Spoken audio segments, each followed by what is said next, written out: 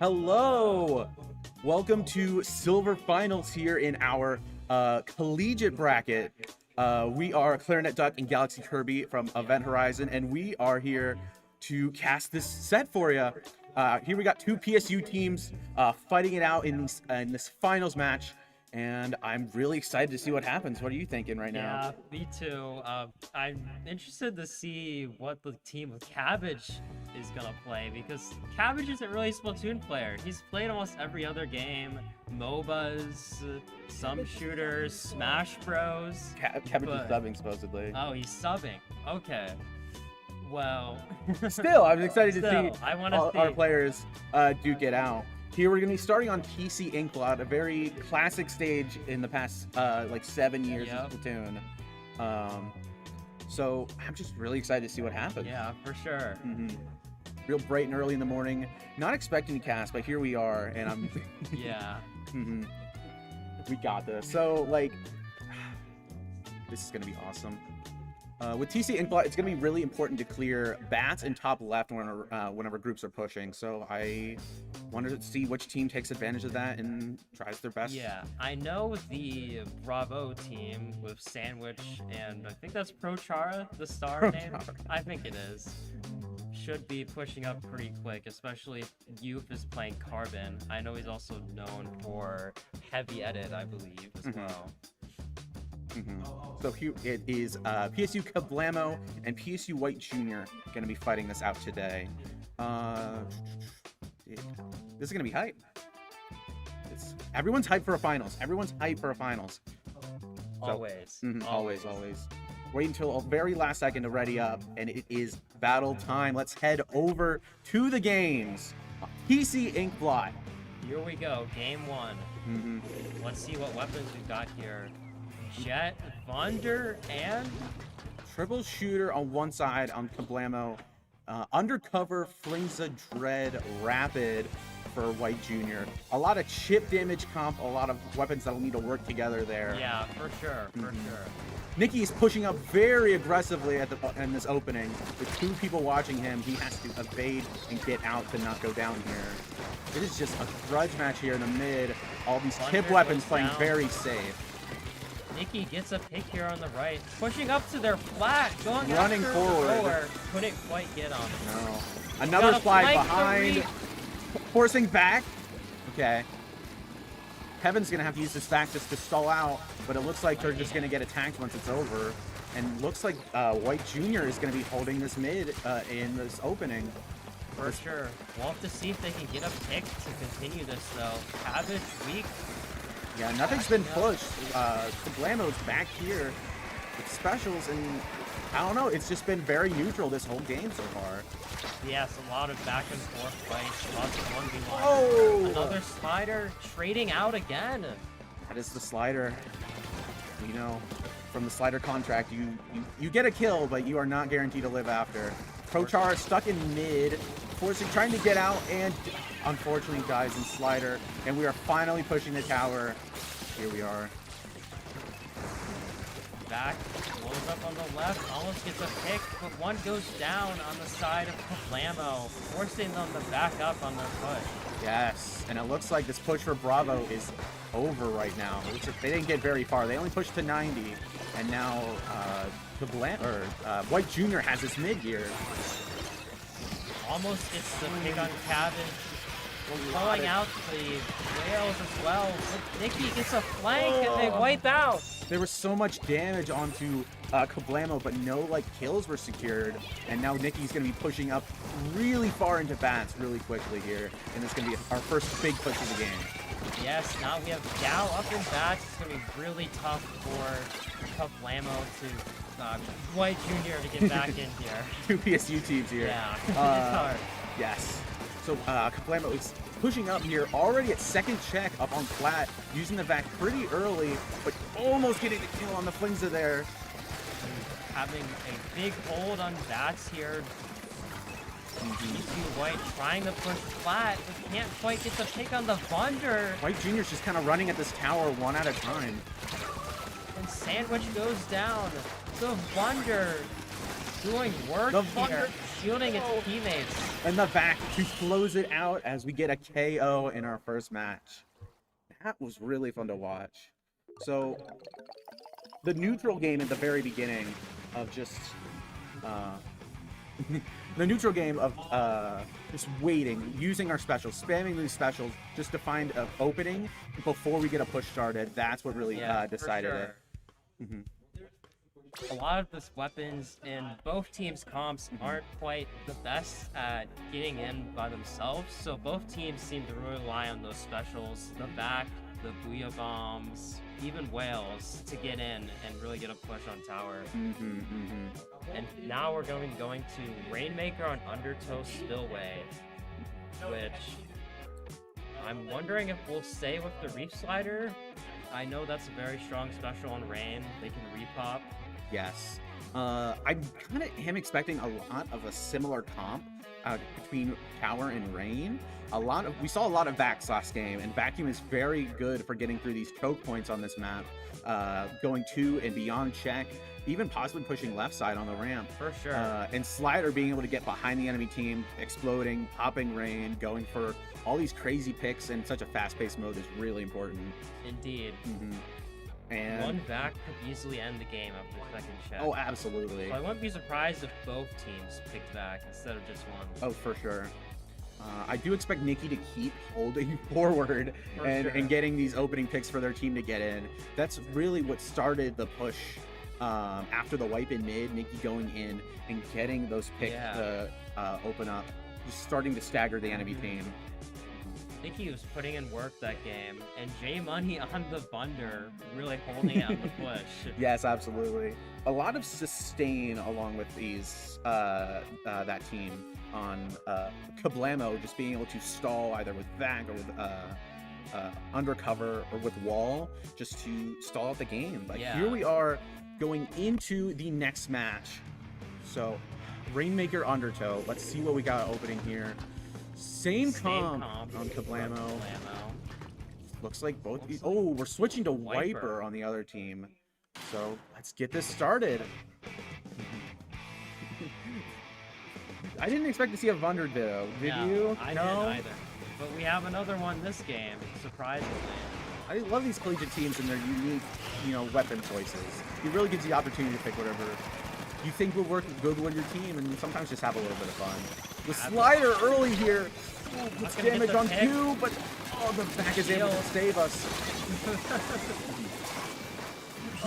Running at the back. Got 2 picks though. That was a huge back here, but we're really just still kind of stalled in mid, just waiting for an opening. But Kablamo is getting these picks and has the space now to move up. White Junior now 2 down, staggered. This Thunder still putting in work. The Rainmaker's moving over to the left. It almost gets the check, but it was just short, stopped by the Rapid on White Junior. And we've got Nikki and J Money up here on the left trying to hold it with their HP. Yes, once again, Nikki trying to run forward and find something, but isn't unable to get anything. And it looks like we have stopped this Rainmaker push, but we haven't got any space in mid yet. White Junior, 2 specials, but they trade Cabbage. The Booyah Bomb almost goes off and it's canceled. The aggressive Arrow Spray able to get a lot of space there and get the pick, but you can't hold too much space for that long with Arrow. You will just get ran out. Especially with that Wiper. I'm wondering if that was a counter pick against all the HP they have. This is true. The Jet is very good on this map. They're just sitting in mid, able to paint so far, get space, support their team, and be very safe while doing it. So it's going to be really hard to fight through. Oh, but 2 picks with the Rapid, 3 down, just J Money up, trying to hold the line. Yes, White Junior is able to manage to get the picks and is running for this check. Here we go. Quick left check for White Junior. Another pick. The fights don't work on the side of Kablamo, and we're going to keep going. White Junior is going to get started after this Rainmaker push. After check. The Flings though trying to paint over the Rain, getting the 14. Huge push on a map like this. Running forward into the enemy team, just getting those points, and has a really solid push here. See Cabbage with the special as well as J Money looking to retake here. trying to take attention on the left for Reek. Another read, but not really sure if it's going to get anything. It wasn't directed at anyone in particular. A panic slide here. Whenever you're in danger, just hit the reslider button and something might work out. Oh, kill with the mine. Pain Money comboing main weapon with the mine to get these kills. A really funny tech Undercover has to do to get kills, but it's really neat. A big money play. Ooh. Nikki, I believe, flanked and is now behind them, getting a couple takes, causing a huge opening for the team to get in and get this check. This is super huge. Specials going left and right on both sides, trying to see who's going down. It's bloodbath here. It looks like we're about 2v2 on the sides of both teams, but it looks like we're going to try to push. We're going to get jumps in. The Vax is the same. Goes off. Are we grabbing with the Vax? Not quite. 52 goes down. Can we hold this push? Missiles going off as well, forcing Kablamo out. Oh, but the slider repops, gets a kill. Kablamo is still up here. They want this push really bad, and they have the resources to get it with more flanks. Oh my god, this is so close.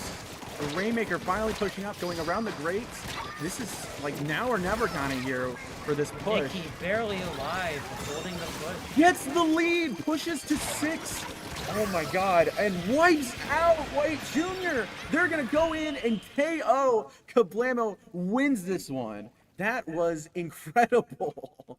Was an insane comeback. I think I saw someone just DC at the end. That was weird. They like pooped. It's my final message. Goodbye. Goodbye. That was incredibly impressive from Kablamo. I know it can be really tough when you are down in these games to really feel like it's over, but they really kept going. For sure. It was like, we are not out of this. We can still make this happen. And they did. They went in, they got the lead, and then knocked out. Yeah, for sure. In Rainmaker, it can sometimes be a little tough to make a comeback, but if you can get that one push going, it's very easy to snowball it. They were sitting on that like left elbow for so long, where they're able to keep that space solid, and it's like, we hold this down. We don't need to go in right now. We don't have to go right after we pop it. We just hold this. And the flanks from Nicky, because the whole team was looking at that elbow, no one was noticing he was flanking through the left ramp. Yep, and that Thunder, the back, the walls, just so much HP to just stay in places on the map that they take. So much sustain. That's really incredible what Kablamo was doing, the real coordination there, and able to get that push off. So here upcoming we have Clamblitz Umami, a really fun map that I really enjoy. But you need to get through that checkpoint, get into their kind of spawn to get those clams in. So I really expect to see a lot of this sustained stuff, either holding mid, holding like a corner before pushing in to see if, I wonder if like we'll see some really big pushes here. I'm expecting a lot of flanks from both teams, especially since there's the Thunders, there's the Thunders. The Thunders. Oh, the Thunder They're flank. taking attention. They are. That's what the weapon is really good at. It's like, let's just look at it, and it's still just a little longer than your average weapon. And it's just really incredible what they're doing, what both Thunders are doing on both sides. And, you know, sometimes a Reef Slider can just come in clutch. A stray Reef Slider can sway an entire game. Indeed. So, I'm just really excited to see what happens here. Waiting for one player to ready up. Let's go, let's go. There we go, it's battle Here time. we are. We're going to be heading straight over Clamblitz Umami Ruins. So, here we are starting it out. Let's see our comps. Sticking with the same on Kablamo's side. Kablamo is seeing success with what they're using, so they're just gonna stick. And pretty similar comp over on White Jr. for their first game. Double slider on that team. So here we go, heading in. See both teams scrapping in mid. Nicky running in already, but gonna get picked over the wall by the Squasher. Sandwich with the range of the dread, able to poke and clear it. Holding this top mid is such an important part of this map. It gives you that high ground and the ability to paint and see every part of the map. Huge back, but does not manage to find anything. And it looks like White Jr. is going to be getting this first gold of mid. We just need to collect some clams. And see if they can get in to start this push.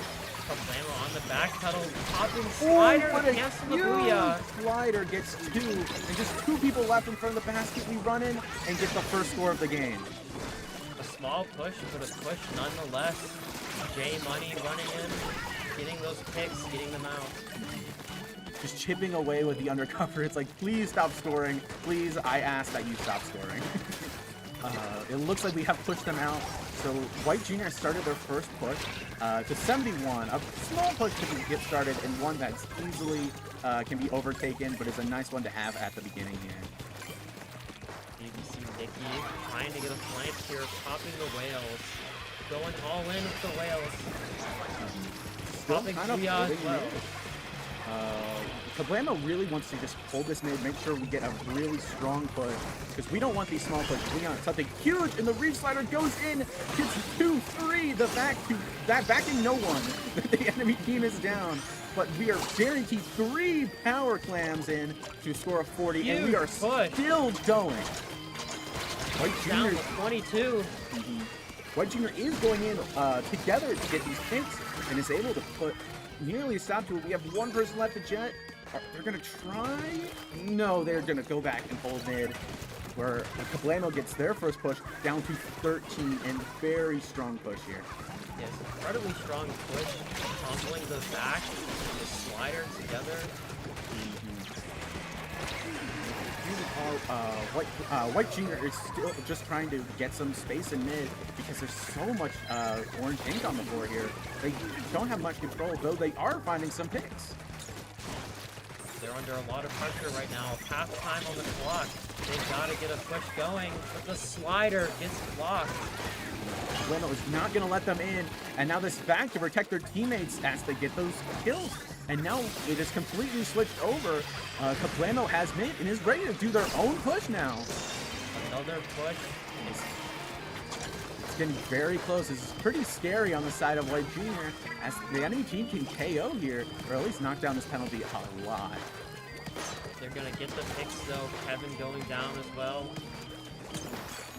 And it's been stopped. No more points, but White knocking down some of that penalty was really impressive on the side of Kablamo. And now here with Slider and Wales to try to get in, find some picks, but doesn't find all too much. White Junior is really struggling to get through this choke point on this map. And we pop another slider, getting J Money Yes. for slider. Another weak as well. Kevin going down. Sandwich on the Dread getting these picks, but now they're the only one left on the team on the Nittany basket. trading it out. Trade. This is kind of unfortunate. If they were able to get that pick, they could have extended their push, allowed their team to jump in. And unfortunately, that push is going to stop there to 62. Still more points on the board, but still quite a ways away from winning.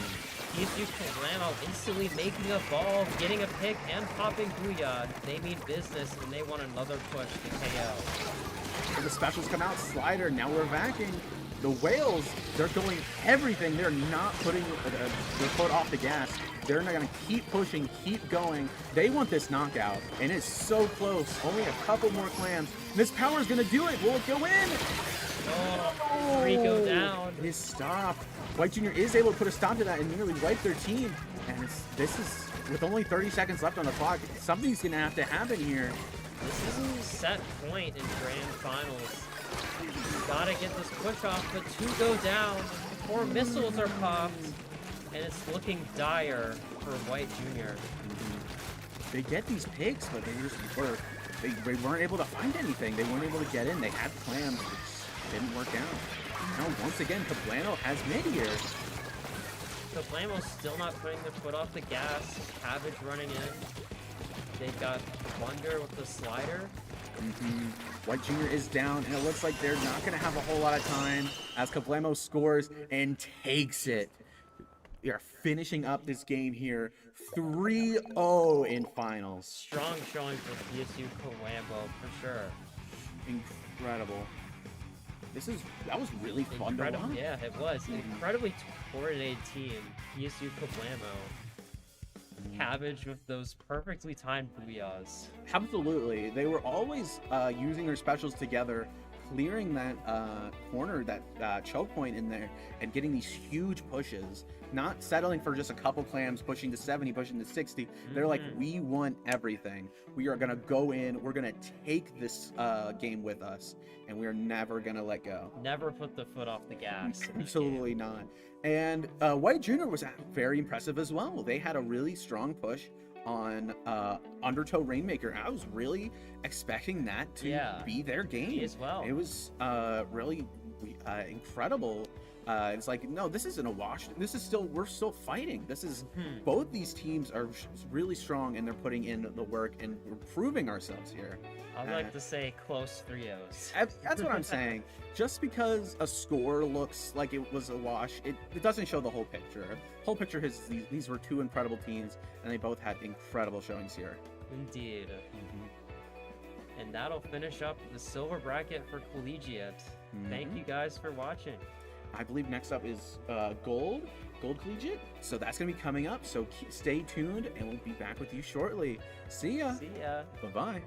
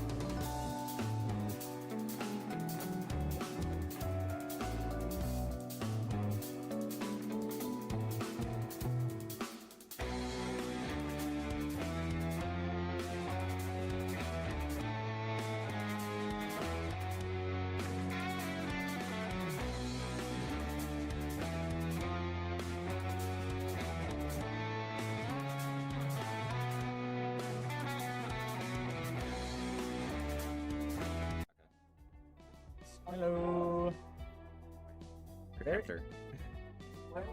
So, what do you want to start by talking about? I mean, I guess we can introduce ourselves. I'm Chara. I was commentating yesterday, so are you?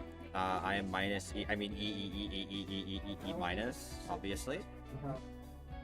And we are here doing the collegiate gold bracket. This is Really what, good semifinal? semifinal matchup. Yeah, actually, semi-balanced matchup for V's team. I don't know. It might be close, it might not be, but it doesn't really matter because we're starting on zone taglefish, so this is basically 5 minutes of just waiting. Well, it's like the battlefield. Everything is fine here. Like No, the it's just gonna be a lot of paint weapons, and they're just gonna kind of sit there. Oh, There might I be a never said lockout. it's There might be exciting. flanking. To be fair, Battlefield's at least exciting because ladder combos look cool. I think this is such a dumb map mode. I don't know why people like this one. You just kind of sit there and wait for somebody to mess up, and that could take minutes. Especially Yeah. because these are both basically Div 1 teams. It's gonna be like, Yeah, well, CCA Div 1, not Ludi. yeah. but- Ivy is Div 1 booty. I mean, well, you've got to remember that Snow V have like Yeah. literally one Div Oh, I 1, mean, so it'll balance. V it is out. like Div X, Div 1. Yeah. And then Snow is probably like Div 4, but then yeah, Ivy is like Div 8, and Andrew, I have no idea. But either way, very solid lineup. Yeah. As for USF Gold, Don't know as much about them, but we know they're very good. They're very coordinated. they play Splatoon. hmm I remember they were running some crazy weapons. Like I think they had like a Jet Nova, and they had like Explosher, and Oh, they you're had some right. pretty crazy weapons. And now we're getting into this. Let's see what Alright. weapons they're bringing. They're probably gonna bring the Jet. I feel like. No, they No, didn't. they're bringing Completely a lost. Stamper. That's interesting. And yeah, expected comp from looking for Yeah, we should have Gator. probably talked about that. Andrew plays Frozen, Ivy plays Leader, V plays V-Shot, and then Snow plays Gal. That probably Yeah, the would only be- thing's changing here is a Wiper instead of Pro. Or maybe Ivy would switch out off of Leader. Ivy would never switch off. No, he would. Yeah, he's been playing on like Blues and on like Ocean Zones. Yeah, I know. Yeah, that's not bad. Oh, an early cap. Wow. Despite the high paint comp from looking for game, USF still able to get the early cap here. 2 with missiles, that might help him a lot, but no, they go down. Yeah, both Wow. teams one down. It's just gonna continue the stall fest here as USF still holds the zone. Looking for game, trying to take it back. The pumps are going to make it very difficult though. Are they gonna push up or are they gonna wait? Oh wow, one goes down. They're probably gonna push up here and wait for a lockout. Wow, 3 down from USF Gold. Gotta love V doing V things, being on their 10th using Zuka. Alright, Snow holds Wales a little bit. If he just playing patient under the tent, yeah, they're just gonna try to go for more of a hold back lockout. They're not gonna sit on the platform. Yeah, very smart of V to know that he can't just pull forward into their base sometimes. Abuya coming out, trying to take space. Looks like it's gonna push all of them on the right. I don't know if USF Gold will be able to get them out with their specials. Doesn't look like they are. Staple goes down. Yep, 2 go down. It's a 2v2. They might be able to get some. Not a favorable No. trade if you're USF. Yep, you're gonna have to wait. Play special again. At the very least, it has gotten them their half of the map back. Looks like with their painting heavy, They're it going might with be they're gonna enough. cap probably. Yep. Okay, USF is little now. Heavy trying to go for a flanking kick, almost hits it. Uvi with the flank. It's 1. Doesn't get two. Wow. Okay, they do push them back to the platform again. Unheard of. V not getting a quad. They do need to take the zone though. Okay, there we go. PSG doesn't take the zone. Yeah, confidently holding their tent now. Rushing into base. Oh man, USF having to jump out again. They really need they need to lock out themselves. I think if they're going to come back to this game. Yeah, the locking out with V on the other side is definitely going to be difficult. You can find any weaknesses in that. Yeah, USF still pacing up the specials. They haven't been able to push forward yet. Yeah, once again, even with those seemingly lower paint comp, they're still able to confidently outpaint looking for game. Ivy with a pretty impressive positioning here. Now that's my kind of leader slot. Interesting. I've never seen Ivy play a spot like this either. Yeah, I mean, the only time he ever moved up anywhere close to mid is when we were on lockout. I guess it's because he really trusts his front lines to frag and not let him get caught off guard. I So he mean, can play more aggressive either. I guess to be fair, we aren't exactly so free, are we? No. Oops, we're 2 down again. How'd that happen? Yeah, well, me and Andrew are doing me and Andrew things. Speaking of being 2 down, USF just going 2 down and getting locked out again. With penalty out, they have no time to try and take this back. And with They get one more chance. yeah, with looking for game ready. creeping up into their base, they're gonna stall out for just long enough to be able to hold off any push. Alright. Desperately going to try to paint That's zone. gonna be it. Not gonna be enough. Unfortunate. That is game 1 to Alright. PSU looking for game. PSU stall map is over now, so we can actually get some real games in. Alright. Yeah, I mean, that's probably about what I expected. I feel like PSU looking for game maybe pushed up a few times that I wasn't expecting. I was expecting maybe like 1 or 2 lockouts. They had like 3, 4, maybe even 5. Kind of lost count. Yeah, I mean, overall, very strong showing from looking for game. Yeah. It's still looking for their scrim, though. They're never finding it, are they? No one scrims them. No, no one wants to scrim them. Just gold barracudas, and from what I've heard, that didn't go very well for them. Yeah, So. and I think Jay's team. Alright, TC ship shape, interesting. So definitely no changes from PSU looking for game. We might see a wiper. We might see a wiper. Maybe. If Andrew's feeling funky. I think he's hard frozen though. I was talking to V about that earlier. Yeah, I think that's he's only playing frozen. I don't know why he moved off of Wiper, his sweet darling baby. I don't know. Maybe he'll play Booyah Bomb Pro. That's like the only change I can think of for the comp. Yeah, that would probably be good here on tower. As far as USF, I think there are gonna be some drastic pick changes. Like I don't think they're gonna be running much the same weapons. Yeah, I mean, Angle Carbon's probably gonna be swapped out for Deco. The Stamp. No. I mean like full weapon changes. Like Oh, I yeah. feel like they changed drastically compared to the map mode. So I'm expecting like some crazy weapons. I have no idea. True. I mean, I would love to see an Anarchy Nova here. It'd be kind of fire. I think it'll come out actually. It might if they're feeling confident against a leader, maybe. But they don't have to worry about Ivy. They Granted, don't know about the duck hunt. They don't know the secret of Ivy, which is he actually fucking hates inkjets. Oh, I didn't even know that about his team. Yeah. Bro is literally talking to me about how much he hates dealing with inkjets. It's like, my brother in Christ, you play the hardest countered inkjet in the game, and you have godlike aim, so you can't even. That's not even a problem. Kind of slow to ready up though. I kind of thought PSU looking for a game would ready up instantly. They might be playing Viper or even something more weird. They were also talking about Ivy maybe doing Kraken leader. Which I don't know if that would come out on this map mode, but I mean, it's not Ivy might also impossible. switch off of leader. I know he historically doesn't like leader and ship shape, I forgot despite about it being that. a top tier leader map. Yeah, it is a bit odd, but oh well. You might just get a little paranoid because the stacks are some weird tech. Alright, they are starting. What else? Anyways, moving into the game, we have Yeah, drastic picks from USF. We'll have to look at those in a second. What do we got? Blaster, Carbon, Shot, and Heavy. Interesting comp, but yeah, that is pretty strong here. Yeah, definitely not the kind of comp you'd run in Splat Zones, though, so it makes sense that they Yeah. would have swapped it out. Also switching to the more conventional Carbon Deco now that they don't need chump for zone. Ooh, Snow and the Carbon go down early here. USO opting to play really aggressive into the B. Yeah, realizes that the best way to deal with V is just to push into him, but unfortunately V is That's going not a to very dip. good counter anyway, even though that is the best way to deal with them. Yeah, that is in fact the best way to deal with him, but you have to be able to dip him, Oh, and this that's is not how that's not how V works. Ooh, doesn't get any with the Zuka. Forced to Yeah. push back. Yeah, forced to back up, but the Blaster's getting a bit overzealous here, does get picked off. Yeah, unfortunate. And now V is back in their spawn. That was very long. USF doesn't have paint control, and they really only have one weapon that does paint. That's probably the biggest weakness of their comp, is that heavy really needs paint. They get punished, but there's not much they can do. Yeah, I mean, shock and paint, but like, yeah, with only one painting weapon against a team of 3 of them, you're not gonna be doing her. If you're running shot against B, you don't get the paint, so... This is also true. Yeah. They do They're- get out, wow! They are hard rushing Ivy. Leave this man's alone. That's a joke. Don't leave him alone. Yeah, you Fuck, I can't. hate him. Wow.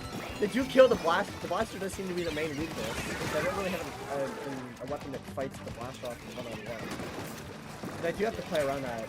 But they're able to quickly break this lockout and get pushed back to mid. Ooh, and Blaster goes down again. Yeah, Blaster immediately gets picked off. Looks like And the that's Carbon. the, Yeah, they're gonna get a push going here. That's really unfortunate for Yeah. Gold. a very strong wipeout, and they've got missiles to continue this push Yeah, too. and That you're is- opting to hold them until the whole team respawns. You're gonna use them now, but only get to one. Yeah, lucky Unfortunate. missiles, that one guy in particular. I mean, it is the Carbon. That's just smart. I mean, I agree that's smart, but also damn. Holding the Zuka. Yeah, Oh, man. it's V! Wow. Yeah, managed to pick off B with Okay. a very well placed first ball. Still Now holding trying the, to go still punish, holding the no, Zuka. but yeah, holding the Yeah, I Zuka. probably should have stayed on the platform and pushed the Zuka. Yeah, definitely a bit of a strange decision. I feel like USF's dropping into the pit a lot more than I feel like it should be. Yeah, they've definitely been getting picked off for a long time. Also, Ivy playing the Yeah, low ground. extremely aggressive with the leader. I kind of thought he would play dualies here, since he doesn't like shifting. Yeah, but to be fair, he said he kind of like powers maybe. I don't know. Well, he also likes running on the bubble twink. dualies. Oh, this is true. So, I don't know, I'm kind of surprised to see him running leader. I mean, I wouldn't exactly think of Ivy as a twink, but you know, each their own.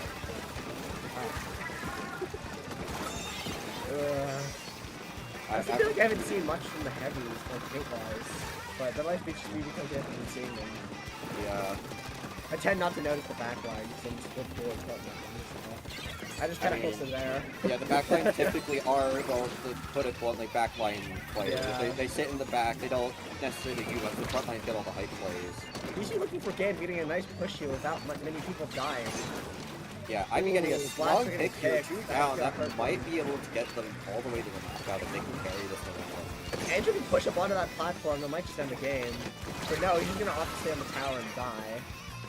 I mean, they got down before. Yeah, that's not gonna be something really that- hard for them to beat. Yeah. They're gonna need a Herculean effort here. Especially with only a minute 30 left. That is... Oh! Ooh, it's Crazy burst bomb kill. This carbon's going off. He in the pit for some reason. trying to No, he's juke going out up on what the ice plays. Opts to waste Bazooka if you're shooting to ground. It really deserves that, honestly. You see, All looking my at the focus game hate pretty this spread crowd. out here. I don't like their angles here. Yeah. It's strong They're super gonna- follow they're up, gonna go but down. yeah, gets flamed.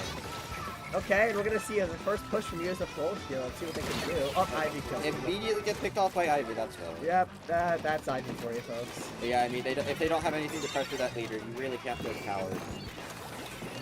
They're still holding it. I'm kind of impressed by that. I feel like after the heavy went down, they went up the paint where they kind of staggered. No, they're all picking up. They're gonna get past the Ivy- first checkpoint. Ivy misses again. Everybody shame on Ivy for missing the tower Wow. twice in a row. 3 times. Wow, Unacceptable. Ivy. Ivy not hit having a 100% accuracy. Alright, I don't see how USF Gold's gonna be able to push much training than that. But never mind, the black Yeah, is never wrong mind, immediately. that's- Oh my god! Top Sephora. Wow. Sephora definitely a force Ivy of jumps out 2 inches. I don't know what that one. Well, I mean, it makes it a bit harder to get to since you're not in spawn. But yeah, USF Gold making a very strong push. They might be able to take lead here. Wow! If they can just deal with 1 or me 2 and more goes Paul. down here. Oh my goodness, they might get the lead! BS Come on, clutch up USF. here. Let's go, USF. Yeah, V opted, Absolutely huge. That's gonna get knockout. V opted not to camp that jump from the carbon. That might have cost him there, because the moment he backed away from that, he died. But to be fair, he kind of got overwhelmed there. We were kind of talking about that a little bit. If you deal with V, you kind of deal with their team for the most part. If you overwhelm V and the whole team's dead, you kind of can get a push going. Exactly what USF Gold did. They just snowballed. Yeah, despite looking for game's best efforts to make a more balanced team comp compared to what V usually runs with, even then you take out V and the rest of the team kind of crumbles without Yeah. it. Even if you trade with V, it's always favorable. Where are we going next? Isn't it Humpback Rainmaker? Yeah, it's Yep, Humpback Rain. Rainmaker. Definitely a decent map for Carbon, and I'm not really Yeah. a huge fan of of looking for games comp here. Ivy will probably play dualies here. He just can't play leader on Humpback. Unless... I mean, I know how aggressive he's been playing it. He might be running leader. I mean, Ivy might run leader anyways, knowing him, Yeah. but he's also the one leader player to like Humpback. We'll probably be seeing Blaster and one backline from USF Gold if I had to guess based on past games here. Yeah, honestly, I don't see much of a comp change from USF Gold. With looking for game, I could definitely see something. Oh my god, Jolts just showed up, so everyone has to... Yo, Jolts! Let's go, Jolts! Put Jolts on looking for game, they would have won that. Get the scrub Ivy out of here. Kind of surprised Snow isn't ready up yet. He might be doing something crazy. Like He maybe is running 96 or something. he's currently burning all of his bad 52 RNG on the target dummies. USF Gold This ready is up. an more actual faster thing than that he normal. does, by the way. They are already ready up. We're actually waiting for looking for a game, I think, for the first time. Yeah, this is an actual thing Snow does, by the way. I have heard from V and I think Vapor Wait, you're not joking? He actually just sits and farms the target dummy and Yes, he sits and farms the target dummy until so he can burn That's all not, of his that's not how that works. That's He- not how that works. Yeah, he just spends this entire time aura farming instead of hitting the A button. no. Yes, I Alright, wish I was joking, but No, no. it's just time maxing, so we just have to wait, pretend like we know what we're talking about. No, they're actually psychological warfare on USF's part. They now unreadied up Why? Why did they unready out? That's oh my. because they're second guessing. Snow is giving them time to second guess themselves. But I anyway, don't think they changed anything. fuck me. Now finally getting into the match after Snow is done. Yeah, time Blaster and hard backline. That's kind of what I was expecting there. Yeah, not much of a comp change from either side. Biggest change really is just the edit switching to heavy. I know, Okay, only let's see what they Rebel- do with it. Who's gonna get the pop? They're both fighting for it, but it looks like Looking for Game will get it because they don't have any pain on USF side. I don't know why they went for the pop. Yeah. Oh, Snare's gonna go down quick. Oh, 2 down. Oh, that's wow. 3 down. Three I'm looking down. for James part, Wow. and the Carbon's gonna immediately start painting and pushing up. I think that's Pressuring I think that's Ivy USF's experience. We got PC Looking for Game, which has been like a pretty recent pickup. They have done a lot of spring. But USF Gold plays quite a long time. So. Yeah, do USF have will their definitely. opening. Yeah, they definitely have the team coordination on their side here. Are they gonna be able to push back checkpoint? That would really hurt PC Looking for Game here. Yeah. I feel like both teams are gonna struggle to push back the checkpoint.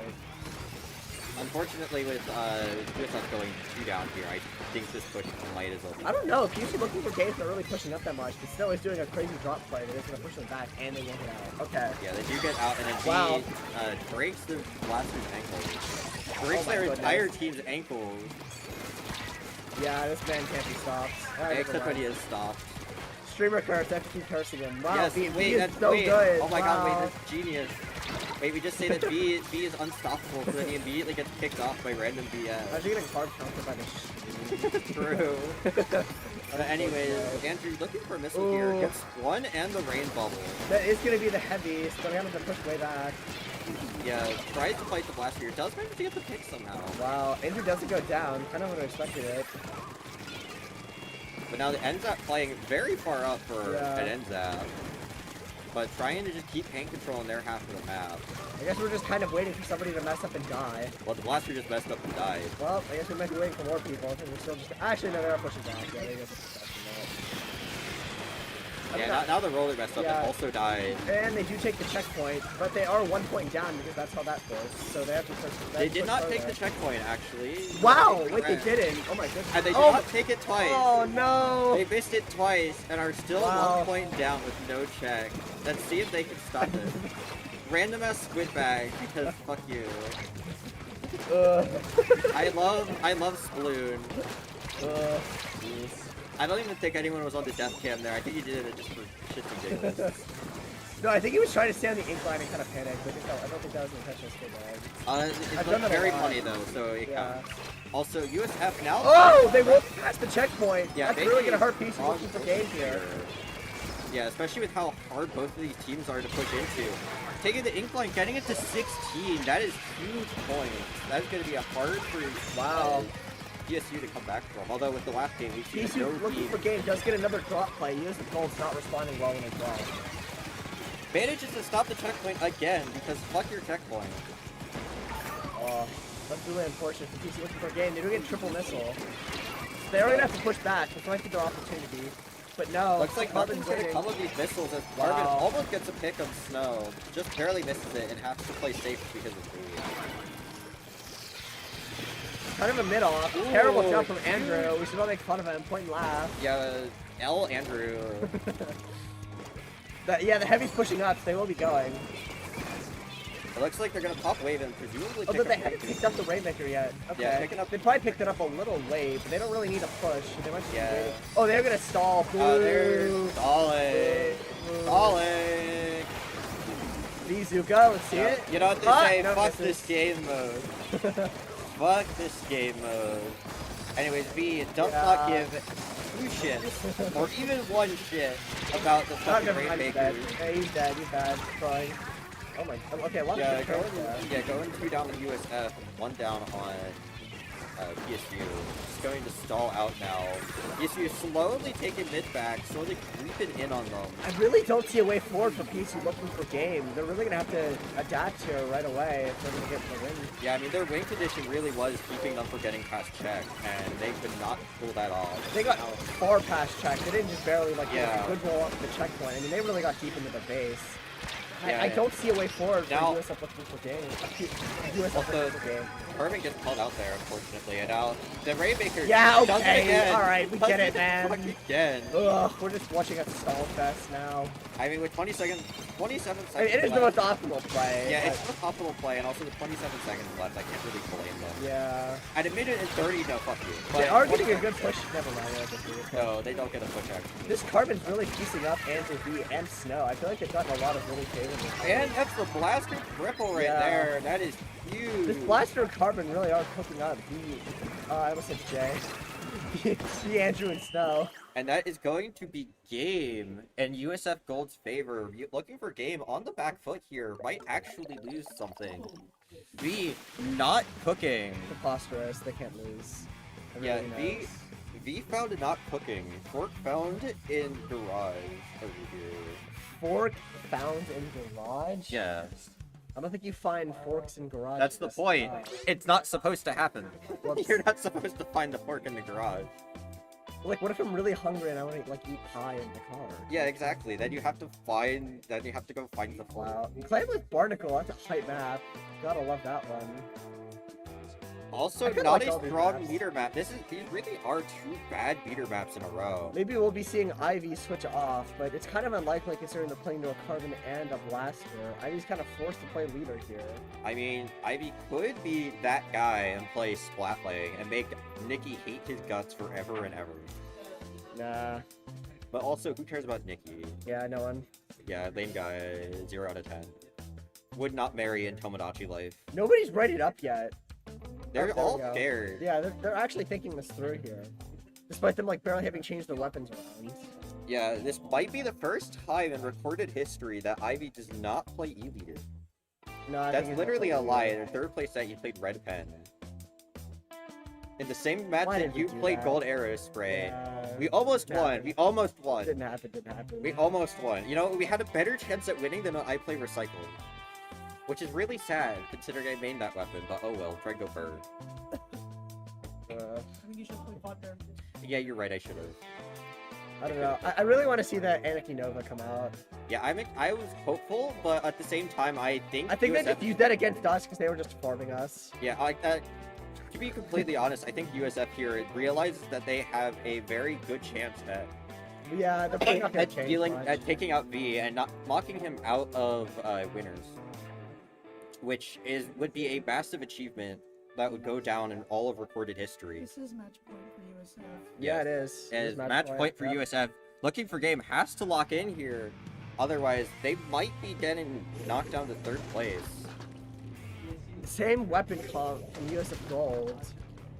Wow, Andrew switches to NZAP. Interesting. Oh my god, cooler! Boo! Oh, that's even. I bet V told him to switch to that because V wants to be able to jump out more. He's gonna be on full tryhard here. Yeah, Yeah, V is V- still immediately pushing middle. They are not messing around. Yeah, be immediately locking in. Realize that this is match point. There's no more fun in games. Ugh. All right, let's see that number 2 in every single X-ray mode come out. Yeah, immediately just painting mid, trying to paint the zone. But really so getting there pushed is, in back. fact, no zone. The Carbon Ooh. almost gets picked off here. Does manage to find the jump out. Both teams with cooler. But really, nobody dies. It's kind of surprising. I feel like with all their special spots, more would have happened there. Ooh, the- 2 down from USF yeah. Gold. They might be able to get a push going, but With no, they don't V really- down, they with don't V have- down, they they don't lost their have main time. pushing force. yeah, they don't really have a ton of clams either. Yeah, I think looking for game's best bet here is just to take mid and try and get mapping plan control. kind of surprised. Usually does not place a bit faster than this, but both teams kind of just opting to sit on their stack and not play the middle that much. Because when they go to the middle, they can get kicked off. But yeah, I mean, it's definitely a smart play on both sides to play more passive. I mean, both teams know that pushing in is a death sentence to the other team. I feel like the heavy played a little bit too passive there. They kind of allowed PC looking for game to push up to their stack, but the Blaster is dealing with them for the most part. Yeah, Blaster getting Wow. breaking their team's ankles, getting a strong direct on Andrew. Overall, just play exceedingly well. Ooh, Snow lives that splashdown. That's really going to hurt their chances of trying to get out of this. It looks Yeah. like PC looking for game is going for the lockout, but they have no clams. Yeah, they really need to get control of the clam economy. If he does make a power clam, probably going to throw it to Ivy here and at least. Wow, I did not think Snow had eyes on that carbon. That was impressive sight lines. Yeah, definitely just like knew he was there. Wow, triple from Snow. Yeah, that's a triple using whale of all things. Are they gonna get both balls in? They're Yes, balling, they they do. will. Yo, PSU is balling right now. An uncomfortable lockout for USF Gold. Yeah, although V immediately backs up, Yeah. giving them their stack back. That I don't know is if they should have backed up immediately. USF Gold looked a little awkward there. I They might be able to V capitalize. was alone, to be fair. And as much as he is a one-man army, he knows he can't take the entire team by himself. That is true. I guess they protect And in all reality, the reason why V cooks is so much is because he's better at winning 1v1s and better at picking them. He's just hard to kill. I feel like that's not talked enough about in Splatoon. Is that kind of the trick to being better is just being harder to kill. People usually talk about the positioning, but you don't necessarily have to have the better positioning if you don't need it. Well, that better positioning does make you hurt the game. Yeah, I guess that's why it's so hand in hand. But Yeah. But now, looking for game does lose middle. they lose middle, but USF being one down. means They're they very can't- bunched up. Yeah, also very bunched up too. Yeah, Duke then Duke gets might to do- capitalize. Ooh, guess What? what? How did he die? Was that like a red? That was a suction ball Oh, on his no. Duke. Free throwing. Unfortunate pick. Ivy playing really aggressive here with the ball, trying to get a bigger lead. Yeah, with this cooler out, they might be able to make something happen here. If Ivy just throws them. Oh, huge pick on the blaster. That's probably going to get them a score. But Nope. no, front line heavy. Let's go. Oh, never mind. That was the card in the blind. Now immediately V's going to try and save this ball. for Wow. it. I They're gonna don't know if break that's the going to get them pity. any more than the penalty. Oh, they got 3 clams in. So I don't know if that was really worth giving on an entire. Yeah, Blaster Fly played a little too fast there. Should have waited for their team. Although to be fair, trading out V in this case. Yeah, the that is best thing to optimal. happen, but- Yeah, once again, just going back to the stall fest that is this matchup. PC looking for game does really need this game, so I wouldn't be surprised if they do just play defense for the last minute here. Yeah, you could say that they are looking for this game. Okay. That was actually pretty creative. Usually I hate puns, but I actually really kind of. Now with 57 seconds left, Oh! F is going to have Wow. to make one hell of a push. Narrow And- misses on all 3 Zuka shots. That could have been a triple. Yeah, I mean you have 3 shots and 3 kills, you know. True. Oh, Now, oh dang, Blaster this gets the Blaster's really trade. good at getting the spontaneous Yeah, direct. not what USF wants though. They do not need these trades. I'm just waiting for their jump What I'm ins. so I'm playing, trying to push out this heavy. That is not what you like to see, and that's going to take mid back. Blaster goes down. That's going to be really unfortunate for USF Gold. They need to get some aggressive jumps in here. They need to get a Yeah. little bit lucky that TSU looking for game doesn't jump. But they are going to sit in the middle. Kind of running out of options here. Yeah, looking for games. Seems to have realized. B that does get the heavy. That's going to be really unfortunate. So the ball carrier does go down, but they do pick up play very quickly here. But they are back in the base. and B not dead. Oh, that's game. That's, Wow. yeah, that is match. That is game. Not match set right- point. Yeah, well, it's Well, I match guess it point is. for Yeah, both for teams both now. teams. Ugh. We're going to see a down game to the wire. live. Will B's team, everybody's expected #1 seed, actually win? I don't know if they were my #1 expected one seed. I'm kind of hating on them a little bit. Oh, I mean, I hate V winning as much as the next guy, but at the same time, it's No, I don't hard- hate V winning. I just kind of hate their chances more than most people. I think. I don't feel like they're as dominant as people give them credit. Well, I mean, for one, people give him Dominic mental, but two, I think, to be fair, V, like you said, is exceedingly hard to kill, and so But he's basically- getting killed very often by this blaster. But yeah, the blast, they're looking for game. Really, just noticed that they had to hard focus the blaster from humpback. They were starting to paint them out a little bit more towards the end of that Barnacle and Dime game. I was noticing they were having a harder time, but they were still getting a direct trade on every single time. It felt like Yeah, I mean, overall, very strong showing from USF and looking for game here. Now bringing it's it very close. It's been a great set. Every game's been coming down to the ends. Well, I mean, that's how games work, but I Yeah, meant every there's no match- knockouts. Every match came down to either hitting 0 points or going for like 5 minutes. I know Wow, that's crazy. wow. Like, Although, oh my I don't God. think there has. No, there was not one knockout. There on, was yeah. on chip shape. Although to be teams fair, went that for was the like last knockout. second knockout, so Yeah, it like yeah. barely counts as knockout or knockout or just like taking the lead, and the lead was just 4 points. Okay, I'm noticing that I think it's just people just sitting and killing dummies. I don't think they're changing their weapons all that much because it seems to be the same people not rating up and then they're not changing their weapons much. Yeah, But I Andrew think did play maybe NZAP that game, so maybe they'll switch back. Maybe they'll play NZAP more. Maybe they should play jumps out. They should do what Nova's doing and just play jumps out. No. We're spying on you. Alright. Okay. Nah, we love jumps out. No, we love don't. No, we don't. No, we don't. Nope. Damn it, it doesn't show up. Fuck. You're too tall. Not giving me bunny ears. No! Yeah, you take bunny ears. Yeah, we gotta get the hamster cam though. Hamster. Alright. They're starting it up. We're starting it up. Yes, we are. E! I pressed the button, okay? I pressed the button. Alright. Yeah, same comp from PC Yes. looking for game and both sides. Yeah, same comp both sides. This is definitely a strong leader map though, so unlike the last ones, Ivy won't be as much of a disadvantage here. Wow, both called his own team at a disadvantage. Oh, Blasting was down early. It's probably going to be a quick capture from looking for game. Yeah, and then Snow is taking the Heavy's attention The here. Heavy's been really isolated this whole set, I feel like. They've been in really off positions quite often. Yeah. Snow does opt to run from the Heavy, does not want to challenge that. I can't blame him. Red Heavy is definitely scary. Also getting the cheeky sprinkler spot, but missing and hitting the ground like an absolute beauty. But now Snow rushing the Heavy again, taking the pick, but getting killed by the jumper. The more I feel like it would make more sense, because the Heavy's not getting in great positions, if they ran headed with Cooler, and then I think their MZAP is the Anakin Nova player. If they only knew Ivy was really bad into Jet, I feel like it'd be a more optimal comp for US Gold here. Yeah, I mean, I definitely don't hate the idea, but at the same time, I think their current comp might be what they're most comfortable with. That would make sense, yeah. Ooh, the aura farming. Oh my god, how do you even see that head? Oh, that's so nasty. Yeah, because, Although, USF does have the lead here, even if it's not by much. Ooh, does take out the blaster. Yeah, I'm noticing he's stun that is- strafing against the blaster a lot more. I remember the first few games, he was kind of just holding forward him a little bit more, but he's starting to respect him. Yeah. Also, not to mention that he was able to stagger the blaster's death there, so that it took him an extra 7 seconds to actually be able to come back in. And also Bazooka getting no pin. Not what you want to see. Actually, is anyone in this game running quick respawn or comeback? I forgot to look at that. Um, Okay, there is. Oh, the blaster is running comeback and quick respawn. Okay. yeah, I mean, average blaster view. Yeah. Yeah, they don't even need to intensify action anymore. Thanks, Splatoon.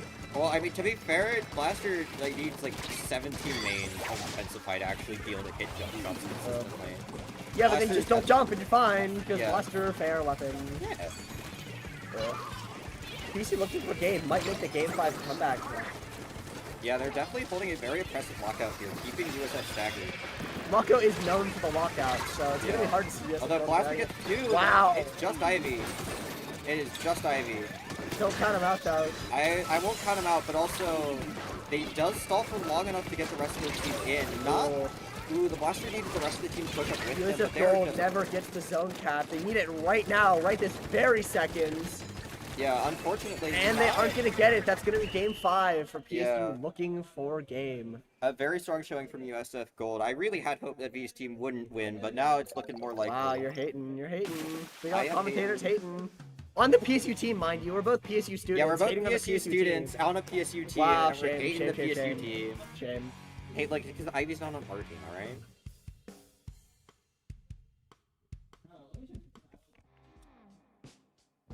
Yeah, Well, that's all.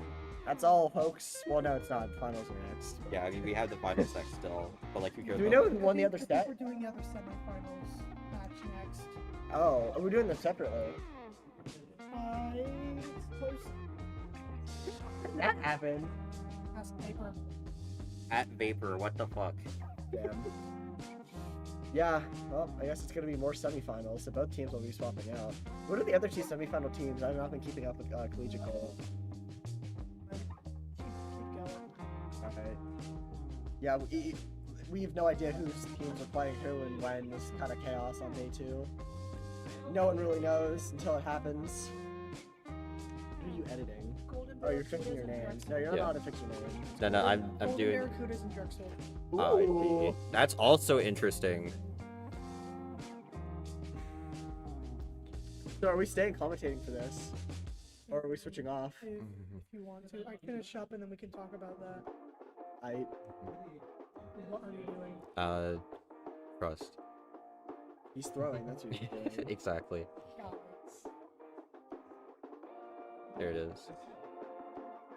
Oh, that's what you're doing. Yeah.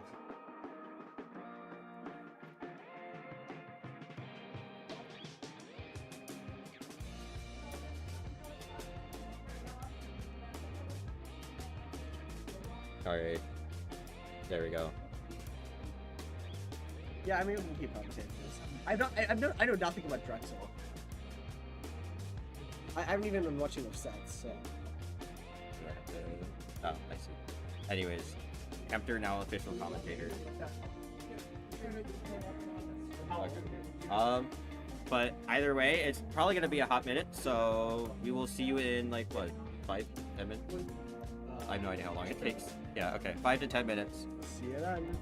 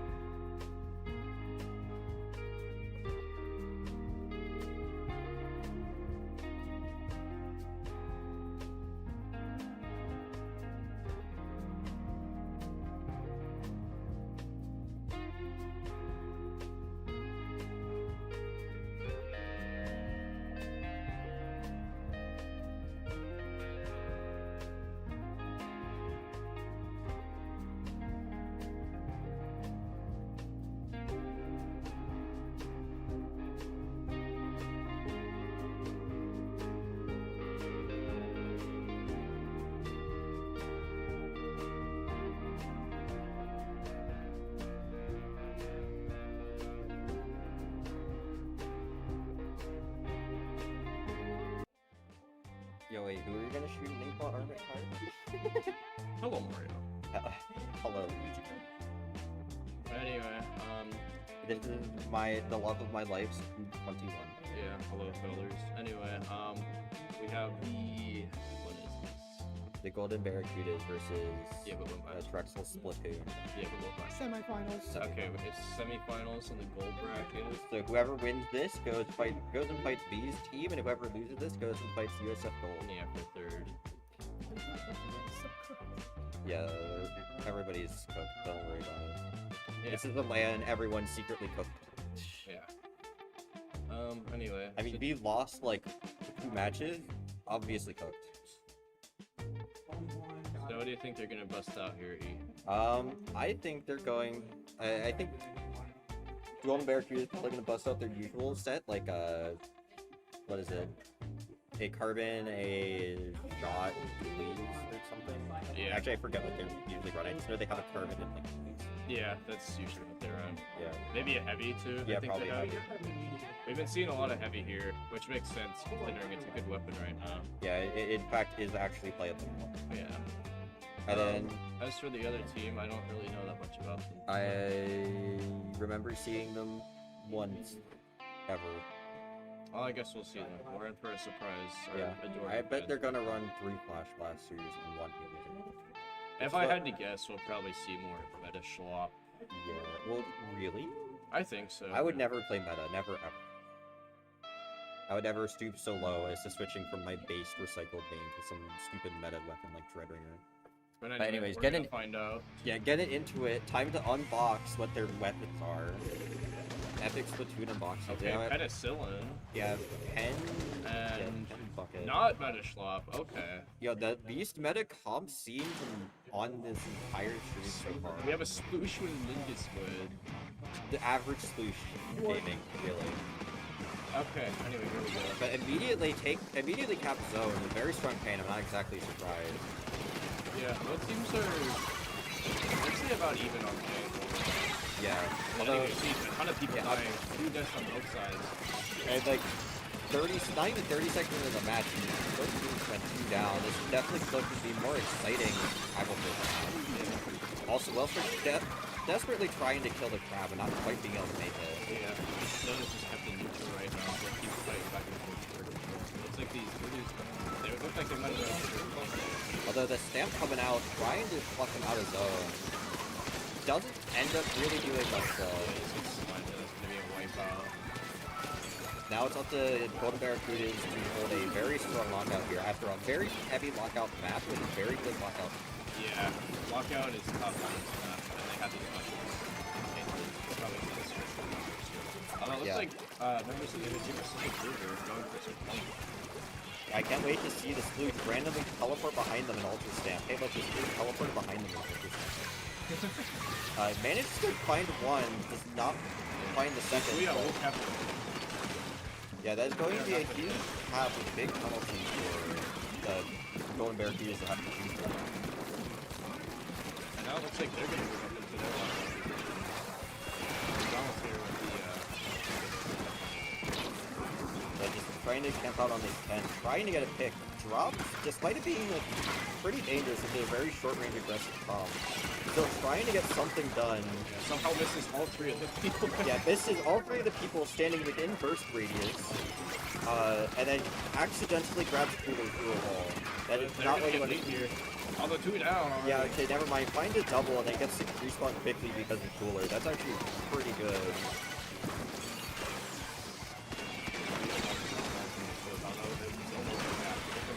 Yeah, it looks like they're trying to chase the stamp, and the stamper is trying to take advantage of it. Ooh, nice stab there. Epic slime by the thing. This is another slime. Awesome panic Leo looks like. Let's go, Panic Guia. Somehow Why survived. is the pain over zone add some more penalty to those edges? While the bucket is flanking, poking their 10. Going to have to jump out there, not able to get much done. Blue team still has a pretty commanding lead here about halfway through this match. Yeah, these strikes trying to make something happen. The Carbon does get a double, which is going to help them take flip the zone. The jump somehow survives, gotta love it. honestly, I'm loving it. I'll have to drop it. We see crab right down here. Yeah, gonna try to wave to deal with the crab. Probably not going to do much. It is wave breaker. It's even right now. Yeah, Blue Team's going to be able to get a cap here. Able to pure out aggression Golden Barracudas right now. Yeah, it looks like Golden Barracudas are able to temporarily take back control of the base control, but they just cannot get out of the penalty, and Blue Team comes right back somehow. Yeah, they're just struggling to hold them on lockout. Like I said, they have a lot of aggression right now, so just holding forward and playing in their face is going to do well in Golden Barracudas. Yeah, they've got to bring out the penalty and seriously go for it. I mean, with their only aggression being carbon roll, it's probably one of the most shark-heavy, least aggressive frontlines in the game. It's a nice picture, but it's yeah, not even. definitely convenient, but going to have to risk it instead of hold forward. But does manage to find the pick. That might be what they do. He's got a quad. He's crazy. He is loving it. He is loving it. Call him Ronald McDonald. The way he's clowning on the rest of the team. Coming out with the Zuka trying to find a fifth. Doesn't quite find one, Here but comes this advantage Blues, is they're trying to be a super again. It's Yeah. fine. And Golden Barracudas will take the lead here, and they still have a pretty good blockout going. They might get the knockout there. 30 seconds remaining. Yeah, this would be one hell of a turnaround for Golden Barracudas. Definitely a... Oh, put a nice double there. Also, they're gonna get to the zone though. Yeah, they They're gotta gonna get pay. the zone. The zone! The zone! The zone! And They have a bit of penalty to chew Uh-oh. through with not much time left. They are going to have to go into Uh-oh. overtime here to finish. This is getting her down to the wire, folks. But They right have now they're just... specials online. Yeah, they're holding their booyah bomb, trying to stop anything bad happening. Here comes that crab. Probably trying to, booyah to do it, stop the play. Yeah, looks like Crab and Zuka are gonna go to waste here. Yeah, the Dooley's holding forward, trying to work with the strike. Not quite able to find it, but they definitely... They might get outpainted. I don't think they have the paint for this. Or they're gonna time out. Yeah, they're timing out here. That is Terrible way rough, to lose there. yeah, rough match for Drexel's Splatoon. You Yeah. hate to see it. They put up a great fight though, Yeah, absolutely. but they could just not overcome the strike with Rides for the Donald never. Yeah, honestly, as we all know, Ronald is not one to be messed with. Yeah. Overall, strong showing from both teams. Yeah, that was a really close match. Also love to see a Sploosh coming out. We love Sploosh. Yeah, I really liked some of those picks. They were, some of them were a little questionable, but it seemed to work out well for both teams. It's honestly, it's something that I find interesting is when people try to make those really non-meta weapons work, and just even though Sploosh on paper doesn't really have many strengths, since its curling bomb is kind of redundant and it doesn't have any way to actually poke. It definitely is strong at actually playing as a rat and getting behind people. Yeah, I They just need to mean, as we saw in that match, they were able to come behind with that stamp and basically get their team back in the game. yeah, it just really comes down to being able to utilize your Ultra Stamp well. Yeah. Which I think is really the real reason why it isn't very viable, is weapons like Mini or Viper can just use Stamp better, but Yeah. at the end of the day, I think it is a very solid weapon if in the right hands. Yeah, good showing from the Sploosh, and good showing from both teams, all their weapons. Obviously, the highlight of that game was that McDonald's lover quad. Yeah, Getting a the 10-piece chicken McNugget. Yeah, getting a nice 4-piece chicken McNugget combo meal. Bro, the 14-piece chicken McNugget combo meal with a side of Tacticooler soda. Yeah. Also, anyways, going into tower control ship shape again for the fourth time. Yeah. Very Uh, long map here. I think we're gonna see a bubble here. I definitely think we're going to see a bubble. What bubble weapon? I'm not quite sure about. Maybe Bubble Junior. Well, actually, that's right. They were running a bubble junior They already. were, yeah. But on the side of Golden Barracudas, I'm not really sure. Yeah, they might just say fuck it, we ball. Yeah, I mean, bubble isn't really necessary. Yeah, it isn't necessary. It just really helps. But anyway, here we go. Switch over. Oh yeah, I would never forget to switch over. Alright, let's see what we got here. We see heavy weapons and Dynamo coming out here. Ugh, Heavy. Dynamo, get out of here. Never mind. Yeah, we do see bubble from the side of These guys Drexel. better lose. Get out of here. Anyway, both teams slowly crawling into big because this map is so long. That's what she said. Yeah, I know you like it long. I do. Anyway, it looks like C- is getting a very aggro pick. They're getting an aggro double. gonna get triple. Trying to get the And the four. last one jumps jumps out. That's what we like to call pussy. Just let him get the quad, man. Let him get the quad. what do you want him to do? Let him get the quad. Just like accept your death. It would be more hype that way. Anyway, Golden Barracudas came out with a very strong push. Already down to 16 right into the checkpoint. Yeah, first checkpoint definitely a huge break point for this map. It really it C- seems is still on a tear. Finally, it gets put down like a dog. yeah, really easy to snowball in this map. They have to Yeah, get it's off already on, at like 30. right now, but And they're just running down their throats. They're face fucking them. I mean, I wouldn't put it like that, but you know, you do come away with words. It started 10, 9, 8, 7, 6, 5, 4, 3, 2, 1, and they went. Yeah, Holy shit. that is a very quick snowball match on the very quick snowball map. Yeah, that was absolute cinema for Golden Barracudas there. They played that perfectly. They had that super aggressive opening, and then it was just pedal to the metal from there. Yeah. Now this is putting Drexel Splatoon in match point. Yeah, they're on the ropes, their asses to the wall. Yeah, they gotta do something and do something fast if they want to make it. Wait, next up is Humpback Rainmaker though. Yeah.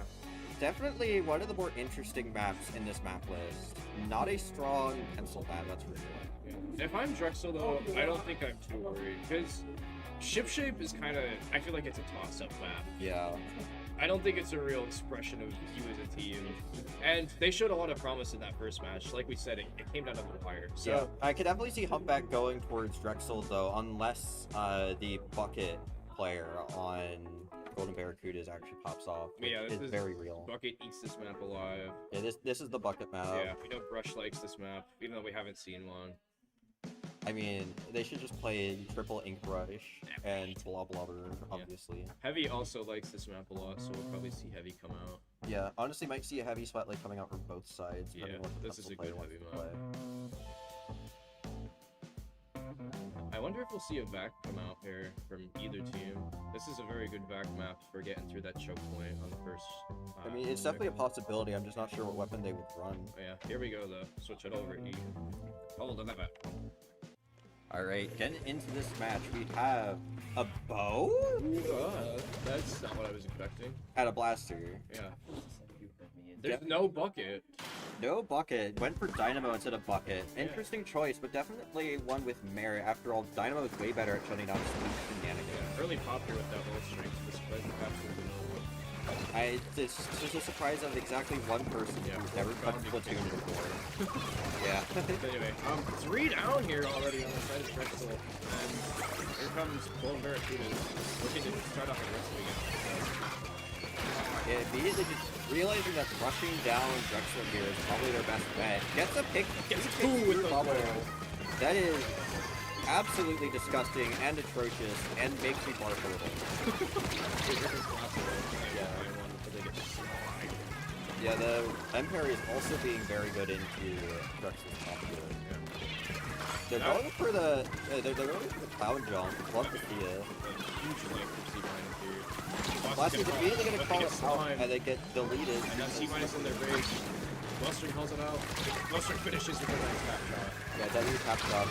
Wellstring tap shots are low-key underrated. They're like a shot for some reason. Yeah, fuck your bubble is mine now. Barracudas needs to get a safer lead here, because this choke point is just...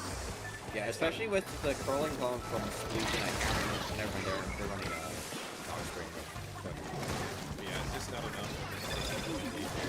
Yeah, they definitely need that. Although, it might be hard to push into it with the blaster on the Drexel.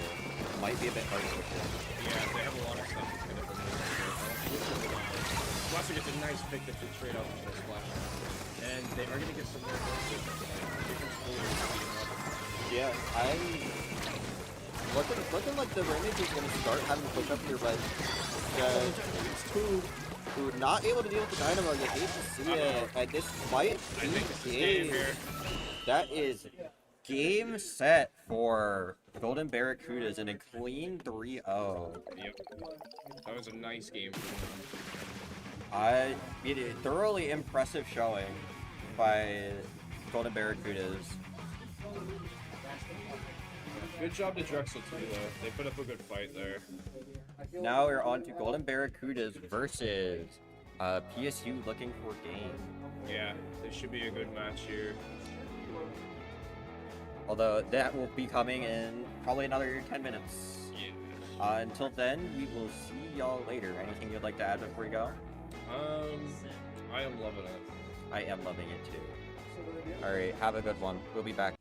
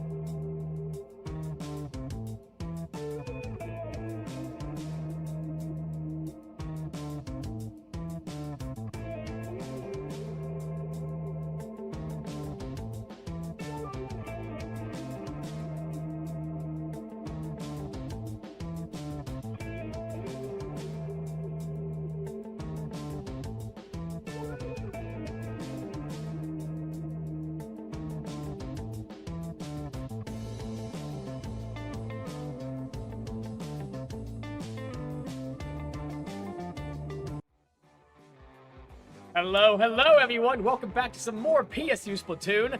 This is the grand finals of Gold Bracket and the Collegiate Bracket of Nittany Nouveau. Some high stakes, some exciting matches. Both of these teams have fought long and hard to be here. So yeah, I'm just really excited to see how these matches turn out. I believe this is going to be Golden Barracudas out of Kutztown University going up against PSU looking for a game from, I don't know, where are they from again? I don't remember. I don't remember Yeah. either. Probably like, I almost said something kind of bad. Hold up. Yeah, straight out of probably Penelope Simpson University. Let's roll with that. Yeah. And also, in case it wasn't obvious enough, my name's Nikki. This over here is Kev, otherwise known as the Boys. The boys. I'm a prospective Shin Buddhist. He's not. That has no bearing on today's match whatsoever. Hopefully. Hopefully, Yeah. if we get an opportunity to talk about Shin Buddhism again on the mic, I will be very happy. But yeah, no, gold bracket. Some high stakes. These are the best of the best, apparently. Grand Definitely. finals. Any thoughts coming out of either of these two teams? I think both of them are really strong teams, definitely. Mhm. I mean, like, even PSU, I know those players a lot better. Like, all blue players. Yeah. And Ivy as well. Who Right. hasn't been on blue, but still very solid backline. Yeah, they've got V and Snow, both seasoned veterans of Div 1 CCA. I mean, V is ranked top 10 in X rank like every single season, it feels Yeah. like. Snow, obviously a seasoned veteran of the game. Ivy, cracked charger player, never misses a shot. And Andrew, technically also a veteran of PSU Blue, right? Or Yeah. am I mistaken? I might be mistaken about that. No. No, I'm Oh, thinking of okay. J13. Andrew was after my time, forgive me. But on the side of Kutztown, Golden Barracudas, I must admit, I'm impressed with their results so far. We just saw them kind of dismantle Wormwind on stream, a clean 3-0 sweep. Really impressive showing from them. And I know some of these players, McDonald's Lover, my boy, my goat, him and I were just playing last night during the Knit at Night event. Absolute monster. Same with C-, Dreamer, Perish Song, all extremely talented players in their own right. But yeah, we're going into game one on, I think this is TC Inklot? Yep. TC Inklot, any thoughts on these comps, Kev? Very standard for looking for game. All their mains, basically. I like the Dynamo and the Heavy from Golden Barracudas. A lot of paint. Yeah, for sure. Kind of a double back comp. I Yeah. know more of an aggressive midline nowadays, but it can play that supportive backline role if need be. But a good start for Penn State, finding two right off the bat, although it looks like they're going to opt to move up kind of slowly while they get back. Yeah, I think Snow thought someone was behind left stack there, but he didn't find them. We see them slowly getting into the tower, finding a good pick on C- over there, trying to get onto the plat. The Heavy's going to make that very awkward, though. Here's V coming in to just support them, rushing. getting them to bats nice and early, although the tower's not even moving, so I don't really know what they were trying to get at there. A bit too hasty, I'd say. Nah, he's hopping on tower now. Exactly what you want to see. But they kind of went 3 down there. Yeah, kind of a confusing start to the game. I kind of feel like we're watching 8 players having their own individual 1v1s. Lots of picks falling into the side of Kutztown. Just the Dynamo alive. And V taking advantage of that, getting up very quickly, trying to pick them out, getting into bats. The tower actually on the move now. Now's the time to be in bats. Going for the 360 Zuka plays. Not going to find any picks, but they're still in bats, still creating a ton of space for their team. Getting chased out of that though, but getting 2 anyway. As Snow's taking this off angle at the final checkpoint. A good kind of scuffed jump out there from Carbon, I think it was. But the tower's really moving now. They're already past that second checkpoint. That is kind of the roughest bottleneck of the entire map. Snow all the way up in their spawn. Eric Song didn't seem to realize. I didn't know that wall was paintable. I was just thinking that. You hardly ever see anyone play all the way up the right side there. Yeah. But Penn State is going to go 3 down. Good cleanup from Kutztown. They're going to salvage that third checkpoint just barely, but giving up a lot of points to do so. It's not ideal, but kudos to them for preventing the knockout. Blind Zuka shot arcing over the stack and getting Andrew. Andrew's mad. He's pissed about it. Cooler online. Numbers up for Kutztown. If there was ever time to go, now would be it. Especially if they find another one. But Ivy playing the backline ball very nicely. Up in a good position. Finding 2, finding 3. and Can they getting make it Aura. the quad? Doesn't seem like it. There's scared of that carbon. They saw them struck below the ledge, and they are smartly avoiding the ledge. Yeah, what's the leader gonna do with the carbon below that? For sure. Great plays from Ivy. Yeah. As it returns to neutral, basically. I will say, I feel like Ivy could definitely take advantage of that space they created more. They just got 3 picks, but they're staying still on the flat. If they got up on either of the stacks, they would be able to control so much more space. But there's someone all the way in their back line, C- in their backs. But now there's someone in their spawn as well. Like, Yeah. this is an entire roster of rats, it feels like. This. Yeah. Everyone just getting inside each other's walls, inside their houses, inside each other, dare I say. Okay. Good. Yeah. He's trying to take bats, but forced to jump off. As he's just poking up there with bombs. He's loving bats. The second he's out of bats, he's thinking, Mom, I want to go back. And he's hitting himself short a lot in the process. Just as Dynamo gets not able to get the wipeout. trade. Yeah, this is really not looking good for Kutztown. A delayed wipe at that, too. They're going to be coming back kind of one by one. Yeah. And we're already seeing the stagger happen and Parrish Song going down like that. Ooh. Carbon trading out, basically, with danger. As this fight on flat goes in favor of Golden Barracudas. Yeah, another good clean for Kutztown. Still holding on to that third checkpoint. They're doing a good job with the defense. They just cannot seem to make anything happen on the offensive. And I think a big problem with that is, again, Ivy able to control so much space. The leader in tower control, especially if their aim is on point, it's almost impossible to even stand on the tower. So they really got to get Ivy out. There's the And critical there pick it from is. C-. If there was a time to go, it'd be right now, but no, they're going to go down. Carbon. Ah, bummer. Yeah. I think that's actually... I'll save it for later. We got a minute left in this game, but I'll get into the analysis of like these comps later. I think, as you know, we've got less than a minute left in the game now. He's trying Kutztown, to counter Zika. yeah.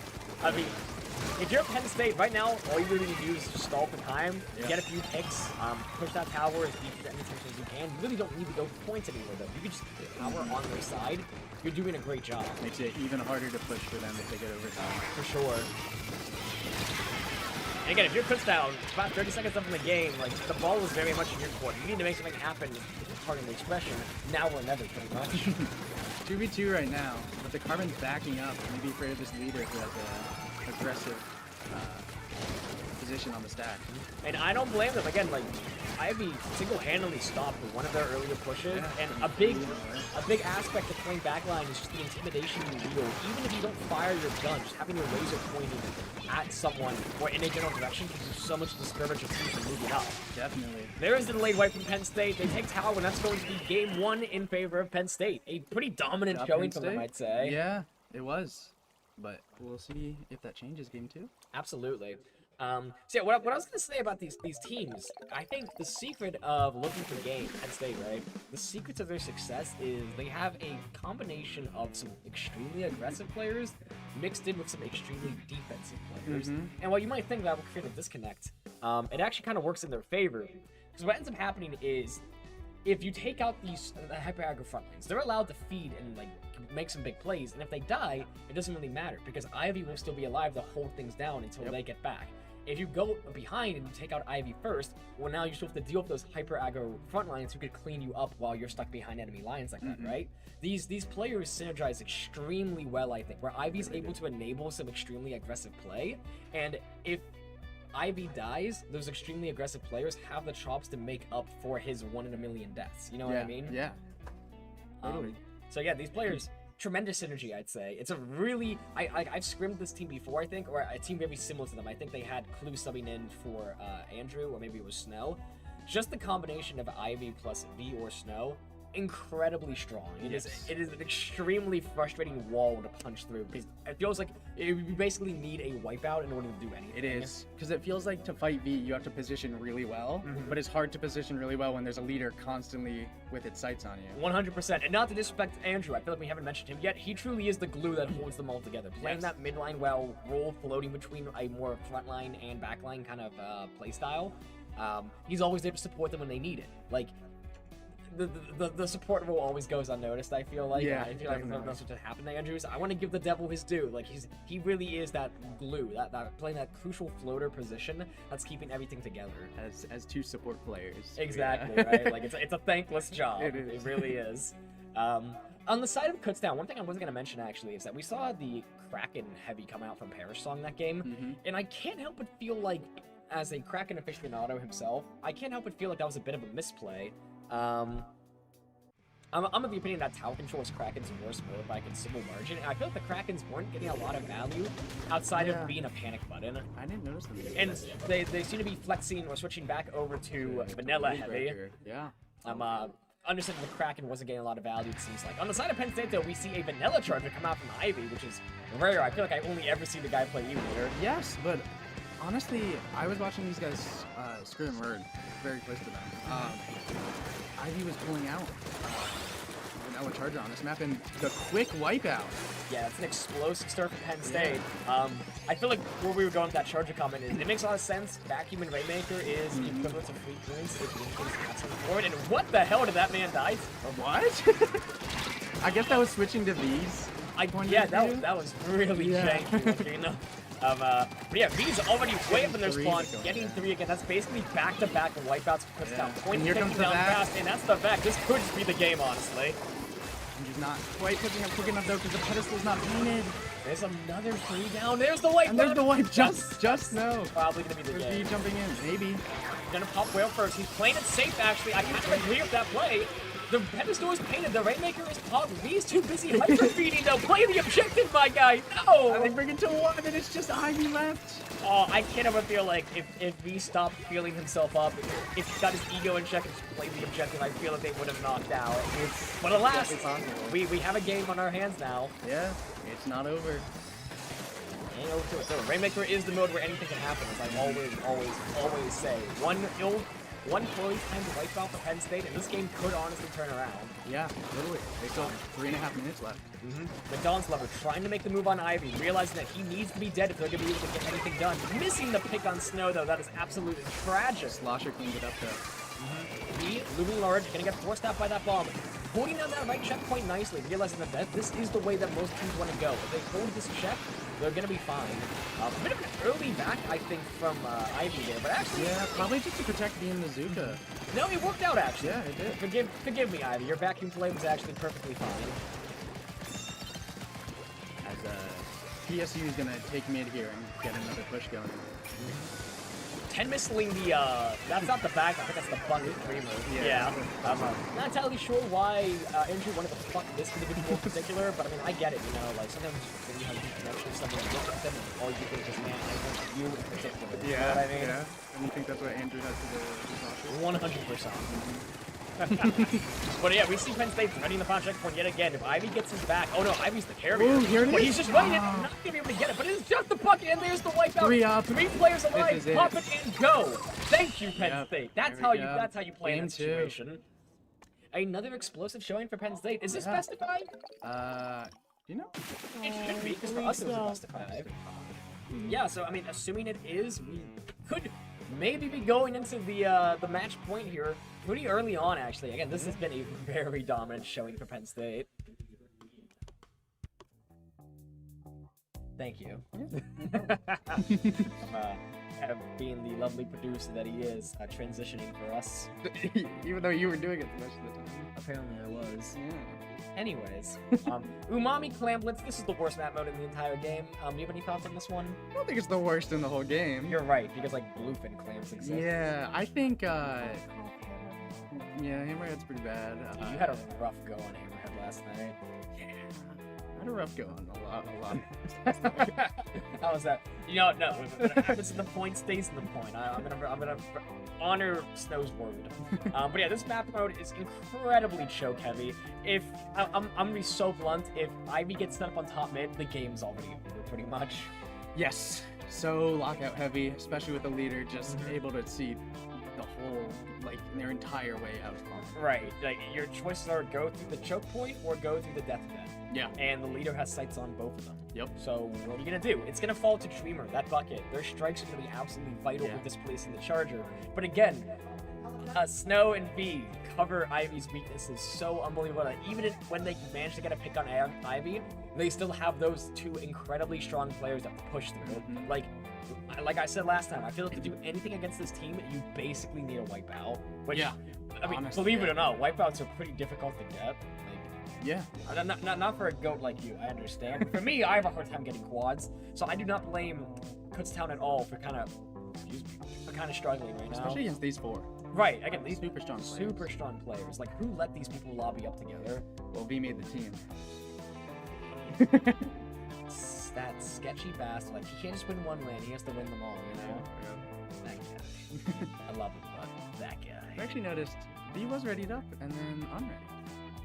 I wonder if he's thinking about going blaster. I mean, like, V has been It's going possible. try hard shot for most of these They games. were thinking about it for a while at least. Yeah, I would be interested to see V flex as something different. 'Cause I know he plays a few different weapons, even though it is shot like 99% of the time. Between Doolies and Penn. With losing Penn. Junior. Junior. V. Not what I expected. V, I know you kind of feel bad about dumpstering them, but like, Junior, my respect for you is dropping exceptionally quickly. But we'll load it up into the game. I feel like that Penn play from Airstone, maybe they're hoping for a slightly better matchup with the leader, because Splatlane's getting stormically fucked by E-Leader. And so we can play into it slightly better, although it still does lose in the range matchup, so... And PSU Blue went 2 down and are basically back into their spawn. Snow and this crab are gonna try and make something happen. That's 3 down. Make something happen, they did. There's the delayed white. Insane potential. It's in place for Penn State. A ball online. Ivy's in top mid. This is a really rough spot to be in if your pit's down. Yes, they're throwing that bomb. Yeah, he's gonna push up. Playing frontline Junior, getting the bubble in the 4th spot, but Ivy died of the ball. There was no one at the ball, and it looks like it's about to break. He's trying to throw some flames back, but Yeah, he seems to be confused. He's like, where's my team? Where's my team? Where's my squad at? Yeah, so whoever got the pick on Ivy on the ball, that was an absolutely vital pick, saving the push. While they're looking 2 down, Penn State's still holding that momentum in their favor. Like, this is far from a comeback. But yeah, there's the basket broken. Chris Down is still in a bit of an awkward position, I'd say. who got?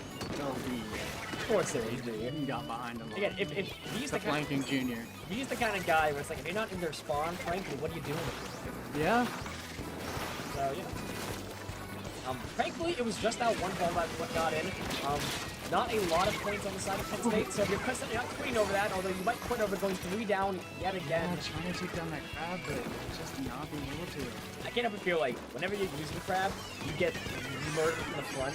Whenever you're playing against crab, you get in the back and you take like 10 shots. Yeah, that is. It's the same thing with back, right? When you flank a back, it never works, and then someone shoots into your back and you... Yeah, yesterday when I was playing, multiple times the slasher just like shot over the back. Yeah. Basket broken again from Penn State. Trying to get some more. It might just be another 1-ball push, though. Which, again, if you're puts down, that is best case scenario. If you're going to have your basket broken, they are getting a lot of pity space. I can honestly, they have 2 balls online. So ultimately, all they need is 1 good wipe, and they could have a potential to score a lot of points here. But again, like, it's getting a wipe out against this team is no easy feat. Not at all. Believe me, I know a lot about... Whoa. I got a little excited. Yeah. So hold yourself back. Yeah. And a nice pick on Snow with the Zuka. Target's gonna try and push forward, but Andrew's just going on a tear. Yeah, he's too slippery for them. Yeah. I feel like with Don's level, he comes so close so many times, and then there's just one critical whiff. It costs him a lot of big picks. Ivy sniping that man into oblivion at the speed of light, pushed up very aggressively, looking for an opening to get that ball in. But again, they have no plans other than that ball. Penn State really is just going to go with 1-ball pushes. Yeah, that's what it seems like. As here comes another 1-ball push. God, I wish I was Captain Drunk right now. I can say so many funny things right now. Okay, they are going to get a bit of a follow-up and a bubble online in a 4th position, keeping the basket alive, stalling. Looks like Snow's trying to come back for some more. Are they going to be able to get it in? There it is. And they're going to get cleaned up pretty easily. Yeah, as PSU is pushed back a bit. Puts up the game for a lot of points to get that kind of play, though. Already down to only 30 remaining. Like a 70-point push in Clamblitz. I mean, that's not impossible, but it's very rare. No, but they do have over a minute left. That's enough time for 2 pushes. And the rest of 3 balls online are only 2, so... And one just... No, one's special. Yeah, Yeah, they're in a rough spot. But there's 2 down. That's both of their Gotta power move. players dead. Andrew's still alive, but he's probably getting picked up, but it's Ivy up the snipe.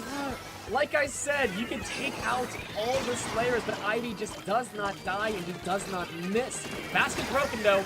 Points on board. Perish Slum jumping up the clam. This could be big. Down to 48. They just need a few more, but there's no clams online. They really need someone to go back for more as the Donner's level holds down the line. Gonna get fucked by the spawn armor. That mechanic actually blows. That's great. I hope it's not spawn camping. Yeah. But A lot better than the old bubble in 2-in-1. for sure, but unfortunately, I mean, in that situation, when it's going to cost you a vital pick like that, it costs you probably the game. Only 20 seconds left. They do have another ball online. They're doing a good job playing the eco. 3 down, just the pen. Yeah, and there's the wipeout. They're going to lose their ball, and with Penn State having all this control over mid, they have, like, look at the economy. Every claim in the room is They're on holding Penn on to State's that power side. clam just to score a once overtime start. But Yeah, this overtime's is not even gonna They're not even start. going to get it. That's Yeah. going to be grand finals in favor of Penn State looking for game. Good job, Penn State. We are. Penn State. Thank you. Thank you. You guys could have put in a little bit of effort. Yeah. Like I'm out here selling out for the cult that is the school I used It to is go a little for. bit of a goal. Dude, the creamery is overrated. I said it. You say it all the time. Not on stream though. That's true. But yeah. Oh shit. Wrong thing. There we go. Yeah. Congrats to Penn State on their win. Again, I can't. I wish I could say I was surprised, but me and Snow alone are a mean combo. Plus Andrew and Ivy, like, you need an incredibly cracked squad to take them down. You really do. Good down. Congrats for the second place finish. I mean, it's still something to be proud of. Great I mean, showing. Kevin and I didn't even make gold bracket, and like we're Div 1 veterans, so clearly we just suck. CCA did one. It's the collegiate bracket. They know That's what, true, they know that's what they true, that's mean. Yeah, you know, like we couldn't even make it that far, and like we're both seasoned veterans in this game. I guess we're either just washed or we're just bad. One Maybe both. Could be both. We could be washed and bad, would Which make is why you wanted to become a Shin Shin Buddhist Yes, monk. that is my backup plan. If real life fails, I'm flying to the bed and converting to Shin Buddhism. Yeah. But yeah, no, congrats on the second place puts down. Penn State, congrats on that first place finish. We'd love to see it. That's going to be the end of our collegiate bracket, I believe, Yeah, right? I think we're up to Silver's main bracket. Yeah, Silver's the main bracket. So to all the lovelies watching at home, don't go anywhere. We're going to take a bit of a break, but we will be back very shortly with some more dope-ass matches. Yep. See you guys soon. Yeah, take it easy.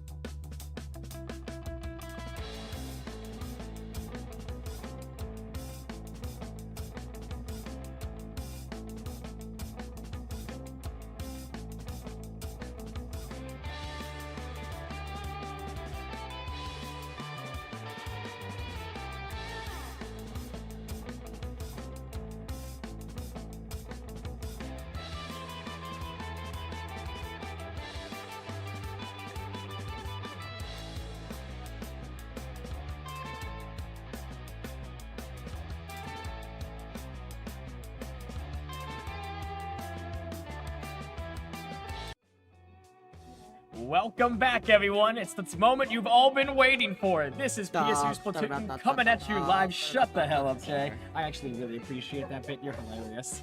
But you know, we're back in with the main event of Nittany Nouveau. This is going to be the silver bracket semifinals. The winner of this match will be going up against Big Man Fan Club, I believe you said, in Grant. Correct, yes. The teams we have coming up right now are going to be Splatlockers going up against Rocket Launch. I know nothing about either of these teams. Can you fill me in? Well, sorry, I just had to look into your eyes real quick. You flatter me. So, Rocket Launch, Splatlockers. Rocket Launch had the first round bye in silver bracket. Splatlockers taking a very close 2-1 set against Salmonella. Brings them both here in this semifinals match. So, I know Splatlockers wanted me to talk about this as we jump into it, but they are doing a Nuzlocke live during the entire tournament. So whenever they lose, they're all changing their weapons because they can't play the same weapons anymore. Definitely bold of them to be doing a personal challenge mid-tournament, but you know what? I envy that Moxie. That's bold. That's bold! Famed! But yeah, we're going into game 1 on Museum Rainmaker. This is a Blanking Jet Sculpture. Sorry, I got excited. Look at it. Yeah, it is. And he's dead immediately. Good job, Jay. But you know, this is a certified hood classic. Pretty fast-paced that mode, I'd say. Teams can opt to take a slower route by going around the right side of the ramp, or they can just jump straight off mid-spinner onto the enemy flat for that quick check. Very risky, but a lot of points really quickly. And Splatlock is going to go 3 down right off the bat. Big opportunity for Rocket Launch. Yeah, Rocket Launch gonna try to get this dunk, and they get it with a nice help from Mia Moore, and Firestar gonna be popping this right away. And now Mia Moore with the strikes, trying to come out and make something happen. Yeah, gonna find one of those strikes. You love to see it. Momentum still kind of in their favor. We see a splash man trying to clear some space. Gonna find one, and the grab tank's likely gonna cause. They got it. They grabbed the no, they're opting to. They're going. He's going. Going for the back cap. Crazy plays, but a lot of big points. Great intuition. No, realizing that hey, I can just run it and going for it. That's the kind of. What's the word? Moxie. Not Moxie, but like the kind of intuition and drive you need to make some big plays in Rainmaker, because this mode is so fast-paced. Being able to make that kind of critical decision at the drop of a hat is how you get far in games. Yeah, and I mean, Rocket Launch with a very strong push early on. That's going to put Splatlockers on the back foot. Gonna fight a train there with the crab tank. What? Nothing. Train? No, dude, how did they... Whatever. I saw someone shoot that crab tank straight in the face and it just died. Well, it's crab tank, so it's meant to be good. You can kind of just, win. Why did I think... Oh, it's just a pro. Yeah, no, this has been kind of a rough set, or a rough match for Splatlocker so far. Going 3 down yet again. We see Rocket Launch giving up for yet another push, and now Splatlocker seems to be pretty staggered, kind of going in 2 by 2, rather than pushing together as a team. They have that splash down for defense. It's going to come down to how well they can use it, though. Yeah, now Wobble's on the move. Wobble's trying to get the dunk, going past one defender, going in, and there's the dunk! Yeah, Wobbles, wow. Explosive start for Rocket Launch. Damn, okay. Is it fair to say that they wobbled all over them? Well, you know, I mean, wobbling, I think it's a different game. And also, I think it's banned now, isn't it? I don't know. I retired from Smash Bros. A long time ago. Yeah. Or silver semis. From silver semis. Oh wait, no, that was Splatlockers, that one, right? Yeah. Oops, man. No, it was Rocket Launch. Splatlockers, Rocket Launch, they both have that awk sound. Yeah. It's tripping me up, I must admit. Yeah. But, yeah, pretty explosive showing from... I already forgot who won. Oh my god, Rocket Launch. Lock in! Lock in. I lock in like the Splatlockers, apparently, except Rocket Launch won, so they're not really locked in. Well, now the lockers are gonna have to lock in and find a new set of weapons. You have no idea how badly I want to make the most obvious joke in the world with both of these teams' names, but I can't because that would be rude. Oh man. You're thinking it, right? No, I'm not. Dude, here, yap for a bit while I type it up so I can show you. Now Nikki's typing to me. I look really damn good. You're making me lean, man. Yeah, but now our heads are down further away from the mic. Fuck. Yeah, you got him for 3. But I okay. do that shit. They got kicked off. They get just a little bit panther. Yeah. But next map is going to be Clamblitz Umami. For some... We just played this What? in collegiate bracket. I literally just casted this map though. Why are you so obsessed with it? I was about to say, everyone hates Clams Umami. I'm sure I get a lot of boos from specific people that are like, oh my god, This- Clams Umami! I don't get how does this keep getting into the map list, bro? Well, you see what happens is when a map and a list love each other very much. Okay. Okay, Okay. thanks. Why is no one readied up with 15 Well, seconds no, left? I was just, I don't like that. I would go because I'm, wait, who's doing the Nuzlocke? Splatlockers. Splatlockers, well, they just lost. They have to pick a whole new comp now, right? Yeah, but... That's difficult to figure that out in just 100 seconds. Well, yeah, but both teams were not readied up. Well, I think, Rocket Ranch is going for the out-of-game, disrespect mind game by taking them intentionally a long time to ready up. So they're gonna make them think they're changing their comp, but they're not actually. It's Yeah. intentional deception plays. It's like Thunder. So yeah, brand new comp of Splatlockers. We see a Dapple's Nouveau, an S-Blast, a V96 on the side of... Let's go, Gray. They got opening Gambit V96. No, that's bold. That is beyond bold. That is psychotic. Listen, it's doable. He has 20 more seconds to get opening Gambit value. Can they get it here? Kill or an assist, but you don't have a sub-weapon, so you're basically going for a kill. 10 seconds. Can we respect Gray, please? Here's their chance. Don't feed to them, Keyline. No Gambit. They're going to lose. Now one main gone for the entire game. That's the risk you take. As we see here, Ryan 1 HP. Now this is a character, but you gotta appreciate the character. As we see, What is the character? I'll tell you later. Oh, you burst in there, they died. That's what my boy Big Goof would do in that situation. Now we see Zigzag here popping the missiles. Oh, Ryan finding a burst bomb, 100 damage kill. As we see Keyline trying to move in, has the slider online, gonna try to score this ball pretty soon. Taking their sweet time, gonna get the basket open. Splatlockers coming out swinging on the second game. What? Swinging? Nice. Nice. Go on. As Multi's gonna be the last one alive with the Zuka online. Gonna go 1, 2, 3. No, Wobble's gonna find the pick, and that's gonna be the end of the push for Splatlock. I must say, I looked away for like 1 second to make that swinger joke, and I looked back up, and they're down to 32 already. Yeah. Oh my god, Splatlockers showing up. They might have been bagging a little bit in that last game with that comp, because now they are Splat-locked in. They are cooking. They are like showing up to the orphanage and going well. Like they're That's feeling what? I don't know, man. That's a joke you used to make. Well, yeah, but... They're feeling bold. That's my point. Yeah, just say bold. Bold.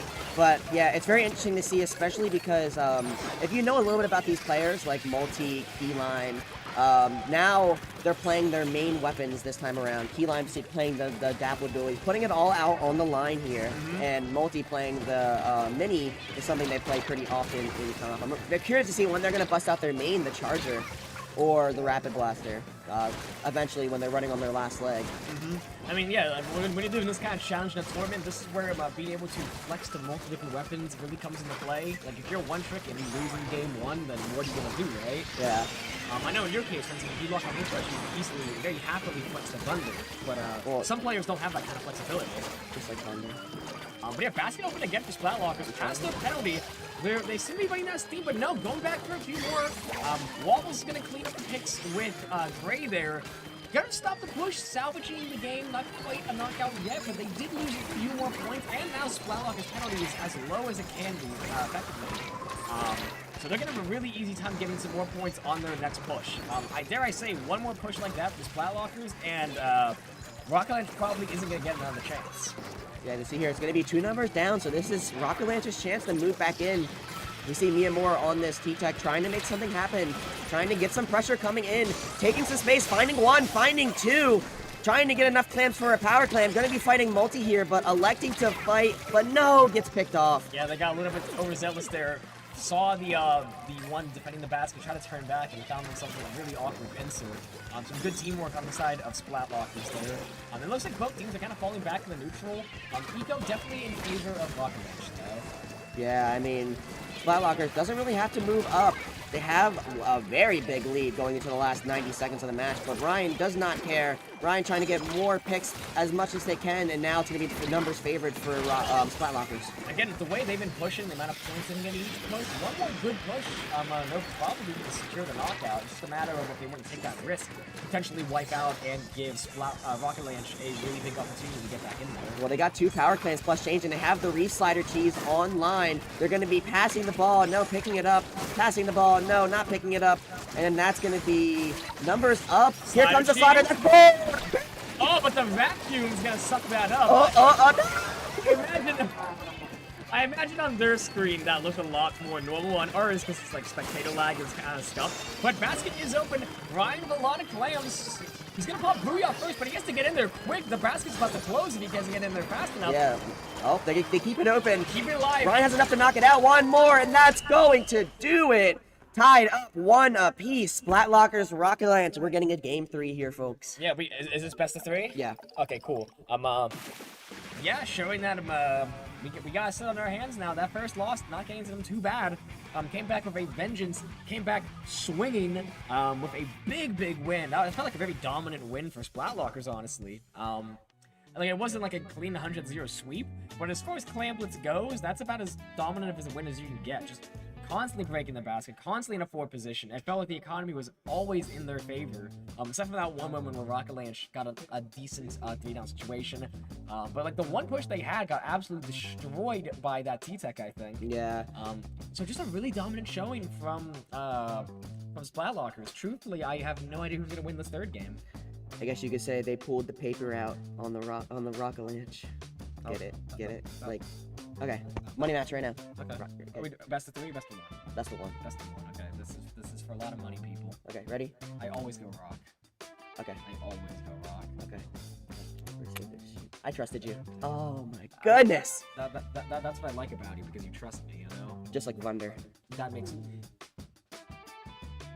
So, game 3 on Zone Mahi. I know you hate this one. Oh my god. When we played, I think it was Collegiate.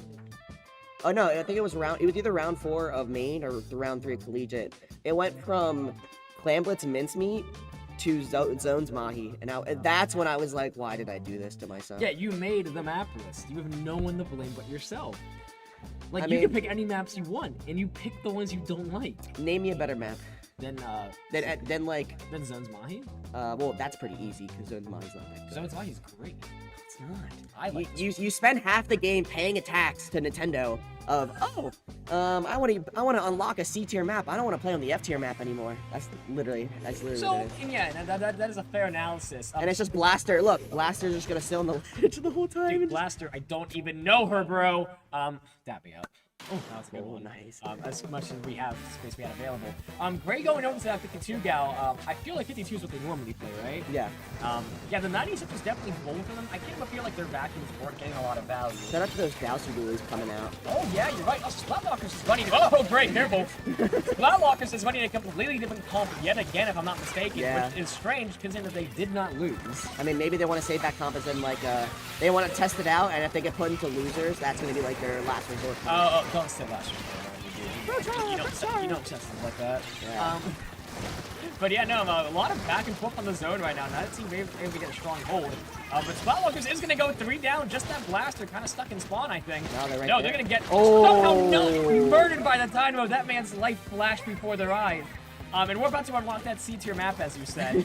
Things are about to get a lot less claustrophobic. If you are Splatlockers, now is the time to push it. There's a lot more space there, a lot more work with all your specials. You got to go right now. Yeah, but they're gonna go 1 down. Ryan needs to find this pick here. Gonna keep the splash down, but no, gets picked off in a trade. And now Rocket Launch ticking down the clock. But very nice pick there from Zick. The Cooler online, the strikes online as well. It's gonna come down to the strikes, but they didn't see the front line bow. Can't stay alive to work at the strikes. Avantgarde is gonna paint over that like it was nothing. It seems like Splatlockers' Hail Mary is gonna fail for them. They're gonna have one more shot at this conversion. It's gonna be close, but it's just that blast with the paint, and Blaster can't paint. The Booyah Bomb is online. I don't know why they're not using it.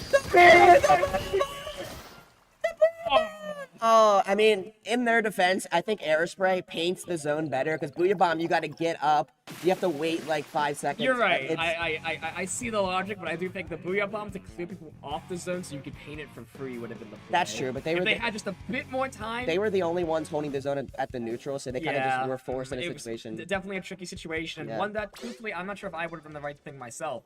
But Rocket Launch is going to take that one 2-1 in the set. Yeah. Very close, very close. That was, you guys definitely made it a fun one. Yeah. Yeah, no, they're going to move on to what? Is Yeah, Is so- that Grands in Winners finals. Winners Finals, excuse me. So Rockland is going to be staying on stream. We're going to be swapping out. We'll be right back in just a moment for Winners Finals, Big Man Fan Club versus Rockland. Yeah, Stay tuned. Stay tuned, people.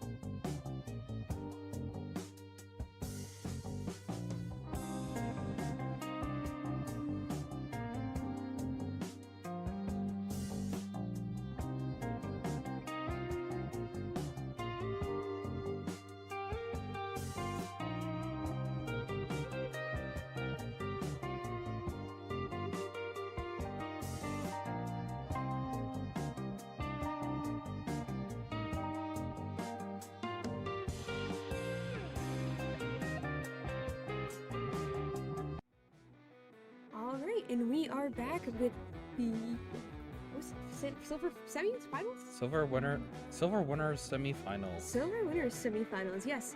And we have currently, it's the Big Man Fan Club against Rockland, who just played on stream. And for our first map mode, it's going to be TC Haggle. What are we thinking looking into this? Both teams have been showing well. We saw Rockland just in this last game. They were doing well against the team they were playing against. So we'll have to see if they continue and do as well as this game in this set as they did last set.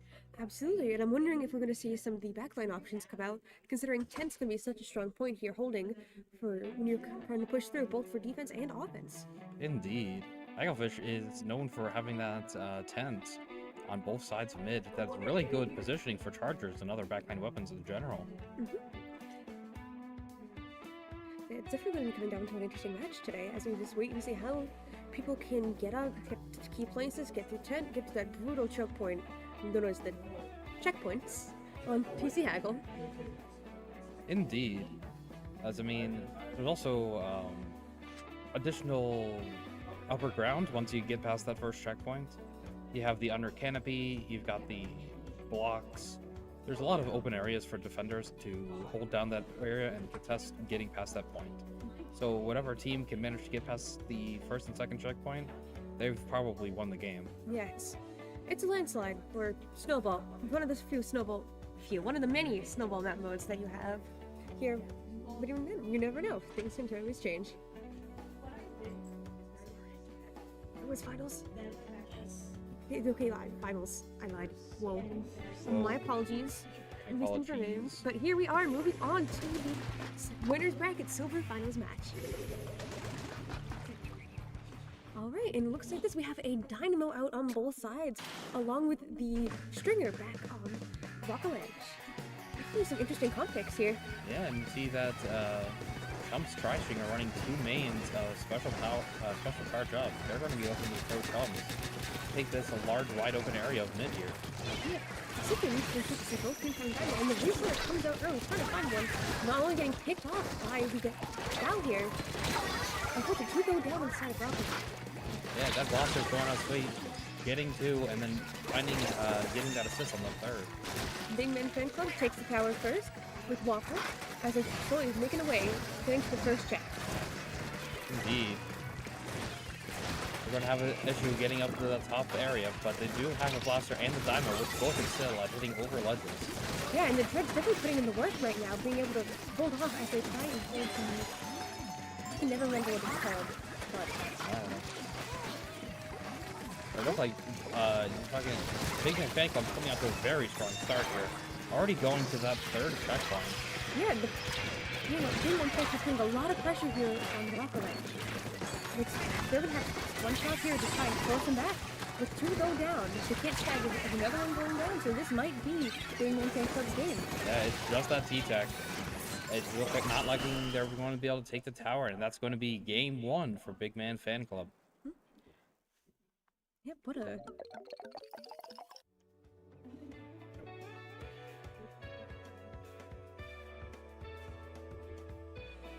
So that was an interesting first game. We saw very high snowballing from Big Man Fan Club.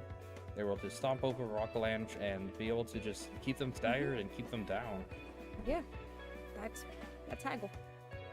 Yeah, not my personal favorite map mode, but then again, I also hate tower control.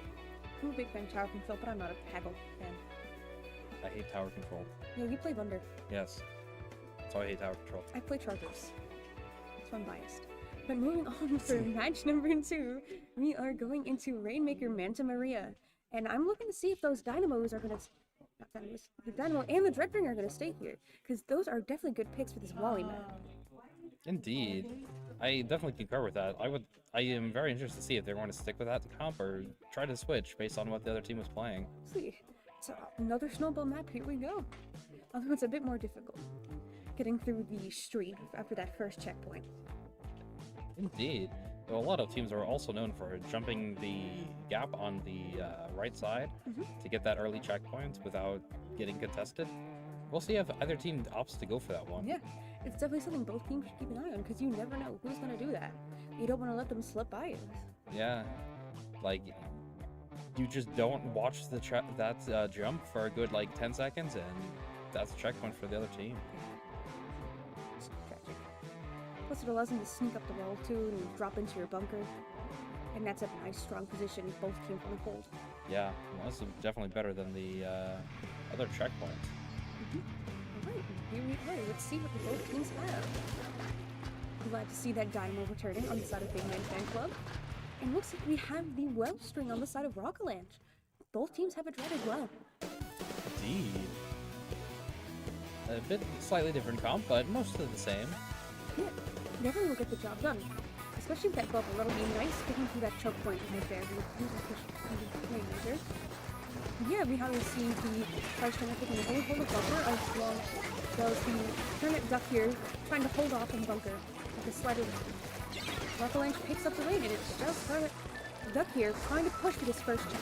Yeah, it's just Rockland. It's just that dread. Rockland is coming out to a strong start here, looking like they almost got the checkpoint, but just barely miss it. Yeah, that was a strong first push by Rockland. Can they pop it up? No, they can't. They were picked off by the shot and it's down. And here we see them coming around trying to take up more space. This is definitely the time for Big Man Fan Club to move up and get the space that they need to hold. Definitely, they've popped in abilities, and you can see that Gal going for that jump up. But unfortunately, none of the Rocklands was in that bunker. Yeah, that was a quick play from Big Man Fan Club, taking that sneaky checkpoint way. And they're already trying to keep moving forward. As they see the Johnson grabbing the Rainmaker, making a dive for it. Will they be stopped or will they take a step? They get knocked out by the Dreadwinder. Yeah, that's big points if you're Big Man Fan Club. Down to 17 on this map, that's going to be hard to beat in general. Yeah, but there's still 2.5 minutes left on the game. Rockland could always take this back. Definitely, Rockland showed a lot of strength early in the game.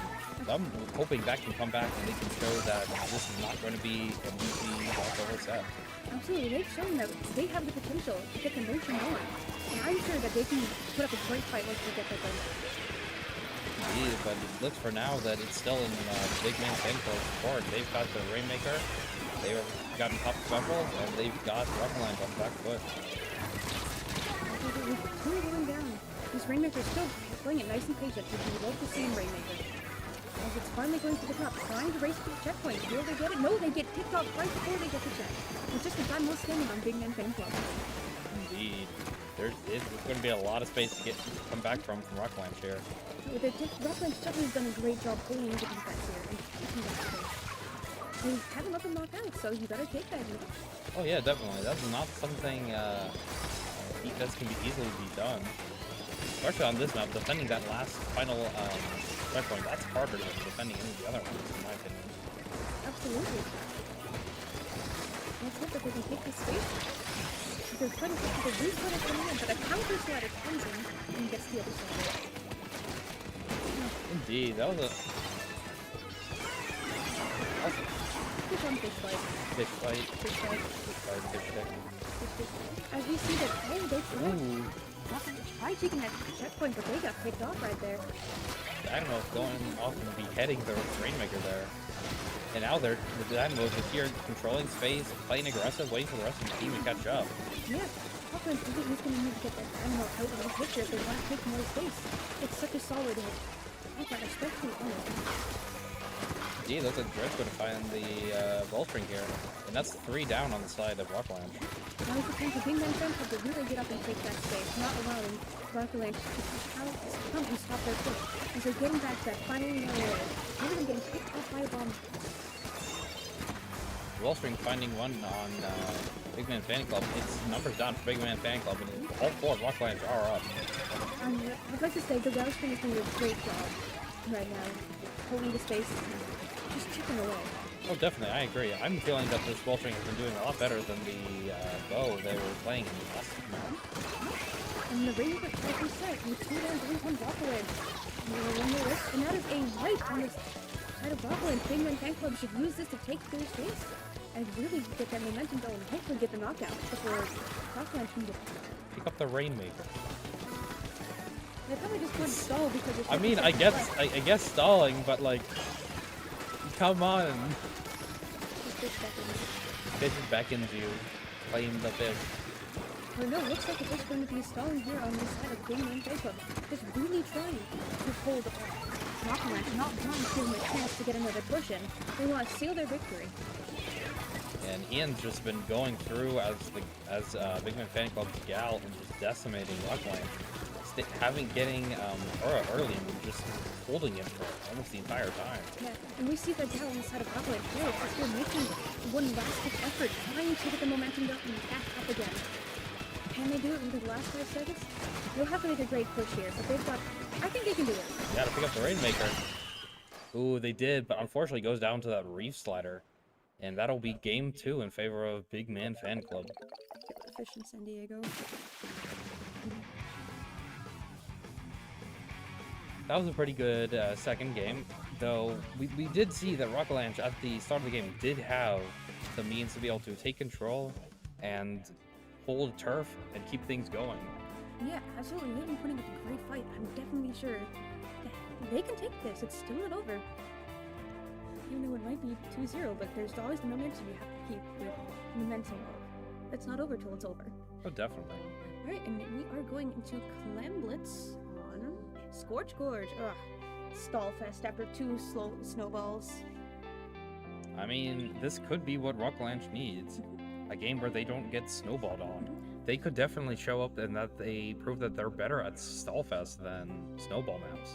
This is much more. Yeah, it is. Yeah, it's BU5. yeah, BU5. Oh, just fuck, I'm stupid. But yeah, this would be also a great pick for the Welsh from here. I'd love to see them keep playing from the advantages that they have on the different points. And I am hoping that they can just work with that Welsh string, keep things going, and especially hold down Ian from Big Man Fan Club. Their gal has been decimating through Rockland with like no regard.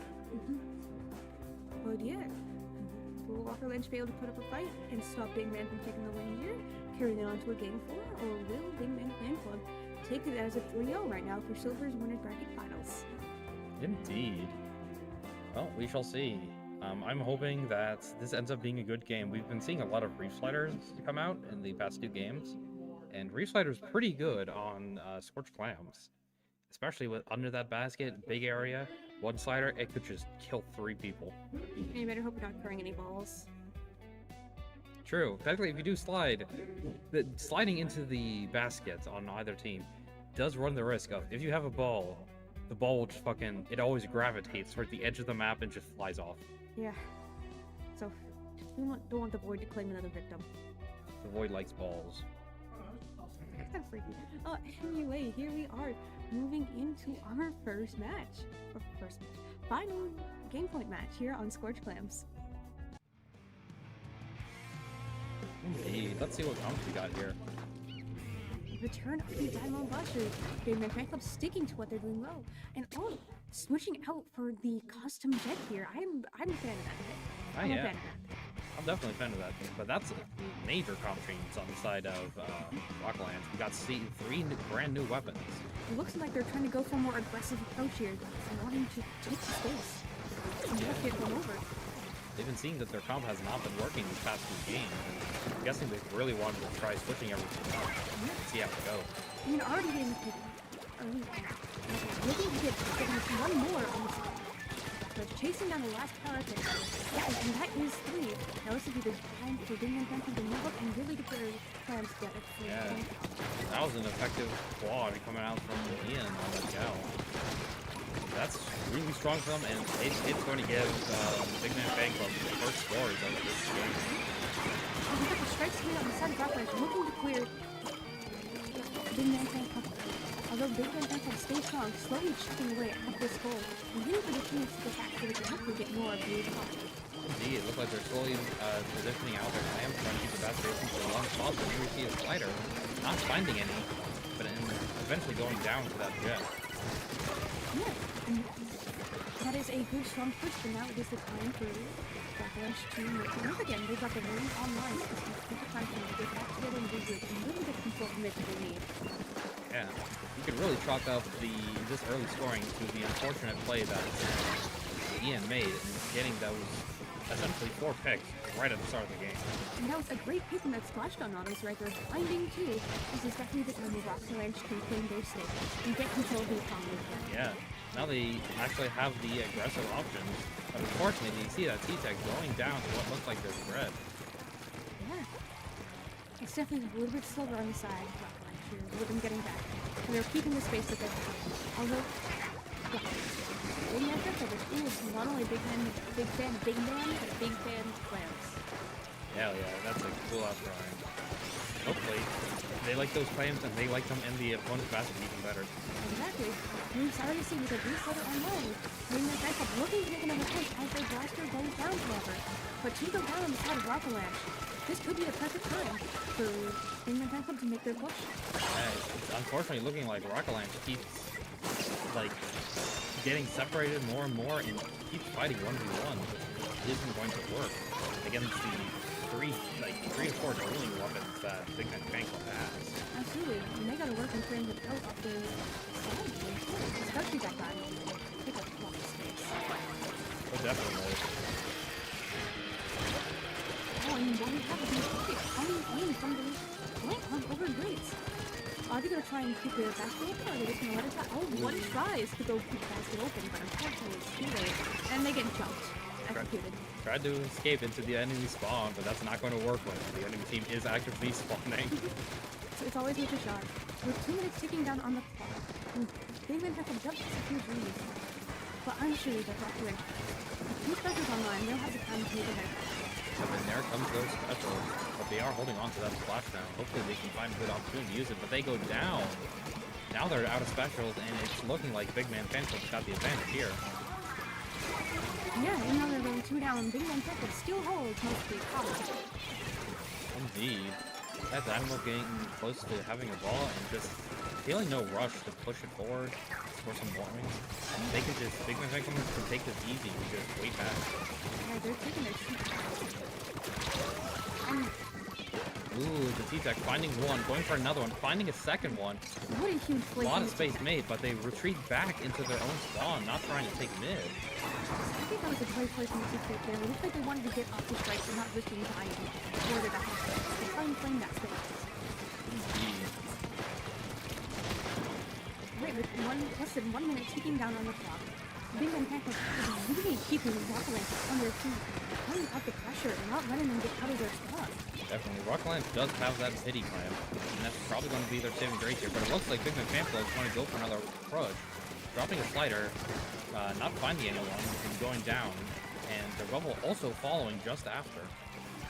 Yeah, pretty something to think Rocklanch is last hope with that push going in. We do see a forward coming up. These last few seconds are going to be crucial to how this game is. Yeah, we saw Wobbles trying to sneak around and probably get a jump in with the pity clam, but unfortunately gets called out. And now that attempt is going to die, and it's looking like another one's going down here. It's looking like the game might be over. He's got specials, got clams, everything Big Man Fanclub wants. Well, they've got plenty of time. 30 seconds. Plenty of time.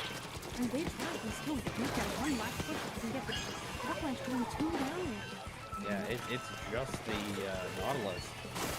It's unlikely they're going to be able to get that ball and get to the end right now. And that's going to be it. This is going to be game and set for Big Man Fanclub. Our winners of Silver Bracket Finals. Hooray! Great job from both teams. Solid plays all around. Indeed. We saw the major team changes coming out from the side of Rocketlanch, and we saw a bunch of interesting weapons come out and show how they can play. Yeah, definitely. I love seeing the diverse team clubs that Rocketlanch brought out. And Big Man Fanclub stuck to it work, but I loved just how Rocketlanch tried to adapt what they could. It definitely showed that they could fight back. They were able to take strength at points of time, but unfortunately it was just not enough. Yeah, they did what they could. And we'll be right back with the gold bracket, I believe. Yeah, we'll be back with more Splatoon regardless We pretty love soon. Splatoon here, yeah. We love Splatoon.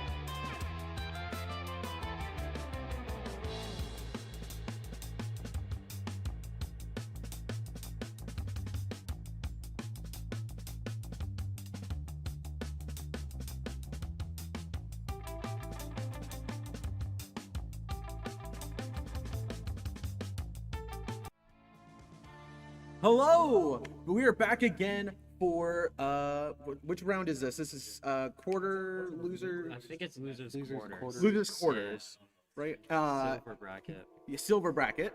We are the Big Man Fan Club. We're currently in the grands of silver. Not to brag. Not to brag or anything. So we know a little bit about some of these teams. And as I say that, we didn't play against either of these ones. No, we did. We played against Cupid's team. Oh, true. We did. Oh, yeah, we did. Yes. Anyway, yes. So we have these couple games starting up. We're starting on Splat Zone's Urchin Underpass. This as the newest map in the game. This is one's pretty interesting, where it kind of shifts how everyone plays. But I've noticed all the teams here, none of them are really playing Charger Penn. So I guess we won't really be feeling the difference, really. Yeah. Something to know about Splat Walkers, it's probably been mentioned before, but they're doing a Nuzlocke challenge sort of thing where if they lose, they can't play the weapons again. So if they lose a match, their entire comp's gonna be different. I didn't know this. You didn't know that? Yeah. No? They posted about it, I believe, in general. Just Dude, that's so to let funny. everyone know. That's so funny. It is. Oh my god. So how many does it reset every set? Or No, I it's don't. not. how many weapons are left in the game at this point? Each person. Okay, yeah, I know it's still Yeah. individual, but Yeah, but that's like, still really cool. How many That's weapons really do we funny. have left? That's the real Oh question. my god. So Probably we could one. really see anything coming out from Splat Lockers. Yeah, any comp that kind of works is what we'll see, I think. 4 weapons that will kind of work together. But here we are moving over to game 1 of this set on Urchin Zones. We feel a lot of short range weapons, which is kind of in line for this map. We see tons of paint on the True. side of Law and Order. Dread Arrow with the Pro, so much paint on that side of the field. Let's get started. We see Ryan running through mid with that Luna, kind of stuck and has to go back. A little bit of a scary position for Luna to be in right off the start. I mean, if you're in mid under that ledge, you surprise them, you can get a couple kills. It just didn't work there. But Tag, they trade out. they do get to trade Both out. two down. People going down on both sides of the map Can't here. get the trade there. There's really no clear Gets way. the double. Clean kill. And This Cake does faded seem out. to be- Splatlockers did get the zone, but everyone kind of went down. It looks like Splatlockers will have people coming in a little more quickly so they continue to hold this zone. You see Law and Order using as much as they can. That Booyah Bomb almost tapping, not quite. Counter recap the zone. So many, you see this at low level where they just like throw every special they have towards the zone. And it causes the zone to flip back and forth so much. Splatlockers are 2 down right now. Coming back, I see them trying to take the left flank. Pancake sees it as well and is ready for it. Looks like they backed out of it. On Order was able to get the zone, and now it's taking the lead. Now at 50, but Might be going for a lovely flank on the lay it on the left here. threading the Booyah, almost gets the kill on the arrow. It gets out. Half zone alone. Doesn't quite work out. Everyone is just so spread out. It feels like there's so many individual fights happening right here. It's hard to commentate. But here we go, sliding the zone for the cap, but doesn't Tapping, quite not get it. quite. He's still neutral, but Mon Order has the numbers and they keep the zone. It's just a Luna on Splatlockers. They really need to find something with the hammer, but I believe this Booyah is pretty much gonna lock it. Trying to go for the zone, just not able to make it happen. No. Can't paint with Luna. A good bit of back and forth, but ultimately I think Mon Order was just a little bit more together that game. Yeah. This game's really easy to split away from your team, really split apart, and I felt like Splatlockers was really on their own a lot of the time. I like the sinking windscreen, by the way. Oh yeah. All right, that was a pretty fun game to That was watch. a very good first round. Very aggressive at the beginning. You kind of have to play that neutral game at the beginning of this map, where this each team has a little bit of high ground in their court, and then the middle of the map is the low point. But trying to go that back and forth, finding those initial picks, and Splatlockers did have the opening, but unfortunately lost it. And next map we have up is Hagglefish on Tower Control. If that Luna Blaster can get in there quickly, he could get a nice little shark behind Chad, I don't think we can can play Luna anymore. Can't play We Luna. can't. No, we can't play Luna. They lost. No more. I've never heard of a Splatoon tournament Nuzlocke. It's so crazy. I'm very excited to see what they play next because they could play It has to be a anything. completely. We brand don't know new what they comp. played before. I mean, like, there's so many weapons that could be brought, so many that we would expect but we will not see, and we're just like, yeah, that can work. Yeah, sure. That's kind of how we go into each one of these games for Splat Lockers. Oh my God, that's the name. Guys, that's the name. Anyway, the match is starting. Here we go. PC on Hagglefish Market. S-Blast. Okay, but this just looks normal. That just looks normal. Those are just normal weapons. Alright, on the other side, a huge comp change as well. Almost all the weapons different. This is true. Both teams, Double bucket, dualies, and dynamo. huge switch here. Here we go. Hagglefish Market starts with a little bit of fencing going around this tower, as it is so narrow, each of these paths. Both teams kind of just poking each other, bombs, trying to find. Oh, two go down on the side of Ma in order, and Splatlocker is going to get their first push. This Jet with the high ground is able to corner them, paint over the enemy team, and just gets picked off by the teammates. Big stagger for Monster here as Splatlockers take top right. Do you think they were saving like their best weapons for when they were down? Because this could be the game that like eliminates them, so they bring out the big guns here. Ryan's in there. Oh, just blast up here. He's not great. Can't get out of there Yeah. in time. Gets a couple picks, but is able to stall a little bit for their team to get back in. We're up inside of Law and Order, trying to get back in here. 2 down on Splatlockers. Yeah, 2 down. Three. 3 down. Splatlockers uses a bunch of specials Wipe here. coming in. Full wipe there. They used so many specials, but didn't find anything, and then went down. They're going to be super low on resources coming back here. Penn taking care of all these beacons, making sure they can't get any sneaky jumps in on them. Screen comes out. I love it. Tries to get a toss up on top right in the game. It's a little hard for us to get in front of the tower. Mon Order is kind of backed up, just kind of sitting on tower. And Splatlocker is able to just kind of walk in. He's got 2 picks so far. Down. Big stagger here as they all go down. Yeah, soft wipe there. Just one after the other. Back inside of Splatlockers, pushing up once again. We'll see, we have double Booyah here. Let's see how they're going to use it to clear out the top right quickly. The Dynamo's 1 HP on their plat, almost got killed by the S-Blast. But the Booyah comes out. Booyah gets comes in, 2! There we go. Splatlockers going in. They're taking the space. They have Switch. It's only Corn up here with the try poking. Oh, but They go 3 down. There we go. On Order. Zach's trying to get out of here. Might get out. Gets his teammate to come help him out. There and we recover go. the kill as well. They saved their Booyah. They are alive. And now it's just back to neutral and mid. So 2 down on the side of Ball and Order. Lots of 3 picks down. coming out. On both sides. Throwing every special. Booyah strike. Oh, here's so many bombs.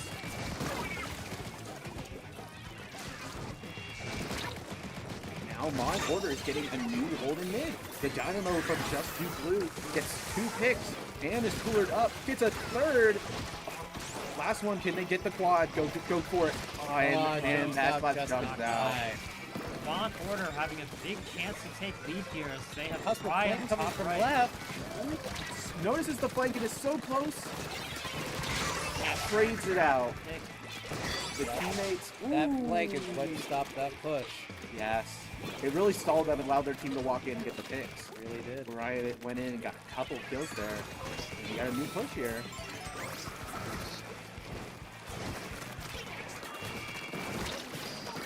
Splatlockers Jockey's trying to keep that ramp, getting poked out by bombs. Second Booyah and Splash Down. Everything's coming out here. trying to extend this lead. They go 2 down. So many times Law and Order has been able to push and almost take lead. If they can extend it here, it could be really punishing for when Law and Order is able to go back again. 2 points. Two more points. 2 more points. Let's go. Those 2 points were just 3 more needed. Well, we don't know. There's only 30 seconds left here. So much can happen. Those 2 points might matter. There's kind of a bloodbath in mid here on both sides. People going down. We got to save our specialist. The sleep slider goes in, but it doesn't find anything. Splat Locker seems to be holding this. They're able to wall them out. This push is still happening on the side of Mount Order, but is incredibly slow. But they go down too. As I say, Mount Order goes down and taken out. Hits it with the right before he can get the jump out. Can't they get the wipes? We're just trying our best. Everyone's running into the tower. Jump It is unfortunately not tossing going it to off happen. into the abyss. Booyah bomb may as well be a firework. As a celebratory, Splat Lockers is able to bring that back. There we go. 1-1 here. It is down to this final match. Very Is it a close best of game 3? so far. I believe so for loser semis. Very Yeah. impressive from both teams. There was so much back and forth that game. It A really lot could of have back gone and either forth. way. It was not dominant in either way. A lot of good pushes from both teams and a lot of kill streaks from a lot of players. It's pretty often to see like the 1-star player on the team, but I was seeing it from so many, 2 or 3 people on each team. It was really impressive to watch. It's an incredibly balanced matchup. Yeah, it is. This is so close. This game 3 could really go either way. Flatlocker's gonna be able to play the weapons they play Exactly. best. They do get to saved their play. best weapons for when their backs against the wall. It is now or never. If we lose this, we are out. You know, I would agree with you on that, but looking at the current, at least not the current, yesterday uploaded a picture of what the Nuzlocke was currently at. None of the weapons they are playing are on that sheet. So I think they may have just ran through the entire sheet and are now just picking what they need. Really? To make it work. I'm gonna believe that they're still doing it for the bit because that feels right in my heart. Anyway, this game 3 is going to Rainmaker Crableg. With the grates on this map, the 2 methods of pushing, either from left jump or over the grates to the right, this one could be really interesting. It's especially a snowbally mode. If either team can get a good foothold and get 2 wipes in a row, that can very easily just end the entire game. And have it done and over with. This one's gonna come down, yeah, like you said, those couple wipes, those opportunities to get in, because it's again a lot of gonna be the neutral of when can we find this opening, when can we use our specials. Double Booyah from the last game was able to open up a lot of opportunities, so I'm expecting they'll use their specials together to find opportunities in this one. For sure, for sure. All right, looks like we're getting started here. It is Absolutely. battle time. Rainmaker on Crableg Capital. Let us get this started. Splat Lockers, we are sticking a similar comp, switching up a couple of the weapons, and switching over to the Crab Dread over on the side of Mon Order. Very similar to our last game. Overall, neither of these teams have very good popping power. Ooh, Blue gets the pop right out. Mon Order gets that instantaneously. But now he's poking around trying to find these picks. Lockers grabs it early, but it goes down immediately. Not a great decision there because it goes down. Now you're down a player, and now there's so much less open to your team. Flatlocker's down 2. We are not moving, but we jump out. Okay. We're not moving. Tried to jump out and die anyway. Yeah, maybe a bit of analysis paralysis there. Blue with the pro almost gets the kill on that dapple there. That was so close. So many specials coming out here. Slider and the missiles gets picked 3 down on the side of Splatlockers. It looks like this might be the time for the push. Go curling. When I try to throw the curling at my enemy on grade. The Dapple is able to stop the push, and the S-Blast picks off the teammates. Waiting, camping the jump as well. This push is over. Splatlockers with the opportunity to pop this and then start moving back into mid, claiming their own space.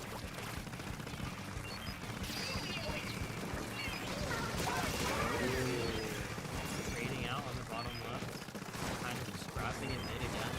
And Splatlocker switch over to this mini on this map because it moves so quickly on these grades and is able to phase mid really quickly. And camera will help with these protective pushes. So I think mini's a really good pick on this map. Oh, absolutely. Spotlocker's grabbed again, going for the left path this time as they're dueling. The Apple Key line pushes up on the right side. This grabs by itself. Still alive. So much value. Just barely. They're Splatlockers able to get that push, but they stalled them a lot and was able to get some hits. That was a really strong crab from Cupid.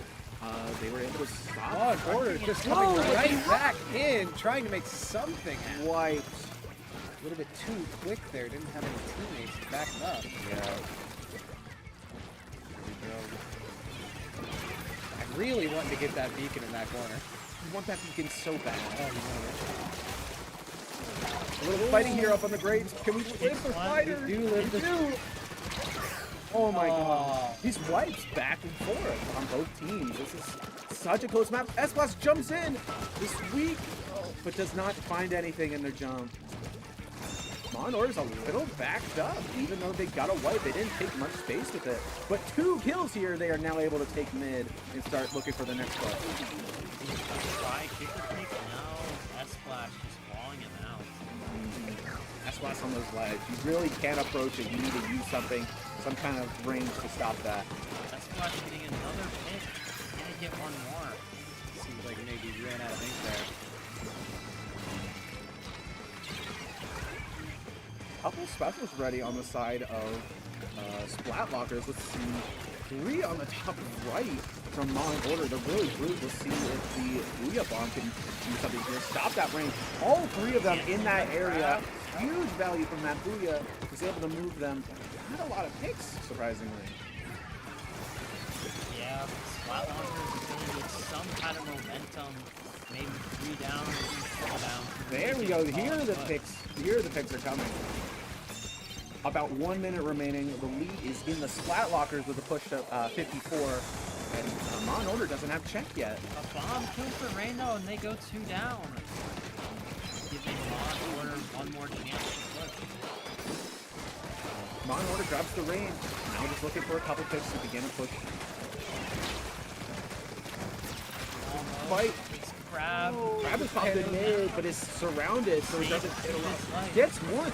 While we weren't looking, the Rainmaker did get check on left side, but this Red is looking over on right. All we need, this is so close. All they needed, whoa, Mon Order is trying to push it. All they need is a little bit. And they take the lead with 30 seconds left in the match, but they do get killed as soon as they get onto Plat. 3 go down on the side of Mon Order, but as well on Splatlockers, it could be anyone's game here. Splatlockers does very much have a chance if they can pick up the Rainmaker to get another push in. That team-wide trade was really bad for Splatlockers because they weren't able to go through mid. Mon Order was able to Hammer go. gets 2! Hammer! 3 down on the side of Mon This Order. is how it starts. Where's the pro? Are they going to be able to find the range? They need to respawn quickly and they need to shut Are down we going this to run? We're Rainmaker. running. Oh! Unable to get lead. Splatlockers does not take it. Mon Order wins game 2. Or game 3. Game 3. Game 3, the match is over. You hate to see it. You hate to see it. That was incredibly close. We were talking about how these games could have went either way, and it really came down to the wire. Literally the last 30 seconds. That was incredible to watch. And that is really just Rainmaker all in itself. If you don't pay attention to where the Rainmaker is, where your teammates are, where everything is, you can get in a position like that. Where simply you all go down, they can simply walk in and just score and win. That's just how the game mode goes. If you don't play lame like us, Rainmaker can be really exciting. Yeah. If you don't play lame like us and put it on the top in Museum. I love Museum. I love Museum, bro. Museum does have a soft spot. But that was quarters match. Unfortunately, we must Splatlockers is out of this tournament, and Mon Order will go on to the losers semis. Losers finals. Losers final? Yeah. What? I can't look at a bracket, man. You ain't got bracket up. We don't need that. We got our brain. something gonna break. Do not open the door. This door is locked for a reason, dog. Someone's behind us. They're But trying to anyway, break in.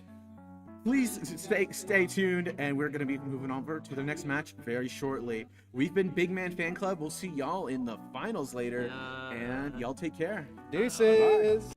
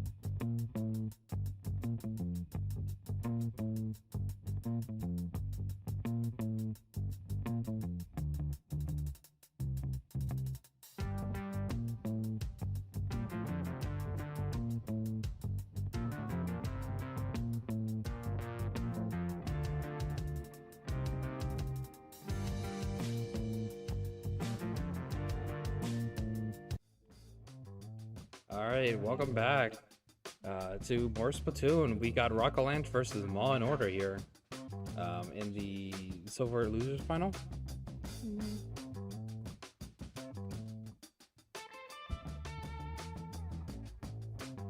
So we're going to be starting pretty soon here. And I've already commentated Rockland earlier today, and now I'm going to get to commentate them again. Same with Mao. So we'll see how this goes. Silver finals? Yep. Silver loser. Silver Losers Finals. Silver Losers Finals. Someone has fire spin. Of course he does. Why wouldn't he? Oh wait, I need to do Yeah, that. I want my name back, please. Here, you can have your name. Fine. You get to be a named person, Alright, not an unnamed NPC. Alright, so as we're going into Silver Losers Final, we are starting off with TC Ship Shape, which is once again quite a snowballing map. Indeed it is. I also hate it because it's tower control. Yeah, anyway. So I'm wondering to see what both teams are going to be pulling out here again. I mean, we did see Rockland earlier. They were playing Dynamo and a Dread at some point, so we couldn't see the return of that here. That is true, very true. Maybe they're changing up the comps as they fight against Maw and Order. Indeed, and we'll definitely see what Mon Order is going to bring to the table here and how they're going to try and counter the strategies that Rockland has been using. Definitely with this high stakes game right here. So those finals. Indeed. The loser of this gets eliminated, and the winner goes on to Grand Finals. Hooray! Hooray. Alright, and here we go, going up into matchup number 1. That's what it's called. Yep. It looks like we're seeing return of the Stringer and Dynamo on the stand Avalanche. Versus double pocket. Hey Nova! Yeah! Alright, so this is definitely both interesting. Based as fuck. Your opinion does matter. So as we are both teams going in to fight for that heavy lead with the tower, that was definitely going to get that nice range advantage, since most of Mon Order's tank is pretty short range. Oh, definitely. The longest range weapons on Mon Order here is definitely going to be that A Nova and or Beast Stalker. Both just being mid-range, so they're not going to have anything to contest the Dynamo or Bow. Yeah, they're really going to have to rush them down and get them out of their box if Mon Order wants to take change. But we do see the Dynamo taking tower here and pushing an early lead for Rockland. Indeed, that's two, but however, two go down for Rockland. And now it's Mon Order's time to move up, as they have got 2-line tower, and they're looking to try to take this first checkpoint. As they are, we do see the turn behind being able to get a hit or two off of Maw and Order, able to stagger them a little bit better. Rockland takes the tower back. When you see the cancel for Maw and Order trying to get in that fight. Indeed, we do see two specials here on Mon Order. They've got strikes and the slider. Let's see how they're going to use it here. I think they should save it for food. Knowing that the court after this touchdown is right in the center, just giving up space and really solidifying a good lead and push on Ship Shape DC. Oh, definitely. And it's like, court here is where you're going to want to use Reach Ladder. There's not many other better places here on this map. So we do see competitors coming up, but trading with the Dynamo. You see the Gal and going out, getting a hit, trying to get out of Mon Order, taking down the clock as an insect comes out, trying to keep their lead, but Rockland is able to stop Mon Order's push. Indeed. The Nova trying to go for Dynamo, but fails one shot off. The Dynamo's going to ride this tower back up into mid. This has definitely been a back and forth game so far, with Maw and Order getting wiped out. It's now time for Avalanche to take their space back and let the Maw and Order know that they're back on the map. Indeed. Looks like they're going to pop strikes here, trying to clear out space, get this first checkpoint, which they do need. This was a little early. Might have been, truly. Ooh, multiple drop. There's many dropping down into that pit. It's going to be a death trap there. Yeah, Rockland breaking through that first checkpoint and the slider finding Multiple jumps in, enemies and allies all jumping into the same location. more back on the tower as they try to reclaim their space and hopefully seal it up. Inject finding one, trying to pick off another, or at least hurt the bow from a distance.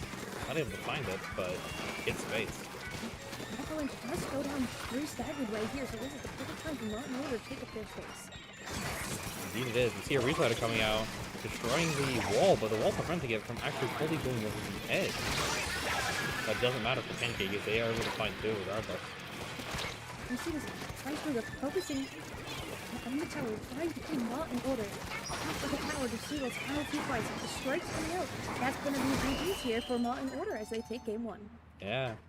It seems that the lack of range was not an issue for More in Order, as they were able to just cleanly use their specials, work with that Inkjet, and just maintain space and hold the backlines of Rockalaunch just out of the picture. Yeah, they got up and in their face and really not giving them a chance, Rockalaunch a chance to really just get their holding again, which especially would be crucial with the Bow and Dynamo. Indeed. And we go on to map 2. Which is Rainmaker Undertow. Classic map. Love it or hate it. People love or hate this map truly. I am one of the few people that is neutral on this map. I feel like it's hard to have a neutral opinion. Yeah, true. It's great on defense for Slider. Offense for Slider, it's kind of mid. I am looking to see that Dynamo come out again here because I think that's definitely going to be a strong weapon with how ledgy Undertow is. Oh, definitely, especially with those grates around that first checkpoint. That's, you want to be a Dynamo there, and especially against a team that doesn't have range to get you off.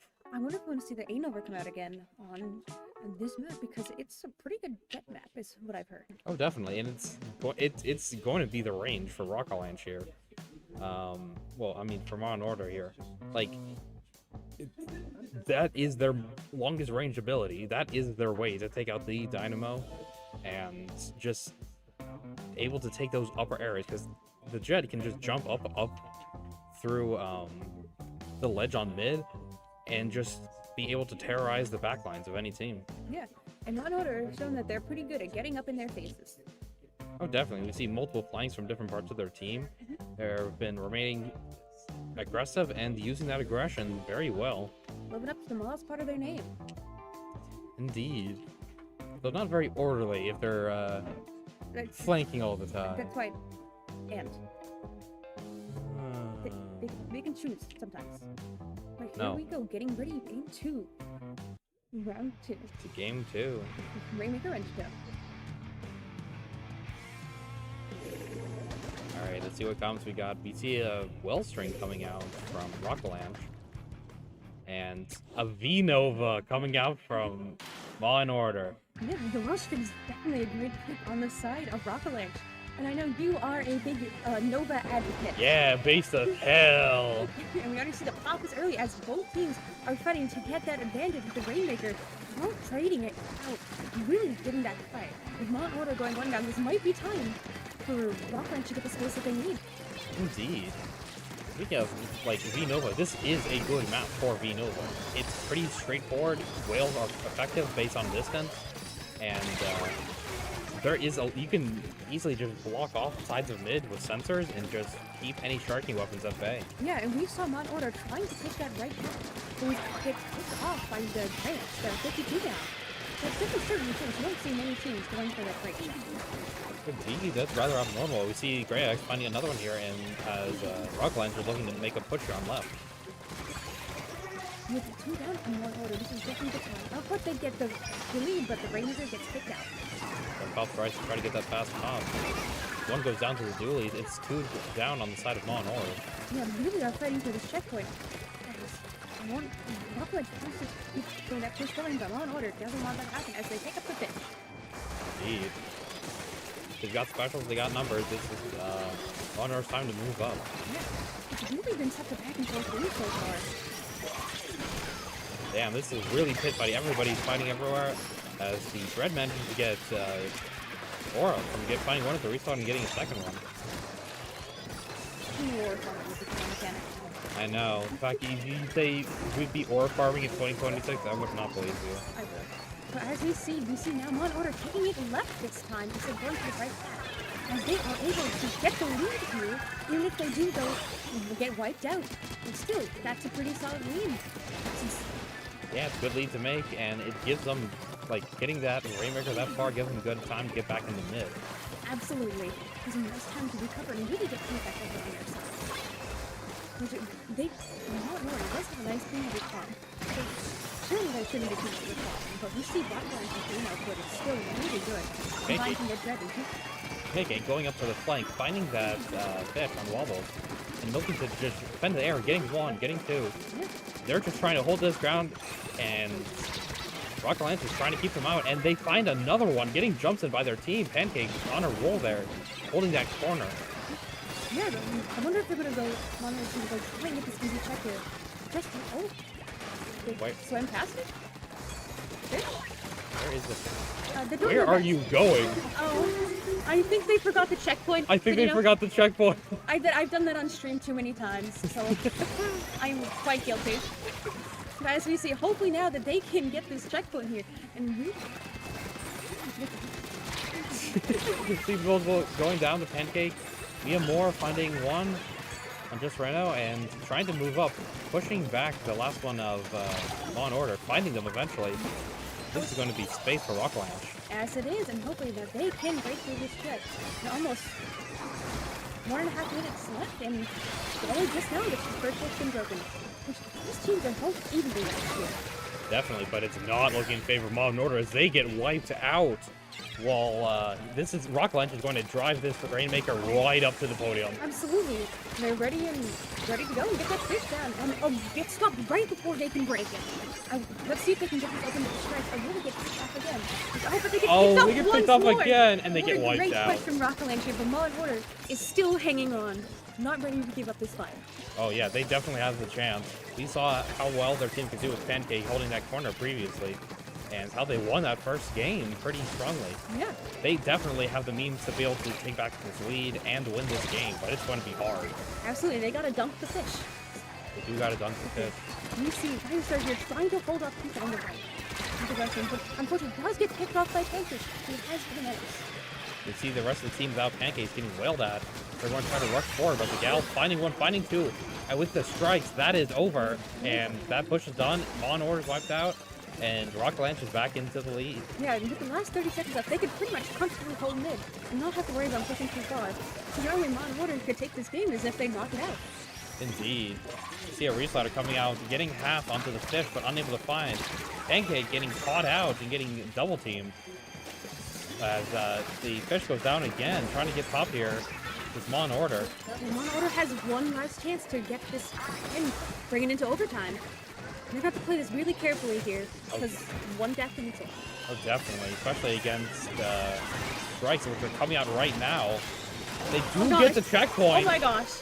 They could, Law and Order could bring this back right here if they play it They smartly. could bring this back. They just have gotta to get get the that fish. Wellspring out of there. They do that. Wellstring is going to be their biggest opponent and biggest Oh, threat right Wellstring now. finds Chip one, damage. getting chipped on multiple. They're all bunched up. This is not what you want to see. They're all going to be weak. Absolutely. And if they go down, they just, that Wellstring chipping them. They are all bunched up, all for that Wellstring AoE. That was just going to be the death of them. Yeah, but still, what a wonderful push there from Law and Order.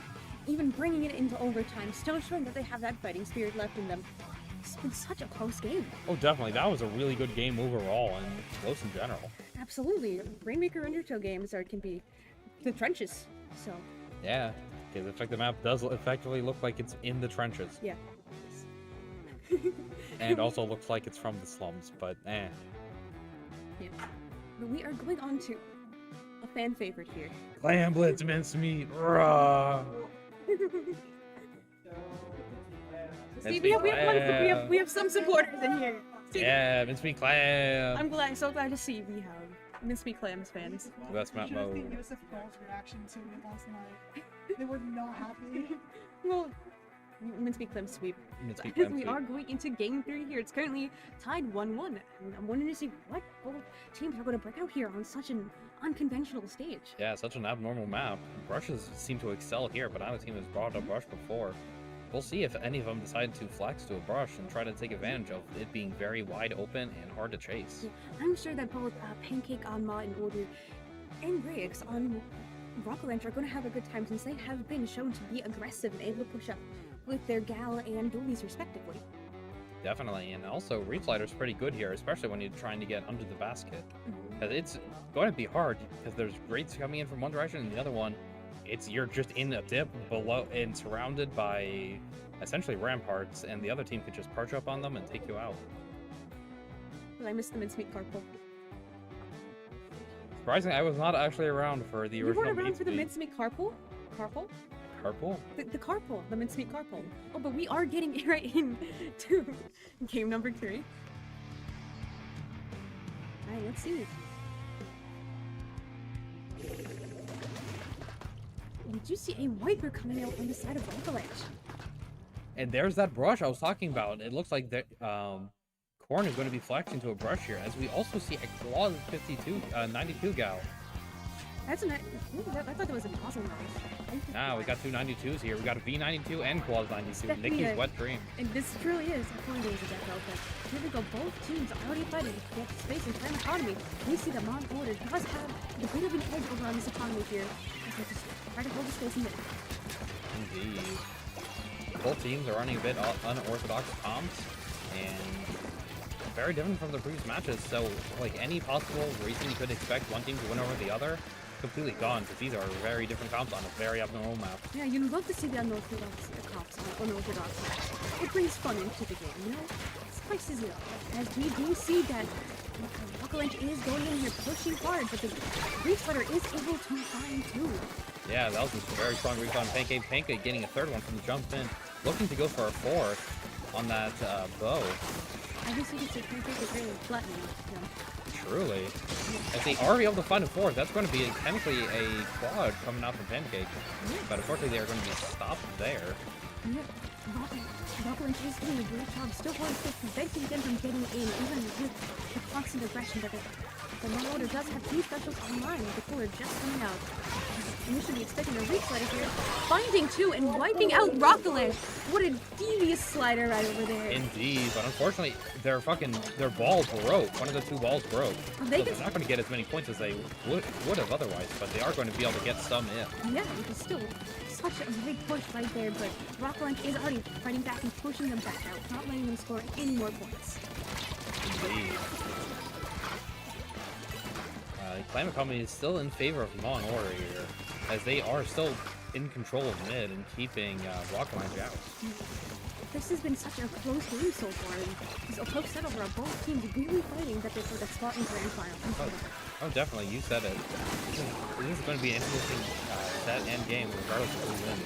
And we do see Mon Order score another ball with a back clean out, able to temporarily stop them. So let's hope that Rockland can use this to clear up the remaining stragglers and get that space going. I think they can get a good push going if they play it smartly here. Oh, definitely. They've got a ball. They're gonna have pity. They've got space to move. Yes, they do. Although they do go two down. They still manage to keep the ball alive. Oh, nope. I spoke too soon. The bow's in a bad position here. They're going to have to retreat. Yeah. Ooh, that's a bad jump coming out from Rocket Are Launch. they managed to rescue the ball. I'm surprised by that. What a save. I was going to say, that's what we could have, but I respect the risk take there. Yeah, and it worked well. 2 minutes on, and it's still 3. Which could be anyone's game right here. So we're going to just... It's remaining mostly mid, but it's looking like both teams are trying to play the aggressive. Numbers going down on both sides. Yeah. They're fighting tooth and nail for that advantage. The whale's coming out. Rockland is probably looking to make a push here. Fighters are diving for the... They do get the ball in, but unfortunately there is no one else there to follow up for that. Yeah. They've got points on the board. It's just the T-Tech trying to maintain mid for as long as possible. The rest of the team gets back in. Yeah. Now, at least they got the points on the board, but now they've got to make this next two pushes count. It's a minute 30 on the clock. Definitely. Pancake looking to move up forward because they do got two sliders, but Pancake goes down. One slider coming out, unable to find a kill. Oh, but he's lost. Do they know? They do not know. They didn't know. The solo Q brush strat strikes again. You always gotta watch out for that brush. Horn taking down two more. That's a hell of a play. Getting in another ball from the jump. That is a major play coming out from Law and Order here. That is. They saw the opportunity and they took it. Even in the team game, sometimes the silly brush strat can work.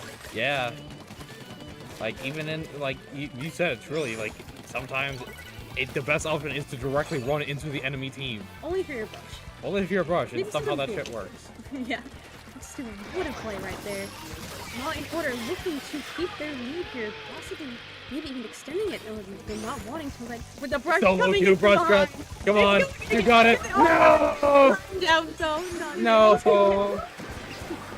This is the goal of Mincemeat Clam. Let's go. And we do see that the Stamp coming out here, hoping to find the ball through No. against Stamp. Oh, my Oh God. no, this is chaos. Avalanche's push got killed. That Stamp should have threw the ball over the top. They need to throw the ball or the stamp, either one. They've got 2 power balls coming their way Yeah. in about 10 seconds. Rockland does not have a pity. They're going to lose the game Yeah, unless it's they gonna build a be ball game right over. here. It doesn't Alright. matter. The ball it's going to be broken, and that's going to be this game from Law and Order. And this brings it to match point for Law in Order right over here.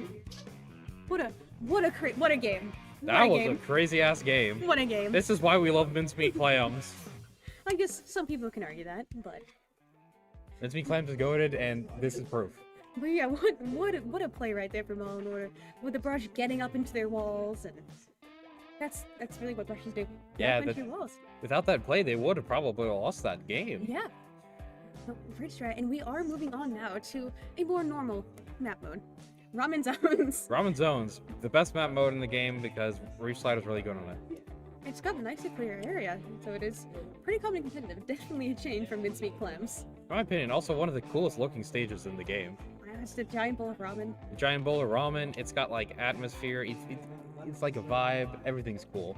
Although it does imply that they're cannibals. Good point. Because there's the ink on top of the ramen. Huh. Yeah. Cannibalism. I mean, in my opinion, even if the map does have cannibalism, it still looks better than fucking Sturgeon. Mommy Zones and Umami in general, because that place looks ugly as hell. It's just orange. Bluefin Depot looks cool. But It has like water. I have opinions of water that looks cool. Umami Zones looks like shit. I mean, yeah, it's brown, but it's like rusted brown, which kind of is like not bad. You got the zone that moves in the egregiously long tower on Bluefin Tower. Absolutely. You know what? My dad We just should've texted me okay. about Cthulhu. We should have put Bluefin on the map list. That would Yeah, have been Bluefin. I love Bluefin. We're all here for the chaos here in Silver Losers Finals. Oh, definitely, because interesting map modes make interesting games. Exactly. Gotta see how the teams adapt to those situations that they might not be used to. As we are going right in now to Splat Zone's Ramen. Game point for Law and Order. Indeed. I just noticed that all 4 of Law and Order have a the mall badge from Salmon Run, so that's pretty cool. And we do see an aerospray coming Yeah, out silver on the side of aerospray. Law and Order. Don't worry. No, you can. Our spec cam is getting technical difficulties, but we are Getting back flying here. out by the floor. Yeah. As you see, Rockland is getting that early control here, hoping to get that ball probably set up, but the Reaper are Ooh. finding 2, looking to get another, but no, they get picked off. But that's enough as it is to give Mod Order the lead. And another Reef Slider gets 2! Law and Order is really up in their face, securing that choke point, not wanting to give Rockland a single chance to get back to that zone. But they're giving it the wrong. Rockland trying to retake this here as the chokes come out at the perfect time. But we see a Doom Slayer coming out. Another Reef Slider coming out. We see a Doom Slayer into the zone. You know how I was just saying earlier about how this map is really good for Reef Slider? That's triple Reef Slider right there, baby. And the fucking cooler.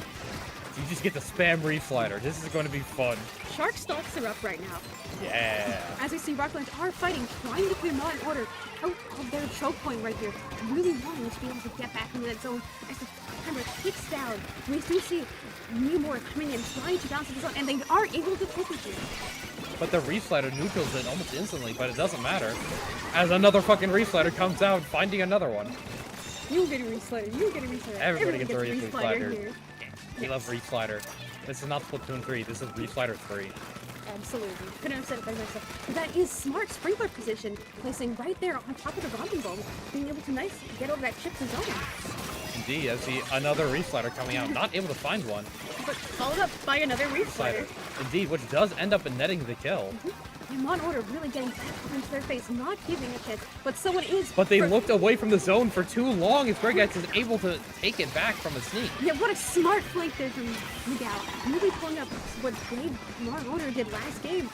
turning with Warren High and letting one get in behind them. Yeah, you see more Reefsliders coming back to take back that zone as they don't, as Rocket Launch keeps going to keep losing that zone to the Reefsliders. That does happen in the bombs, basically. Two going down on the side of Rocket Launch, not in order, looking to get another slider to hopefully keep Rocket Launch at bay. There's that slider, but it's not able to find anyone, as Rocket Launch seems to be playing more and more around those Reefsliders. But they're running out of time here. They've got to move fast. Yeah, Law and Order's two down. They have to pack the zone right now and move up into not in Order's shoulder. They can't give up any more space. They need to be aggressive, even if they have 3 players. Yeah, but they've got a 1 Reefslide already, and I can tell that Cupid is itching to use it. Look at that zone. That's unpainted. And here it is. Online. And there's the second follow-up slider to get the zone. This is a really good back. You got the third backup slider for when they gotta rush the enemy. And Pancake is able to find that kill there, leaving Rocket Launch into their spawn, needing to fight out the little gremlins known as Law and Order. Indeed, I see another Reef Slider, finding 2. Another one from Pancake. I wonder how many Reef Sliders there are going to be at the end of this game. Yes. But Rocket Launch does have to make their final last-ditch effort here, as we see the T-Tech desperately racing for the zone. But there's a Reef Slider. Slider. And that's it. And that is Law and Order's game right there. Triple slider gets you just We now know the counter to automatically win on Ramen zones. Just have a Reef Slider for literally everything. Enemy flanking, Reef Slider. Going out the zone, double Reef Slider. There's an enemy, Reef Slider. There's not even an enemy there, Reef Slider anyway. And people say Someone that breathe Reef Slider. is a bad special. Nah, Reef Slider top 1 special. As That you shit can see from goated. that game right there. Beautiful, beautiful all around. Absolute cinema. What a great effort from Rocket Launch as well, though. They put up that fight. A lot of them were pretty good Reef Sliders. I give a lot of them like a 9 out of 10s. None of them hit that perfect 10 out of 10. Nah, not fully. Lord Thunder. Lord Thunder. I am very biased about Reef Sliders, and that was a lot of good Reef Slider usages Yeah. there. This was definitely probably one of my favorite sets so far today. With just how entertaining it was, seeing all the different options going through. And just slider. Slider. That's our What biggest options takeaway are there? here. Slider. Slider, exactly. But we will be back shortly with Silver Grand Finals. Yep. Oh yeah, Yep, Silver Grand indeed. Finals. I know what I'm doing.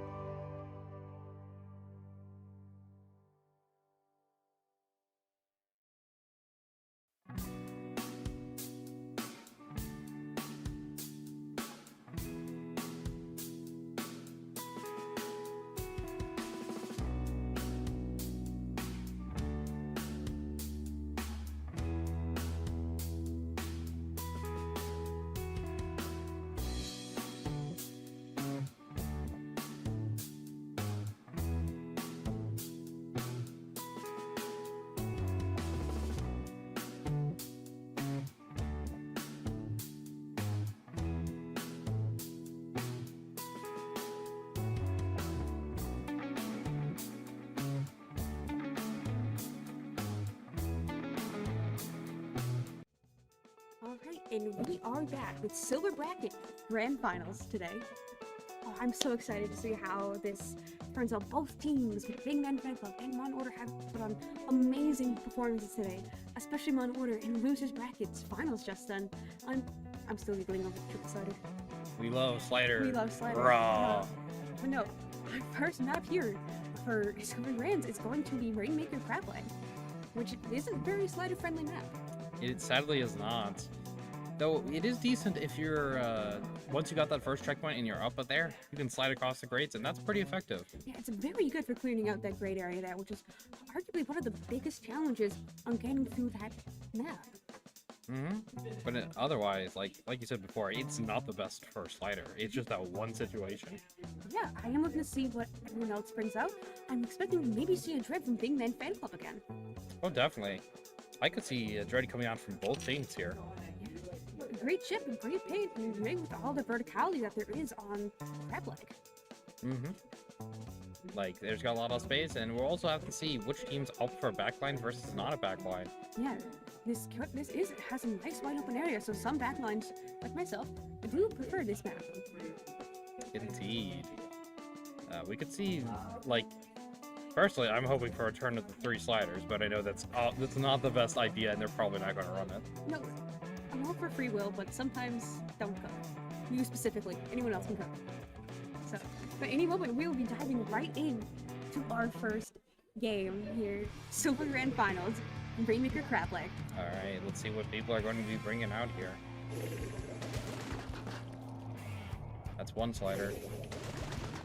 It's 2 slider. 2 sliders. Oh, only 2 sliders. But we do see the Dynamo coming back out on the side of Big Man Fan Club. This comp has been a staple for them. It's been getting them through nicely this entire tournament so far. Definitely. And same with that gal from Ian. Both have been, like, pretty strong. Although Big Man Fan Club does go 2 down as Mon Order rushes to get the left check here, hoping for an early lead, and they are able to break through. They're just keeping up that momentum from the last set they had, not wanting to give it up. But unfortunately, they do get hit out. I believe it was either the gal or the gal. Indeed, they rushed a bit too fast there. And they lost what they had, but it doesn't mean they still got the checkpoint. They still have the lead. They're in control of this game right now. They are. Both teams are really going nice and fast to move. Big Man Fan Club working up to make and get that space back. Especially having this blast reduction set up here for the checkpoint. That's a really great place for it to be a decision. We do see that slide you mentioned coming up right here. Finally. Indeed, we got above 1 grates, and that's essentially going to be a wipeout on the side of Mon Order. They are not looking well after their initial push here. They're pushed back into their spawn. They do not have control of the grates, and this is going to just be the end of them here. Yeah. And we do see Waffle dunking the fish. Yeah, that was a really strong counter push from Big Man Fan Club. Mon Order had that initial go.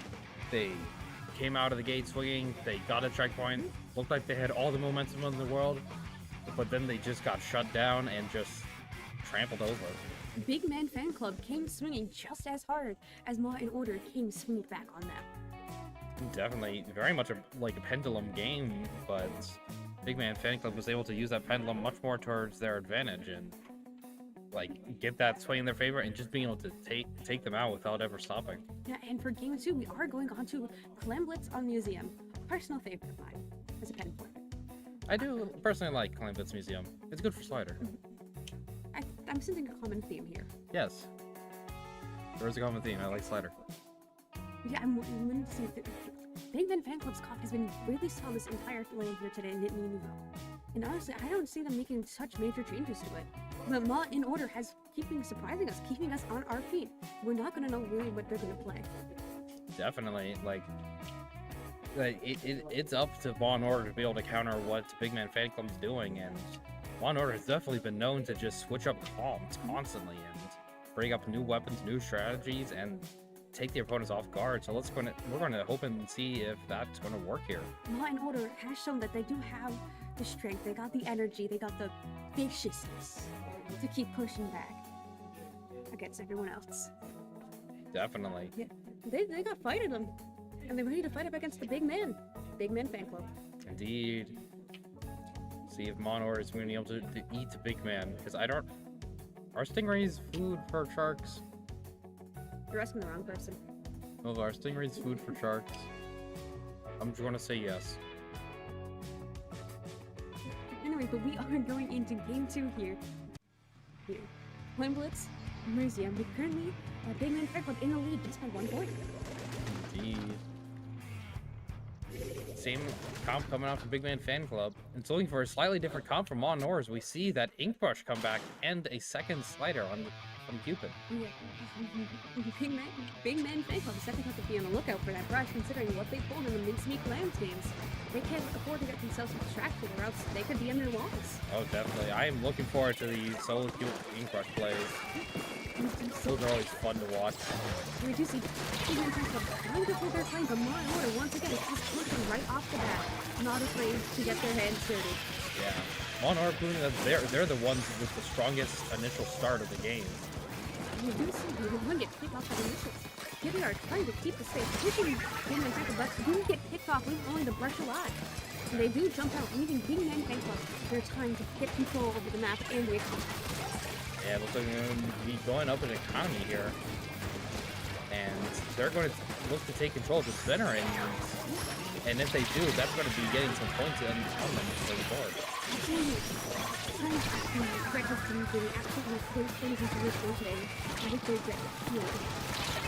Indeed.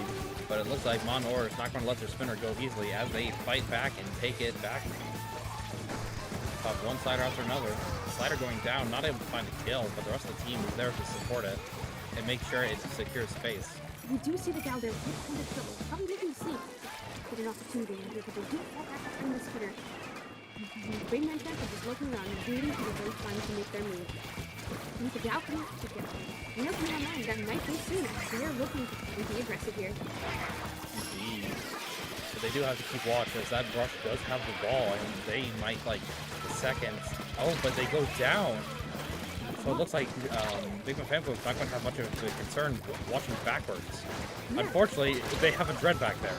But that dread gets timed out, and this is basically free real estate here for Big Man Fan Club, as we do see the slider here, hoping to find him, but the dread is able to pick pancake off coming out of that reside. Indeed. And we're going to see Monor try to retake back their spinner here, but it's looking like Big Man Fan Club is going to get just a tad bit more points in. Even though as they go to Andrew, they're keeping up the aggression. They're not going to give up that space that they worked hard for. Indeed.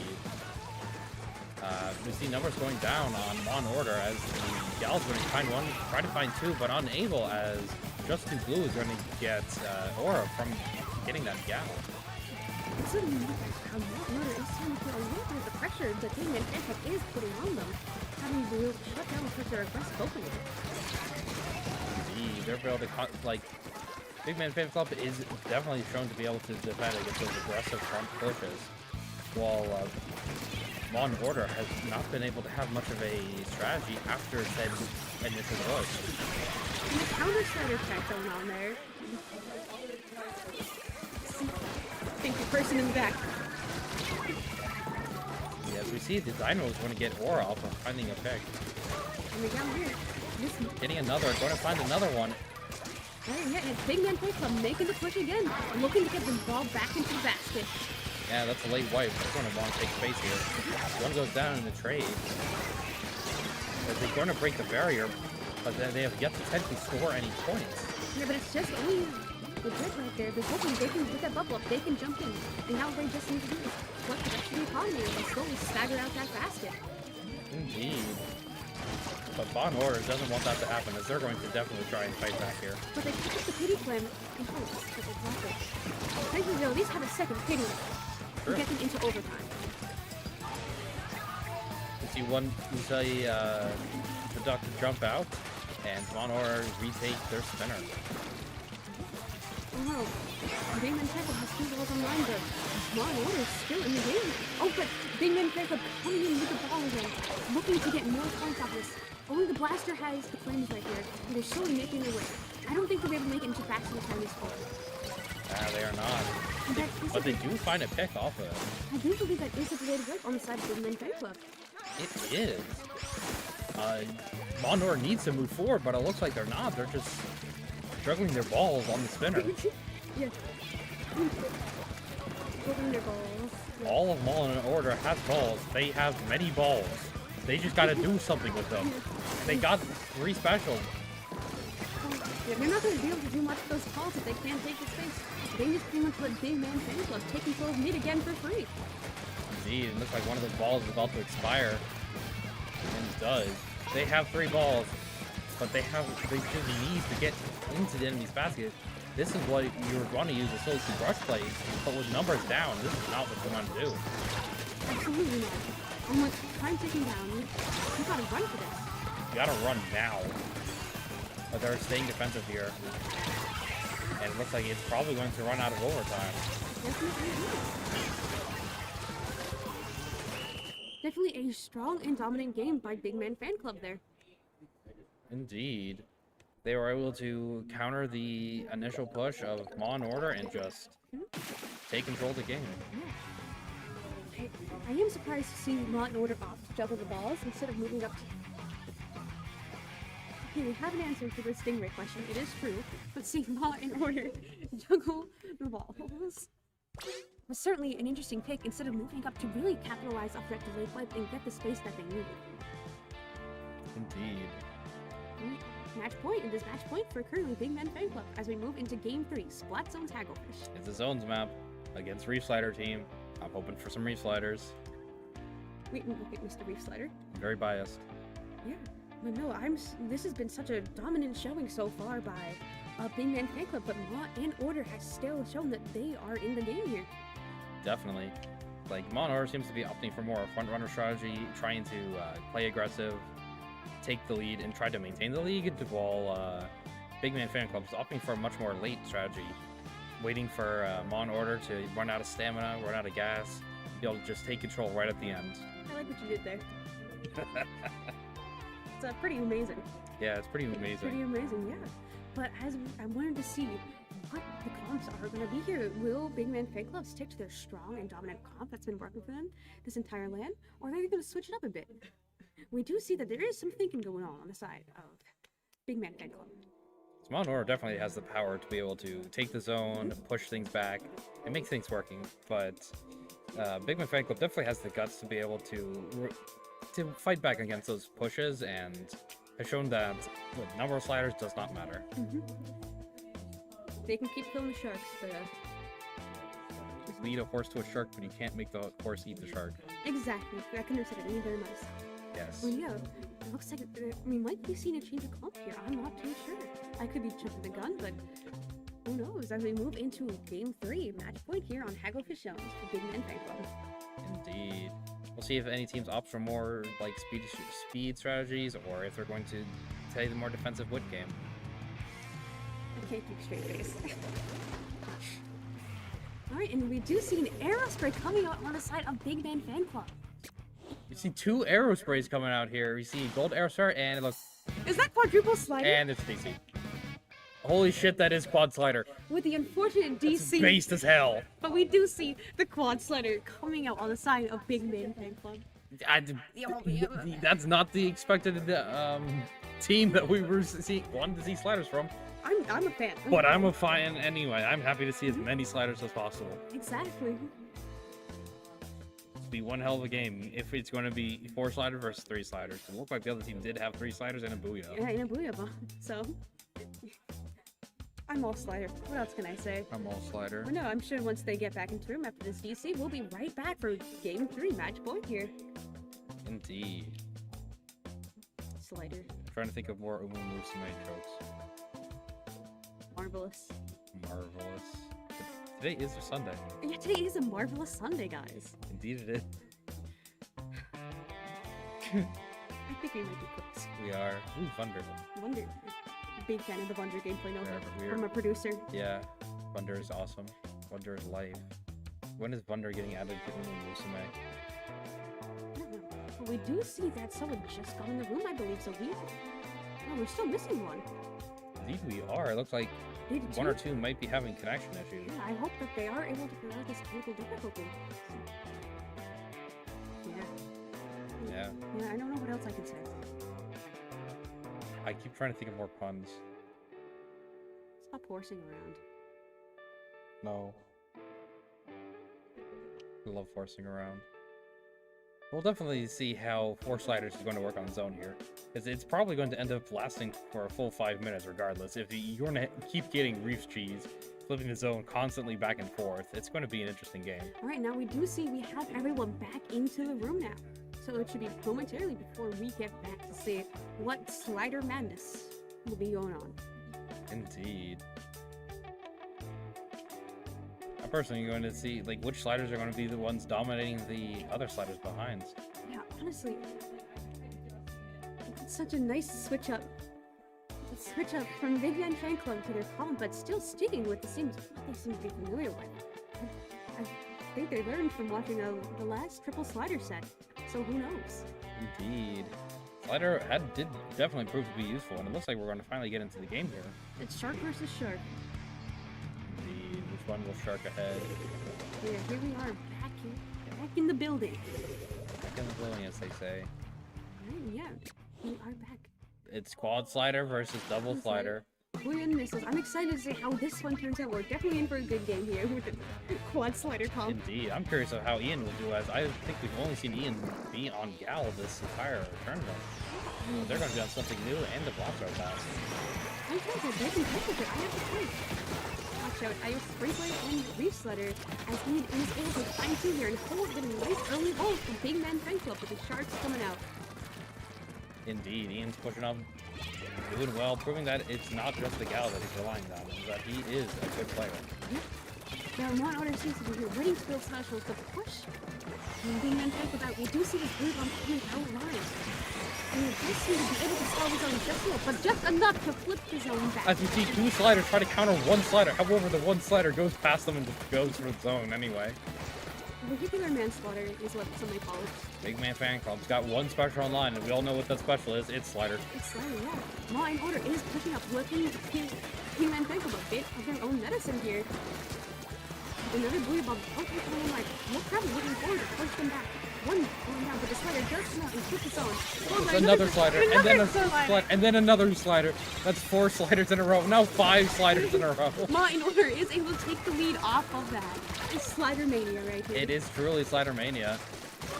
As those weapons are going to be trying to build up another slider, as they need to flip the zone sooner or later. Absolutely, I will agree. Having the quad slider on Big Man Fan Club is funny.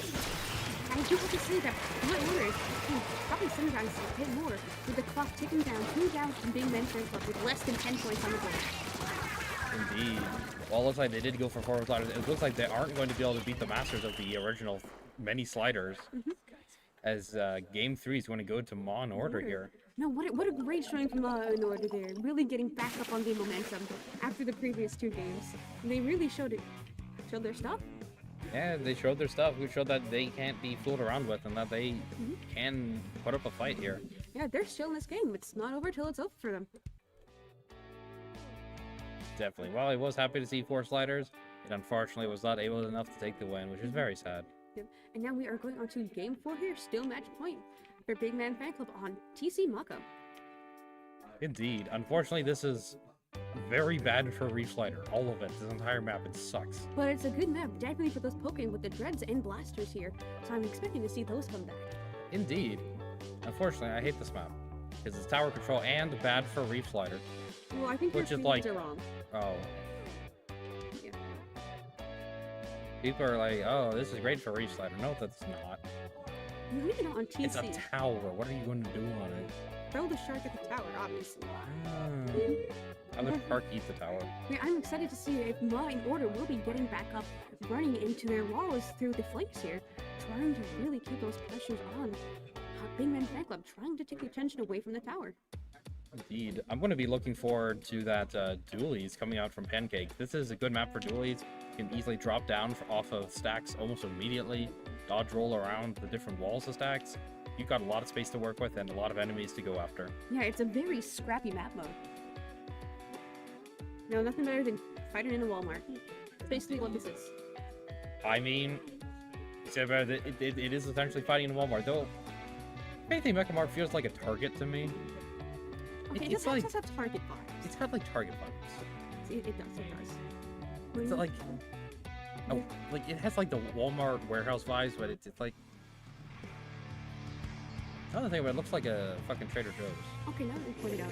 But we can discuss the dichotomy of this later as we get back into game number 4 here. Alright, and we do see 2 buckets coming back out on the side of Maw and Order, with the Dread making an expected return. Yeah, very disappointing. We're going from 5 sliders down to 1. This is very sad. And we do see Penn on game in fact to bring out, I believe that is the That is indeed the Crab Dread. Wait, no, that's the Horny Dread. It does have crab. That's not good. Anyways, as Big Ben Club is looking to take the lead, Ian taking the stack, their stack right now, hoping to hold it down with the gap, but Frank is against side and is able to push Maw. Going for the flank on the Dynamo, but the Dynamo jumps out almost immediately. Making use of that cooler to just flee. Yeah, not in order. It's a quick push, but that is going to be a delayed budget. Now it's Big Man's Frank Club's time to get back on Superman. Definitely see crowd being popped on here on tower with no specials on the side of Maw and Order. This is going to be points here for Big Man Fan Club. And we're a big fan of crab on this route. We've seen this crab thread is going to be perfect. Unfortunately, they get slimed out by a bomb. Rest in peace. Indeed. Maw and Order is bringing back the pressure here. This time they got special and they got control of the tower, but one goes down. They're going to be popping whales from that rule. Yeah, they're still looking to take more control of the map because there's a lot of orange and not a lot of blue. We can see the best looking, finding one, and they find another. They are able to find another picked off by Just Too Blue. Indeed, Just Too Blue trying to maintain the space so the rest of the team can get back. Holding stack. Looking to, actually now the team somewhat back to trying to go aggressive, going after Clarinet Duck, but goes down, and that's going to be a wipe on the side of Maw and Order. That it is. And we can see this crab coming up after this second check. It's going to be pretty good. Holding really keeping it. Oh, definitely. They got cooler, they got crab. This is everything you need. As they move forward to that second trick here, turning down to the wire. This is obviously taking off the point if you don't have the right positioning. Free slider on the tower, not able to find one. But they're able to clean out space. They are able to model that is able to push Big Man Fight back. Indeed, it looks Big Man's going to take the offensive here, pushing Maw and Order back into their base. I don't know if anything. That's a nice pick there from Punky. That was bullshit. However, I'm in favor because it was the answer 52. We do see Maw and Order looking forward to take back control, hopefully keep in their transform. And their spot. With their strikes coming out, with good tacticals, you see the Dow going down. So this might give an easier time with Maw and Order. Yeah, we're going to see a crowd come out from Big Man Fan Club. We're going to see what they're going to be able to do with it. It looks like they're going to be able to fend off the tower, and it's looking it's going to end up being a late wipe for Maw and Order. Quite tragic. Big Man Fan Club's here to win. And they're bringing it down, they're not really pressure. Indeed. But that doesn't mean Maw and Order is going to be dead in the water here. They definitely have the space to come back. Absolutely. Maw and Order is going to have to get that Dynamo in the head off of those stacks. He's in position with a reach and chip there. Yeah, because like Maw and Order's longest range weapon is the Dread. They don't have much to contest that Dynamo, and they need that Dynamo gone. Exactly. And they just have to play this smart, and they should be able to get a nice hit off of that. You do see the Dynamo finding one, looking to find another, finding another. This is why you need to. Why they need to get that Dynamo out of there. If you leave the Dynamo alone, that's what they're going to do. They're going to get a third one here. Going for a 4, that's a quad for them. Going for a 5th, getting a 5th. Going for a 6, getting a 6. This is why you needed to get rid of the Dynamo. You don't mess around with Dynamos. Shout out to Out from Gum. Yeah. We witnessed a murder. We witnessed an absolute slaughter here. Yeah. No, Law and Order looking true. It's now just the Dynamo left. They're fighting one. Well, they get another. They jump out before getting killed. They're just on a rampage in general. And now it's Maw and Order's time. Hoping to look past that first trap choke point and getting into the second. Because if they can break past the second trap, they should be able to get the lead. They just gotta keep that Dynamo and everything else out of the way. Yeah, they need to get that Dynamo. As long as that Dynamo's on that screen, they're not going to be getting far here. Absolutely not. You can see the spikes. Spikes kind of started out. They are inching closer here. Splatoon going down on the side of Mount Order with 15 seconds left on the clock. The T-Tech is going to be diving for it, but they do get wiped out. They needed the dynamo gone. The dynamo could just keep horizontally over and over, and no one can stay on the tower. No, I think this is going to be Mount and Order's game right here. Not Yeah. Mount Order, Big Man Go on, Club. Pancake. Oh. But oh, great performance by Big Man Fan Club today as they take the silver finals. Take the dub. Definitely. With that performance from the Dynamo, they deserve to win that game. Absolutely. That crime. Murder. That was definitely a lot of crime happening. Bros going to prison. I'm sure they might have been holding that back. Don't mess with your local Dynamos, guys. True, Dynamos are evil. I hate them. Yeah, right. And that was all for today's silver brackets, but we will be back momentarily for gold brackets. Yeah. So stay tuned for that. And as we see that Big Man Fan Club is going to be our Nittany Nouveau Silver Grand Finals winner. Congratulations to them. They did great overall today and yesterday. So great job to them. Yeah, we'll look forward to seeing them in the future. And we'll As see you later. See ya.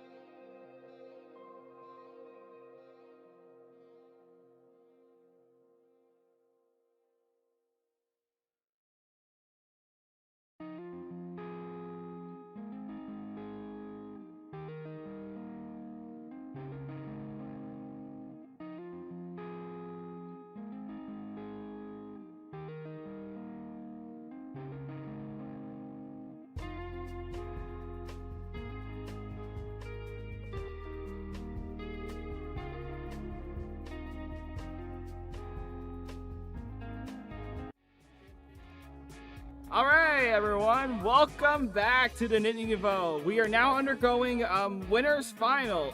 This will be a best of three. I am Youth, joined by my friend Scoop. How's it going, man? Best of Pretty five. good. Actually, no, correction. Best of 5. Okay. Anyway, we have what do we have here?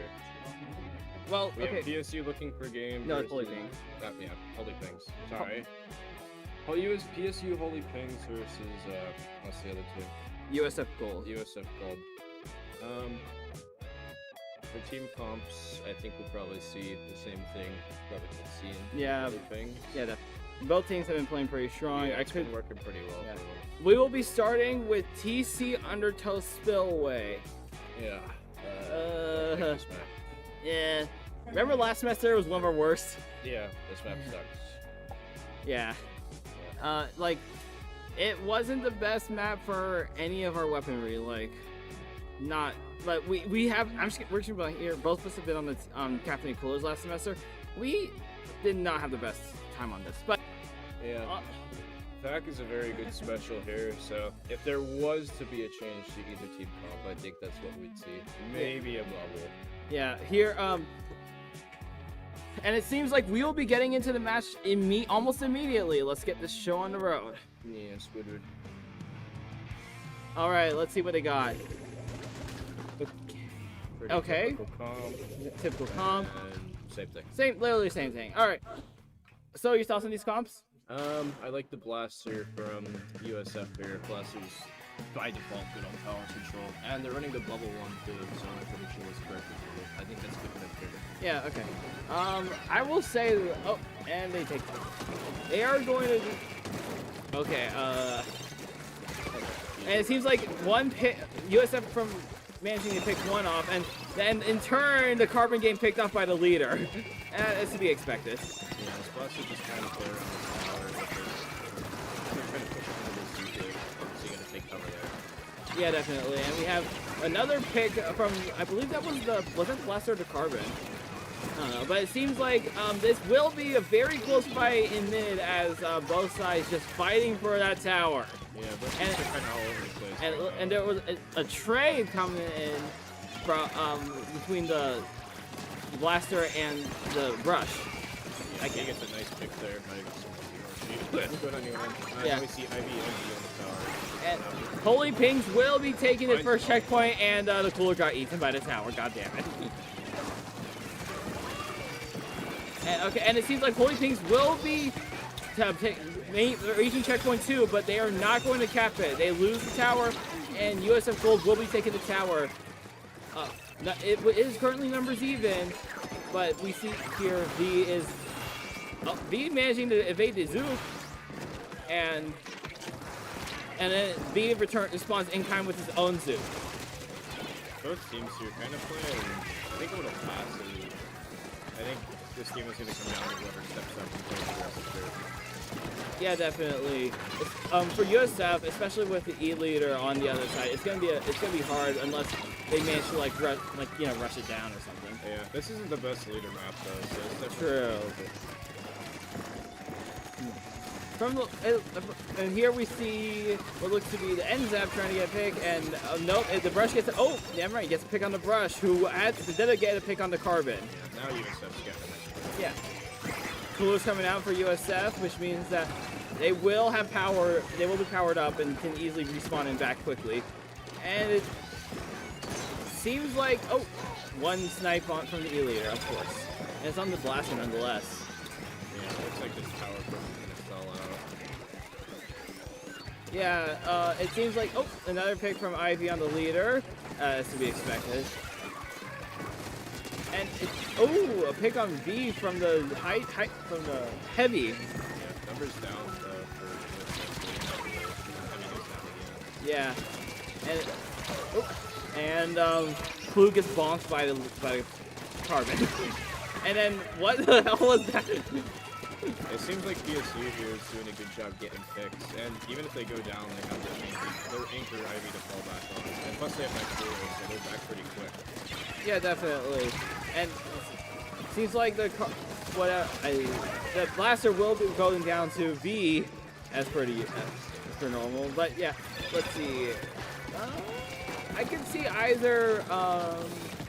No, Cooler's out for Holy Pings, and they are going to be captainated. So They will, and V's here with the Zook, getting no picks, unfortunately. And then gets immediately blocked by the Carbon. It seems like, will they, okay, the Zook is live and does not get a pick, unfortunately. And there's some sharking, and, ooh, that, with the Carbon nonetheless. I'm in Carbon, so it's always awesome to see that happen. Yeah, there's has some promise on this push here for USF. They just gotta go through this push. Yeah. Gonna help. And it seems like they will be taking lead. Only at 1 point. Yeah. This is by no means a comfortable lead. Yeah. Another one. And it seems like they will be, Holy Pinks will be retaking the tower. Yeah, PSU looking to look at counter push of their own here now. They're full strength and numbers down from the other team, so this could be their chance. They only need 1 point here. It is doable. They just gotta lock in and pay attention to wherever the placements. And they're not gonna give it this yet. Well, his number's up, so they probably will get it.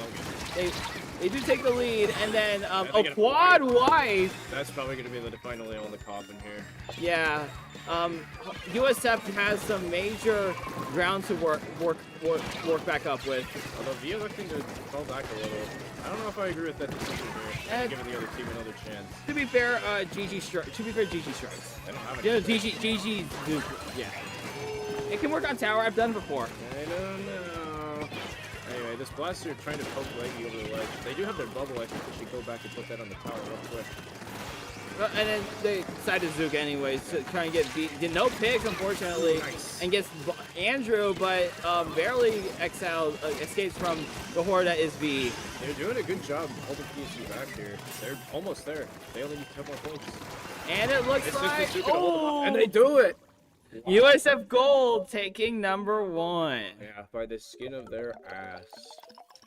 Bro.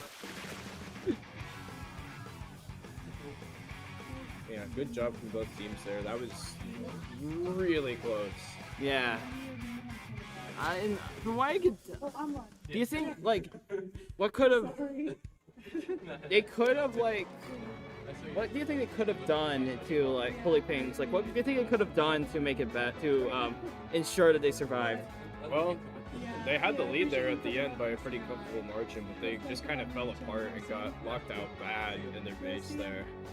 And it looks like, it seems we'll be heading on to it almost immediately. It will be Rainmaker Manta. Yeah, we'll probably see some Kasonic strats come out here. You know, if you know, you know. Yeah. However, it's only one PSU. It's USF versus PSU, and everyone knows that PSU goes one direction, everyone else goes the other. Yeah. It is worth it though. As for comps here, I think we'll pretty much see the same kind of stuff. Yeah, I could. Well, maybe like some kit changes. Maybe. Yeah, maybe like V Blast to C Blast. Or actually also because you know Ivy doesn't like playing E-Leader on this. Maybe he might switch to Dually. Switch to Splat Charger. I know sometimes he busts out Range Blaster. So yeah. Yeah. Well, there was that very rare time he swapped to Dualies, but then again, he's probably not going to pick those up. Yeah, considering they just lost, I think he'll stick with something he's a lot more comfortable with. Yeah. Let me... Honest, I don't really see USF making any... I can see them making some major changes considering that they have a heavy, but... I don't know, like, I don't know anything major, but I can see them make changes. Yeah, I think the heavy stays here. I think the blaster stays here.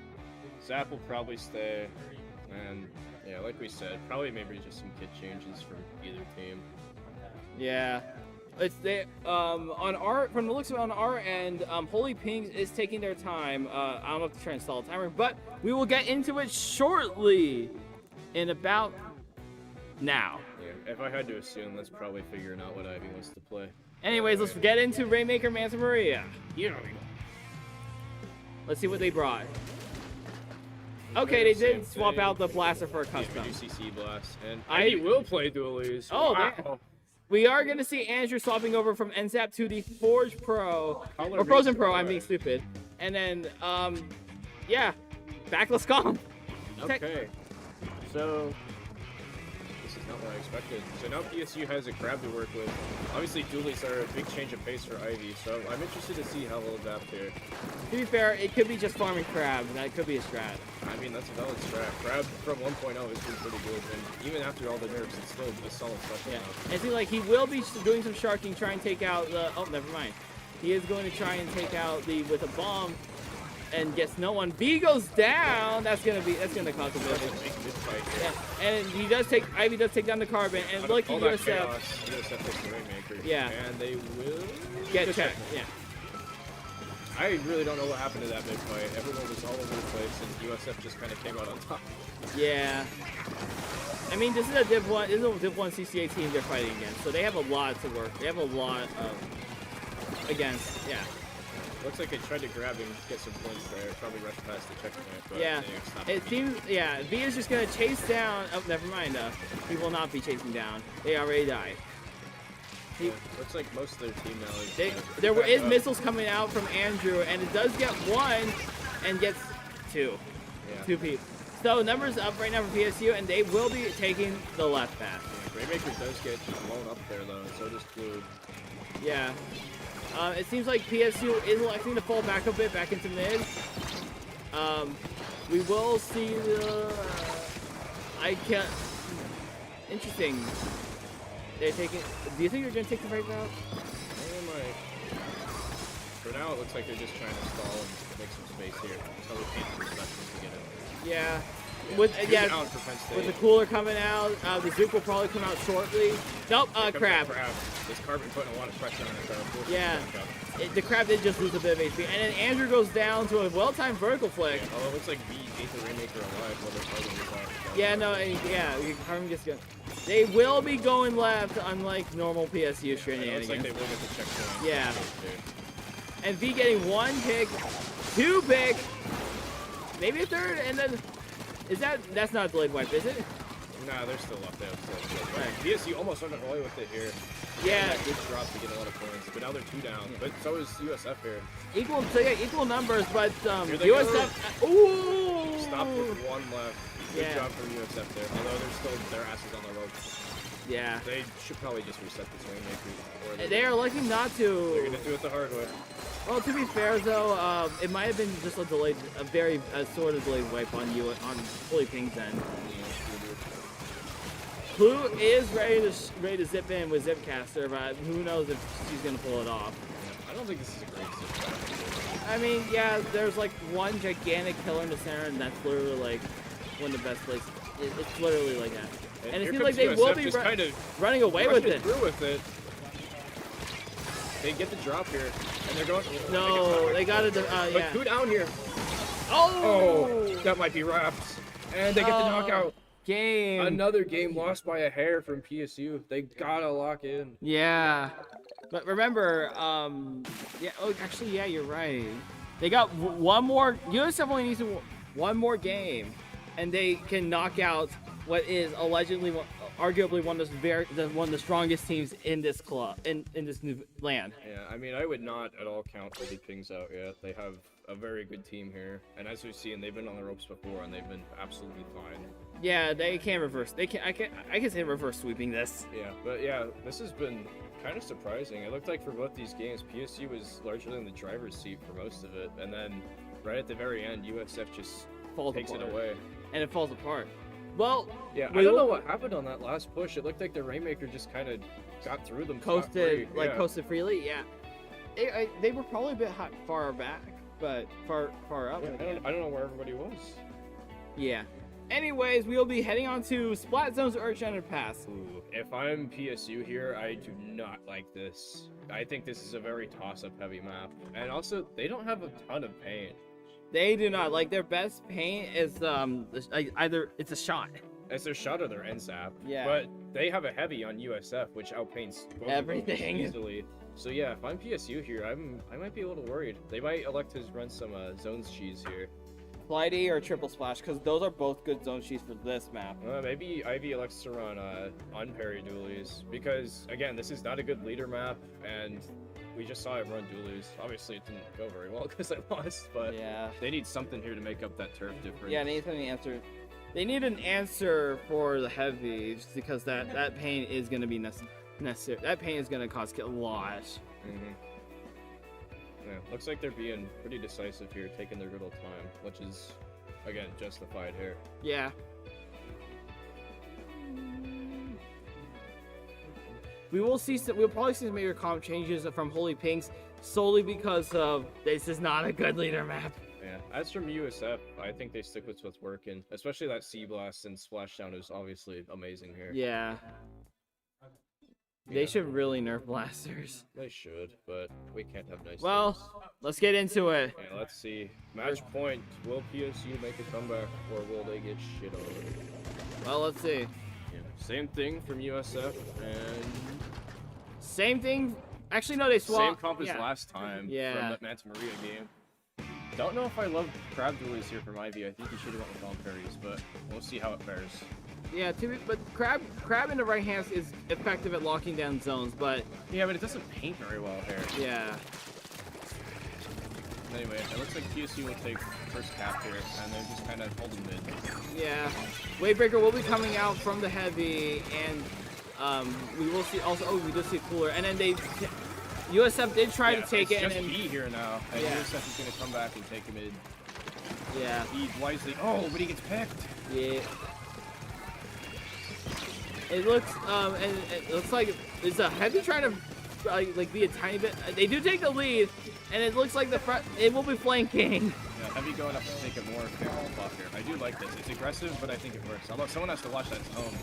Yeah, like you could easily see them dropping and going on the alternate route for PSU. Yeah, this heavy's just wasting PSU's time. Oh, and they jump out. Shot, yeah, I like that play from heavy. Even if they don't get picks there, they're wasting time, and this clock is just ticking down. Yeah.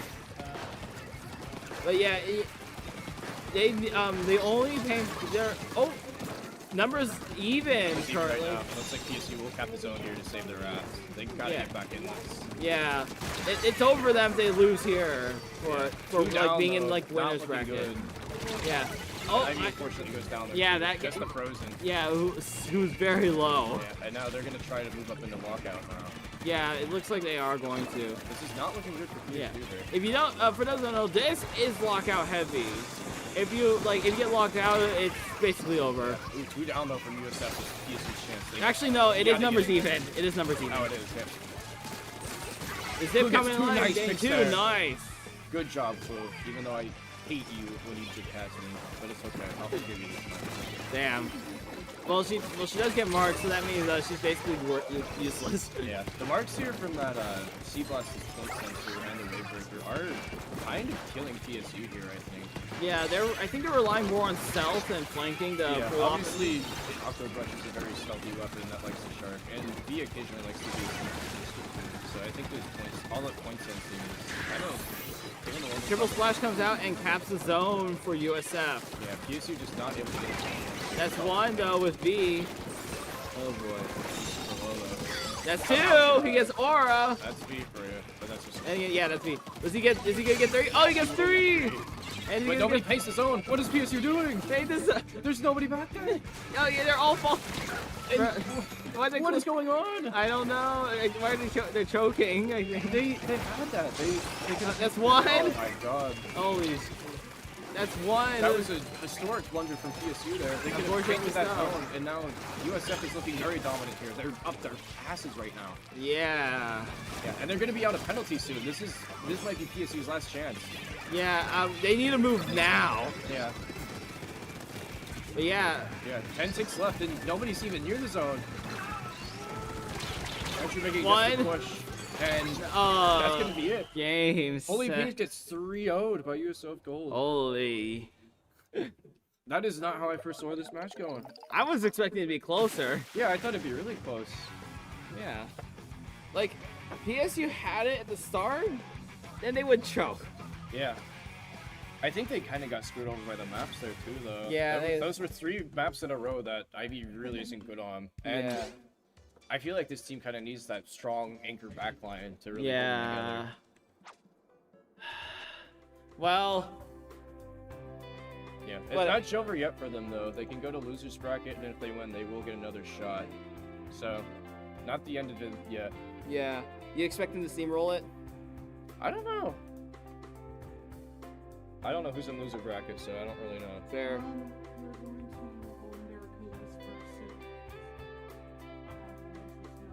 Okay, I'm being Alright. told from our professional producer. producer that we're going to Golden Barracudas to Those Who Snow for losers finals. Semis. Losers semi.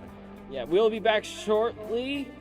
Thank you for watching this. I was expecting it to go longer.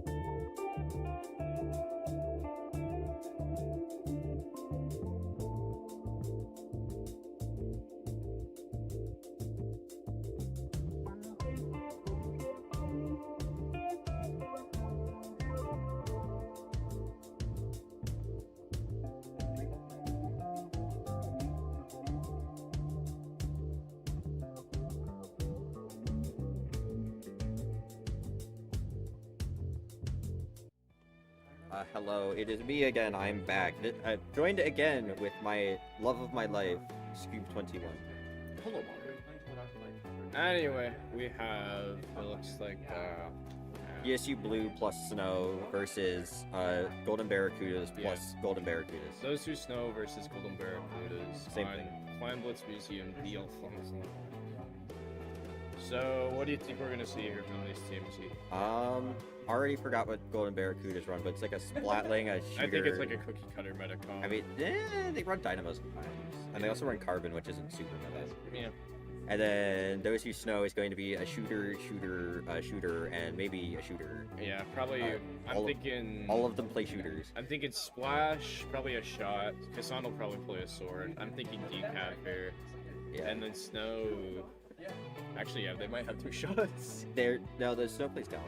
Oh yeah, they might have Gallo. Yeah, it's gonna be like, or they legitimately could go quad shot because all of them play shot. Yeah, we have seen triple shooter from them earlier. Yeah. I mean, just insert like the Buzz Lightyear meme, just I main splatter shot. Like, alright, bro. Yeah. I mean, there's nothing wrong with that. It's a versatile weapon. But anyway, here we go. It's also the most generic weapon in the game and is like lame. Yeah, but everybody here thinks it's cool because V is cool. I guess. Anyway.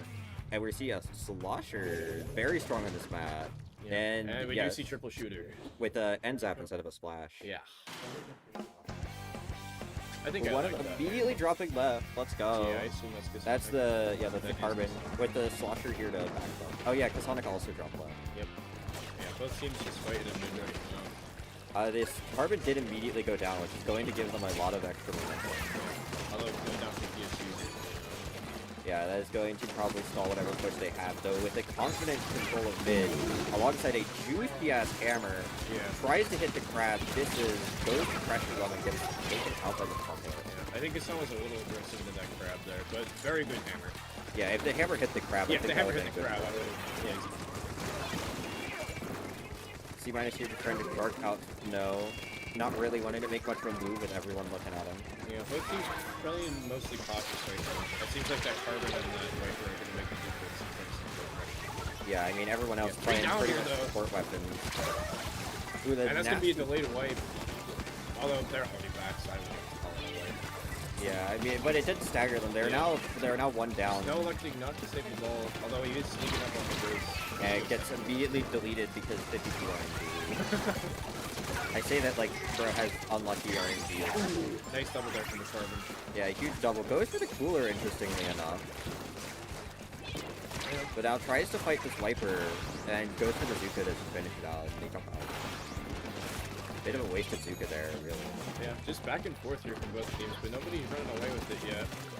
No, not quite. I mean, this map does tend to be very stally. Getting control of mid is not anywhere close to getting control of this map. Yeah, I think we'll have to see a wipe out here to see yeah, especially at higher levels, the Clan Blitz just slows down more and more as you go up. Yeah. Also, Silver making a ball here. Not opting to save the pre-existing one, that's fair. Yeah, you don't know what sharks are looking below there, so I think that's a flip. Also, wasted their Zuba. Let's go Silver. Waste. Okay, we see a wipe here now from PSU, and they will come up from the block. Gonna get the score and go and get another ball coming out this block. Silver gets don't make it. Ooh, unfortunate. With the Viper up on his top. And he will save the ball.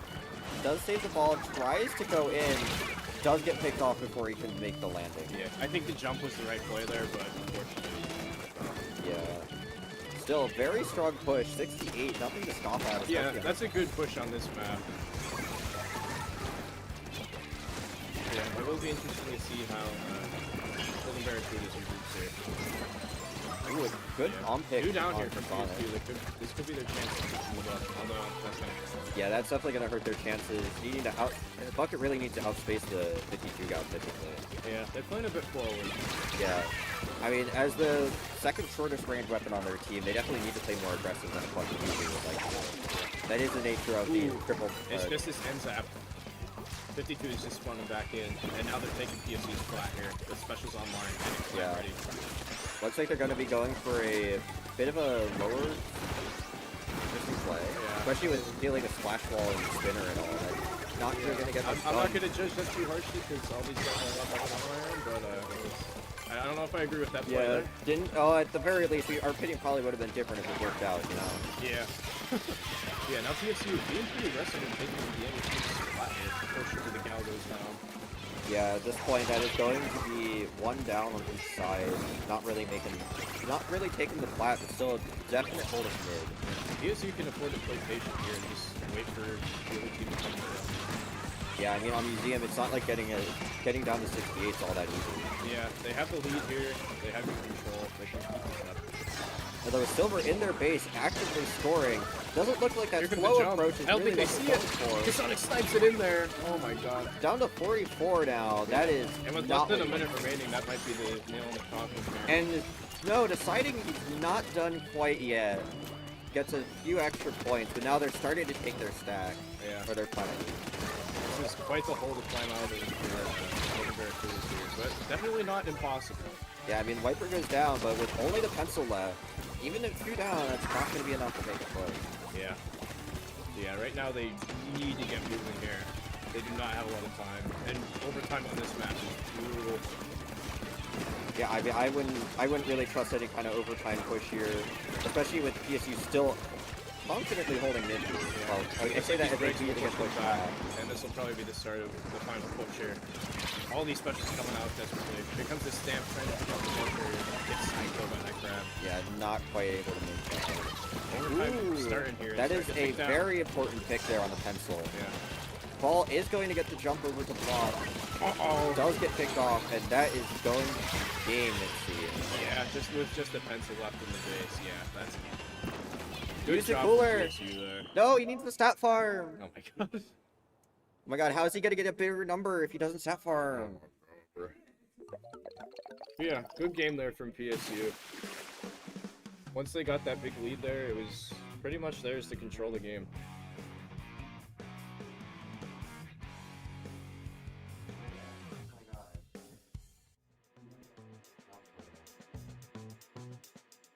Overall, very, very strong showing from both teams.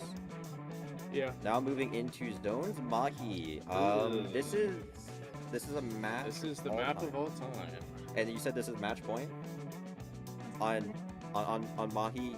No, okay. Well, that sucks. Oh well. Yeah.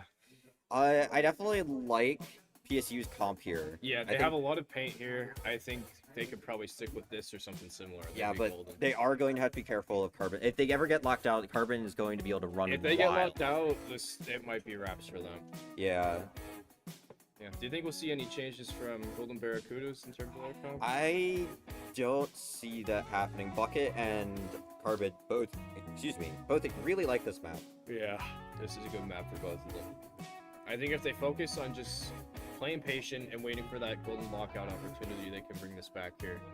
But they're gonna have to be wary of all that paint from PSU. Yeah.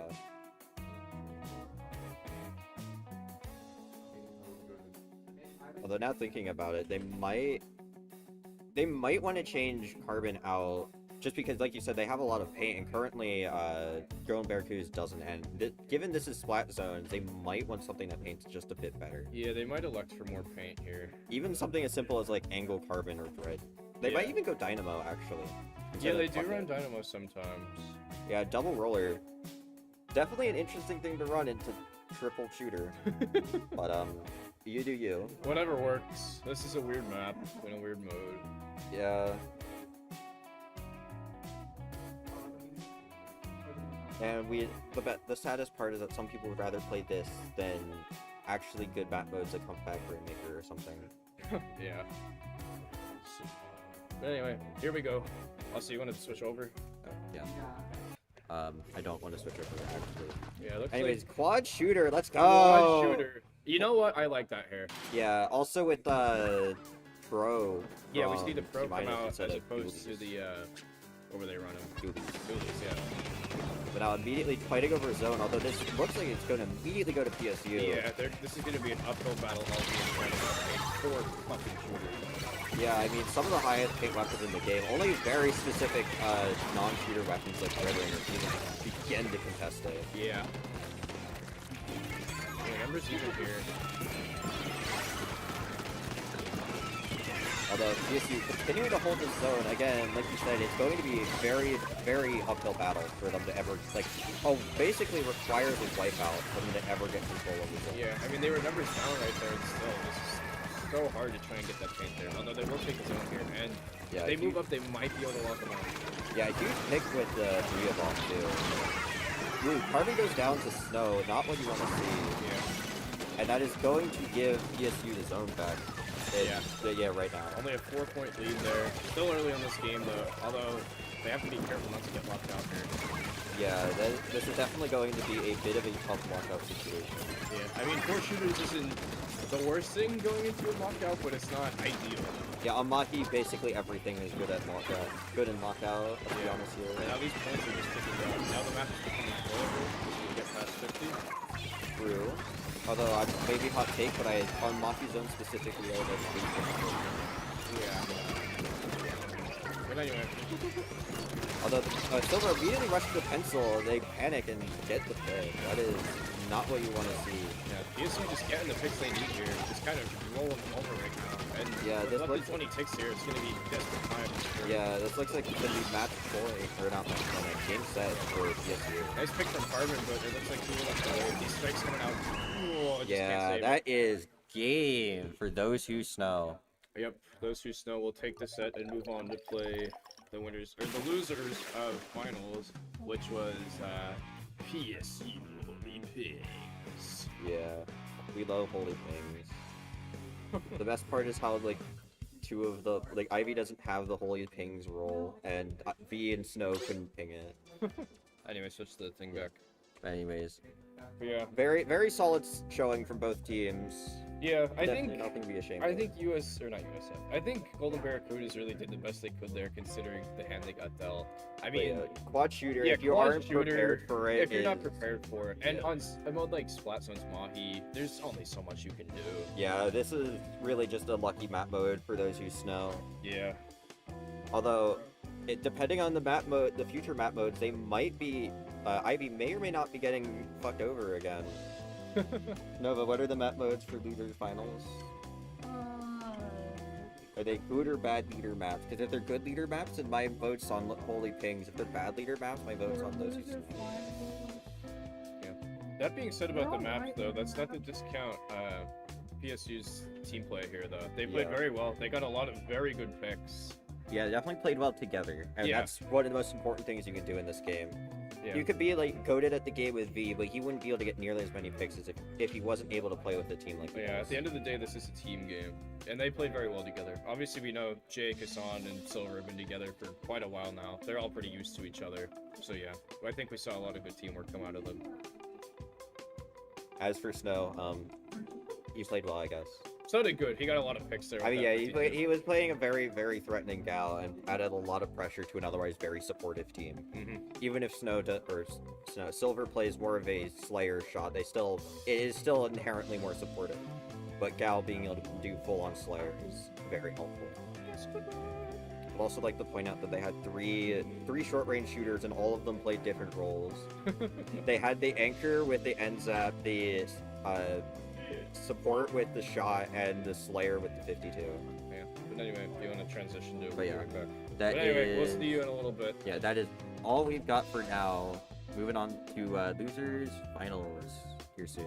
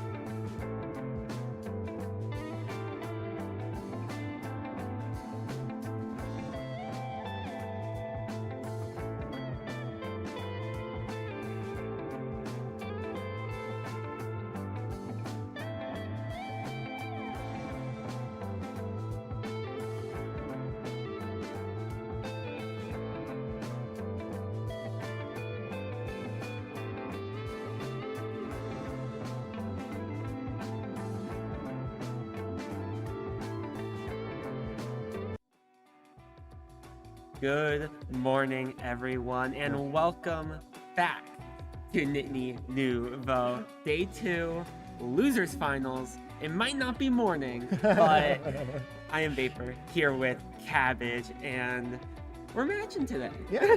Well, it's morning somewhere. Just depends on what time zone you're looking for, yes. But we do have the Losers Finals here for Nittany Nouveau, and it's going to be those who snow versus Holy Pings. Holy Pings we just saw playing in that Winners Finals match.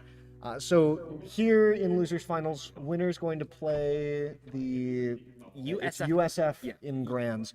Now, is there a bracket reset in Grands as well, or is it going to be... Okay, so whatever the case, for whoever wins this, it's going to be a very long road to eventually winning, if that's even in the cards. But that's for later here, Vapor. It's time that we focus on the set in front of us now. So, Holy Pings and those who snow. Have these two teams played each other? What's the down low on these? I'm pretty sure these guys played each other in the winners semifinals right before we started streaming the gold bracket. When we were finishing up the silver bracket for stream, these two teams ended up going up against each other. I don't remember who ended up getting the win there, but all I know is that it was very close and both teams were loud. I am not surprised. That is a PSU staple, right? Is making sure that your voice is heard over the comms of your own team and the opposing team. Some would say it might even be intentional. But here we go. Game number 1 between Holy Pings and those who snow. Yeah, Holy Pings running with Ivy and V, two very strong players. Ivy, one of the strongest backliners within a PSU. And V, one of those most dangerous slayers, and making an impact right away, finding 2, working with Blue, moving up to the checkpoint. There's a third flow or for V, and this first checkpoint is going to drop in favor of Holy Pings. Yeah, V's reputation precedes, and look at that. 3 kills to start off the match. Come in, get the first checkpoint, and continue running it down here. Andrew getting real aggressive, and the team is there to cover the approach. Yeah, try and move it forward, but getting shut down by that Trizuka from Silver. Silver using the splatter shot of their own. Trying to play over towards this right checkpoint, trying to force a V out of position, working with Snow. V does end up dropping down. Rainmaker going to play for a reset, it seems, but with one member going down, Clue ends up getting a trade there. V is still there and finds 2 more of their own to keep this advantage in favor of Holy Pings. Add another to it, and there's the hammer from Kasonic to try to force V back. You can see Holy Pings is just living in the back line here of those who snow. Andrew, though, going to get caught out. It's a trade, but you're happy to take that trade here if you are those who snow.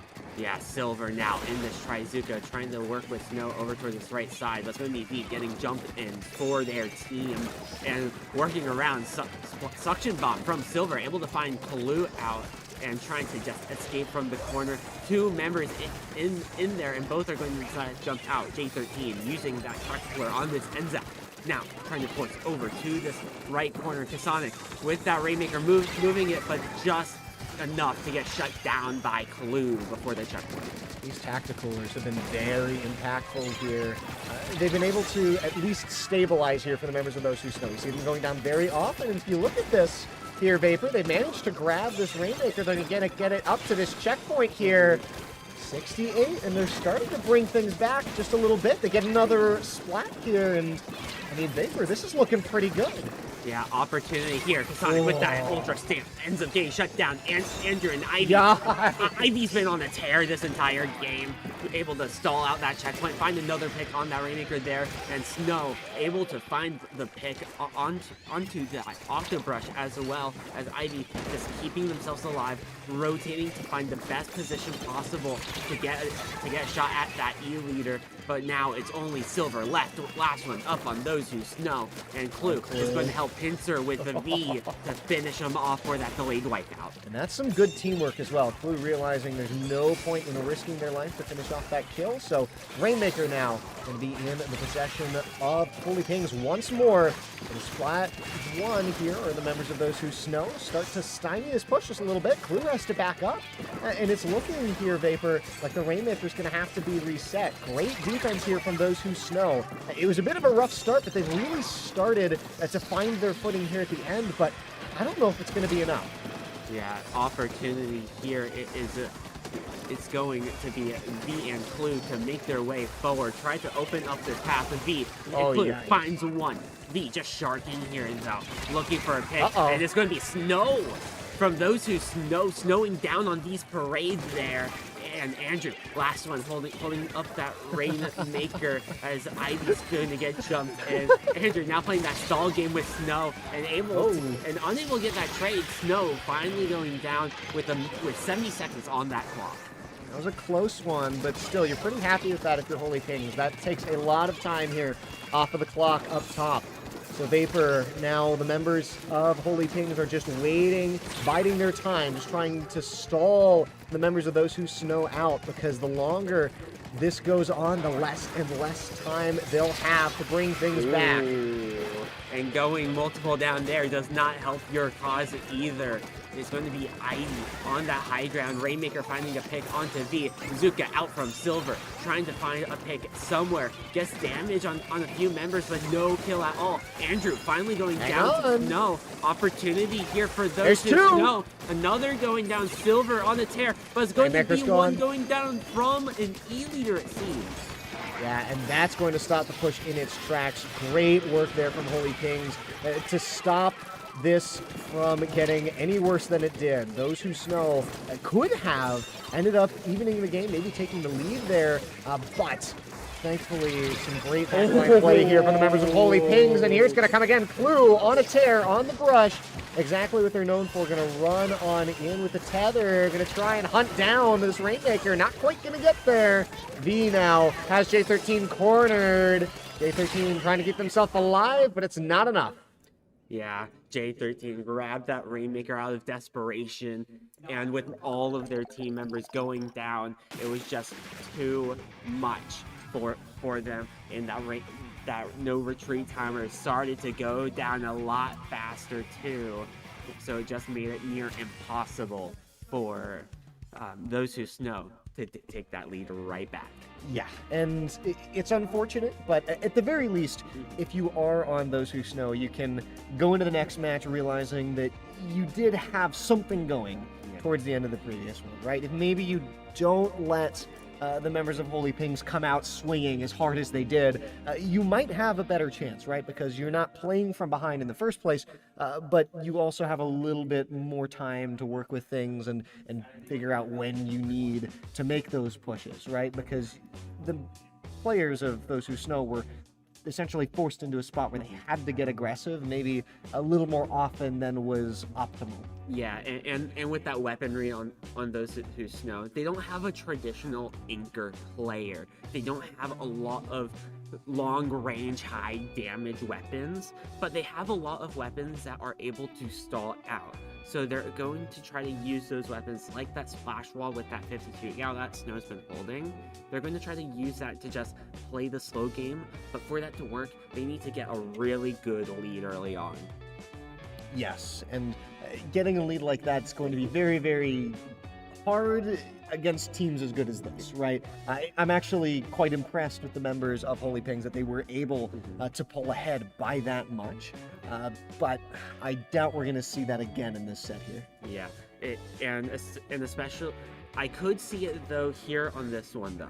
Flame Blitz Mincemeat Metalworks is where we are going off to, and this map is known for being pretty stally overall, but with a few updates, it's been a little bit easier and easier to make some push opportunities, especially through that off angle.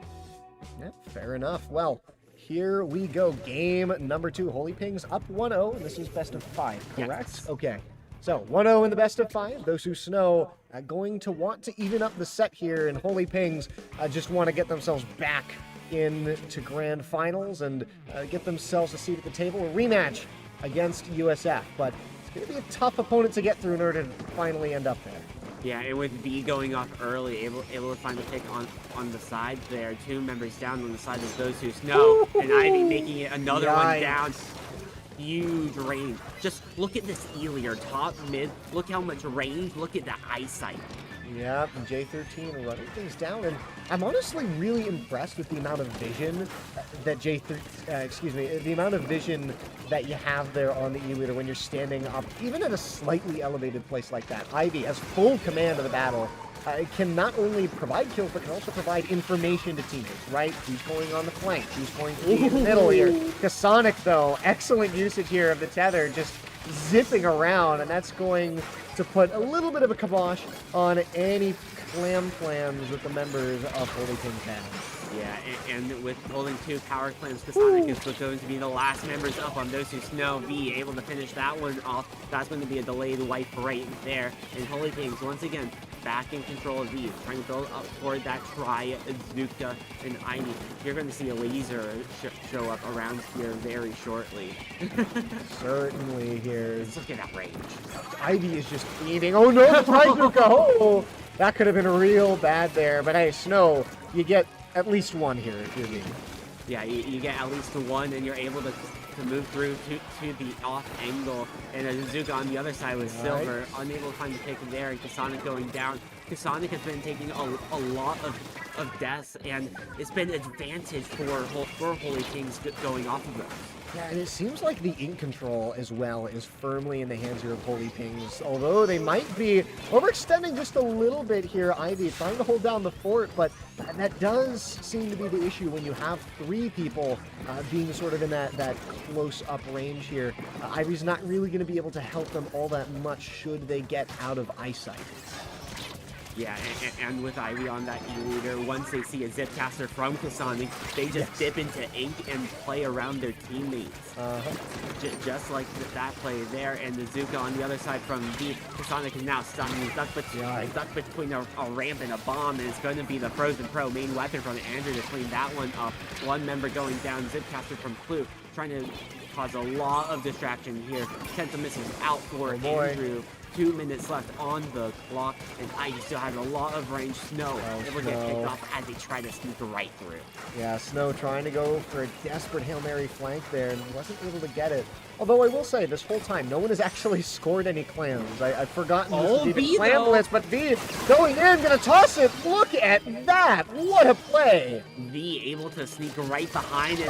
Clue. And then Clue's trying to follow up with that, able to find one that ends up going down anyway. This is a 2 power clam lead, but 1 right there with Snow. That is a Zipcaster recall as well. So 2 more power clams are going to jump right in. Oh my word. One of them is not going to go in that basket. We're going to have a tie score here, which is advantage for Holy Kings. 60 to 61 remaining. Goodness, both teams doing the exact same play. Although you'll have to enlighten me why it's 61 here for Blue. Yeah, the score was tied on that remaining count, and for tiebreaker reasons, the team that scores second is the one in deficit. So now it's going to be up to those who Snow to once again look for a push, and going 2 down is not going to help. Silver's going to play around there, try Zuka, and try to find the pick onto Ivy to open up any opportunity. But V is just going to run right by that, able to find the pick there and play right around this power clam. But it's going to be Snow to find that pick there, try to take the ball, and then they do.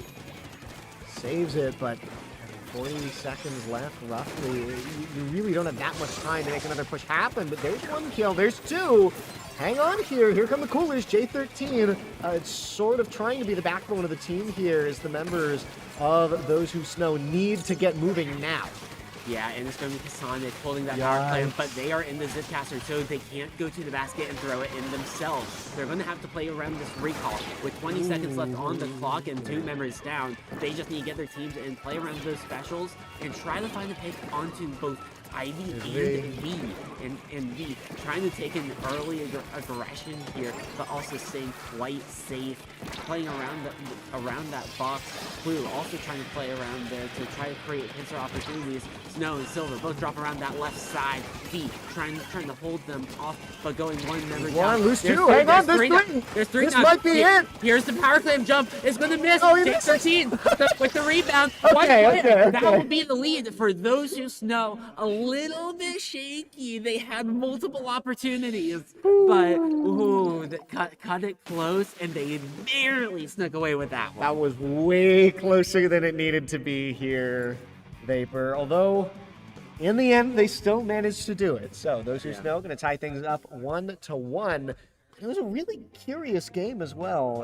It seemed like despite the team fights going the way of Holy Pings, those who Snow just weren't letting them score still. And when Holy Pings finally scored, I mean, those who Snow just came right back with some revenge goals, and it ended up being an extremely close match there, and right at the end, winning that one team fight that they need and getting the most out of it. And that seems to be the MO here. Holy Pings are really good at getting these wipeouts and sort of pushing down players, isolating them, taking them out, but converting off of that just don't quite seem to have it as well down as those who Snow do. Yeah, that goes around the weapon composition choices as well. For Holy Pings, they have Ivy. That's your stable anchor. That's the one that's always going to be alive and just put out a lot of visual pressure with that laser of the E-leader. And when you look at the side of those who Snow, yeah, they don't have that anchor, but without having that anchor, that gives them another opportunity to have a more explosive offense. Yes, exactly. And I mean, we see those who Snow leveraging their offense to great effect when they're finally able to find those openings. So the question going into this next game here is whether or not Holy Pings are going to change up their comp, or whether or not they're going to keep it the same. And beyond that, whether they're going to be able to sort of patch up some of those weaknesses that they had, not let those who Snow get those crucial team fight wins. I mean, those who Snow, potentially, the longer this set goes on, going to start to figure out how Holy Pings like to play, catch the members of Holy Pings trying to get a little over-aggressive. They caught V and Clue quite a few times, just on their own, trying to make some hero plays. Yeah. And going off to splat zones on Robo Ramen. This is going to be a one to watch out for Ivy. Very narrow corridors, and with an E-leader on that opposing side, it might be a little bit difficult. But Kasanic is going to switch off of that stamper and go over to that Octo Shot, giving them a triple ink strike option to have more pain. But Clue is going to try to shut that down early, but they get retaliated, going 3 down. Yeah, rest of the team died there from the low ground, and so the members of those who Snow just surge up high, manage to take control. You're right though, Ivy's gonna have a pretty commanding view of this map, but that's if you can even poke your head out. Right now, just completely stuck within their base, and it's really hard to fight your way up close quarters if you're running something that long range. Look at this, those who Snow, 40 points on the board already and counting. Yeah, and Silver trying to play this hit area to try to get some damage off, but Andrew staying alive. Silver also staying alive. And those sentiments trying to support this blaze of the opponents. And there goes that Trizuga. Gotta get in here. Clue's down. That's another going down. 3 members down. This only Ivy up. And Ivy is forced to jump all the way out. V needs to make an opportunity here, but it's going to be Snow to collapse right on top, and that's going to be one. Hold on. All opportunity, but just not enough. That trade, if they got it clean, maybe, but just not good enough. And we talked about the explosive offense, and that's what those who Snow did. Was that under a minute? That was very quick. Goodness gracious. And I guess that is the issue when you're playing a comp like Holy Pings have, right? Yeah. You have these tools, but you need to get prime positioning in order to do it, right? If you fall behind early like that, you're not going to be able to set up any space for your E-leader to line up those shots in the alley. Your brush isn't going to have any room to flank because they're boxed in, and you're just fighting out with 2 guns against 4. Right? Yeah. It's just not going to work. And so excellent work there from those who Snow, identifying that weakness. They win the team fight. They realize that they just need to keep up the aggression, and they go in and they're comfortable trading 1-for-1 because, hey, if you're just trading 1-on-1 and the other members of the enemy team aren't able to set up, you're still fighting with an advantage. Exactly. And I there's one thing for this next map on Tower Control Ship Shape Cargo Co. that I want to know, and that is Trizuka. Trizuka is going to be that main key game changer for both of these teams because yes, it's overall a pretty flat map. If you're on the side of those who snow, you want to use those Trizukas to try to displace Ivy on that E leader because it is very wide and pretty flat overall. Those attacking paths are very flat on the ground. So if you're able to take out that E leader that has a lot of eyesight and some height elevation, then that helps out very well. If you're on the side of Holy Pings though, playing around that Trizuka, playing around the ramps on the offensive side is going to be the key, especially with that additional range that they can help poke that tower and help poke that tower when it's even just out of your own range. Yes, exactly. And I really need to see if Ivy's going to switch here. Yeah. Because it seemed like it worked well the first game. Second game, a little shaky. Yeah. Third game, just was not able to hit Pater whatsoever. But we're going to end up seeing the weapons here. He is going to stick with it. It's going to be the same comp here. Holy Ping saying that it was just an issue with how they played. Those who snow going to stick with the same composition as well. Kasonic notably not on the brush that we're so used to seeing. Yeah, sticking with that triple ink strike, and that also gives them a GG option at the very end. Throw the triple ink strikes on that tower and get a teammate on it. There you go, GG go next. But you have to be in the lead for that, and here early on, we're just playing a neutral game. Neutral game, and this pace seems to favor Holy Pings whenever it's allowed. So the question is whether or not those who snow allow it. Moving up, Cooler comes out. This is their chance to go in. Caught in the corner, still alive somehow. Clue and V really making their presence felt, and they've had quite a few hero plays throughout the day, and I don't see that stopping anytime soon here. Much better game so far. Clue maybe getting a little over aggressive there. Yeah, just a little bit with that zip caster. Yeah, buying time, though. Yeah, buying a little time, and they're going to be able to get that checkpoint.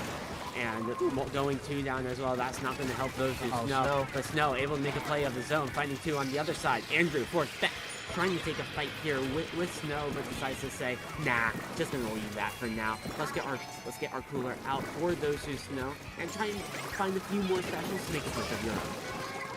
Trying to find some room here. Snow gonna hop on top of the point. You can see V though, charging up top. He's hungry, he's waiting. Stuck on the ground, still alive though, crucially here. Hanging on for dear life. And there comes Bazooka. Gets 1, gets 2. Almost gets 3. Still though, you're calling worth there every day of the week. J13 though responds with another 2. Gonna even things up and stop that push in its tracks. Yeah, break that wave breaker as Kasonic is able to clean up Ivy. There goes that tactical for J13, but it's going to break before anyone else is going to grab it.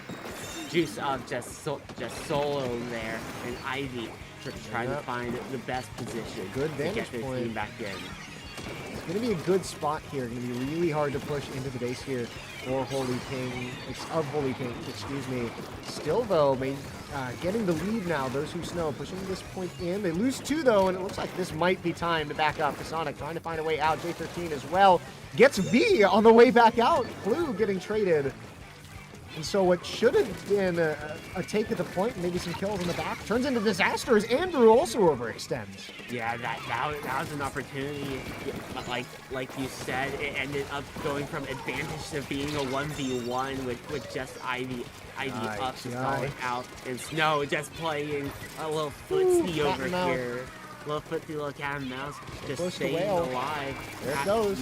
Using that killer whale, just getting the rest of the other members off of them. And that bomb is gonna catch a V trying to escape. And distracting the members here of the Holy Pings as well. The Clue gets behind and gets 2. And that is the Clue Classic.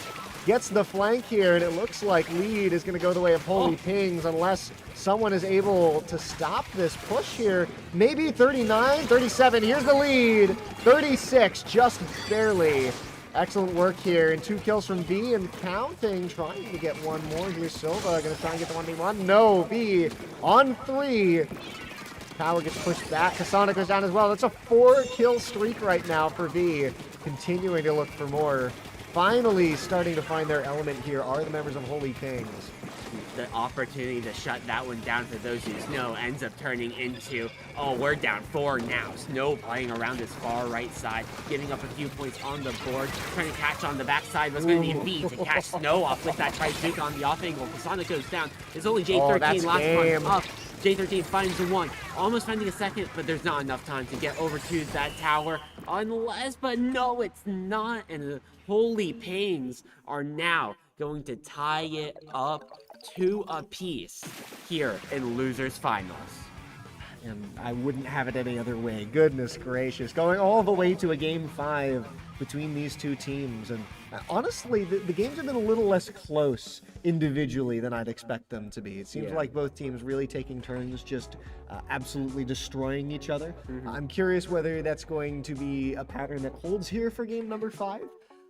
It really seemed like, despite overextending for a lot of that, the members of Holy Pings just kind of aimed a little better. And so they were winning a lot of 1v1s, and those 1v1s were really what was able to push them forward. Alongside that, though, some really excellent flanks from Clue there, something we didn't really see as much in some of the previous games.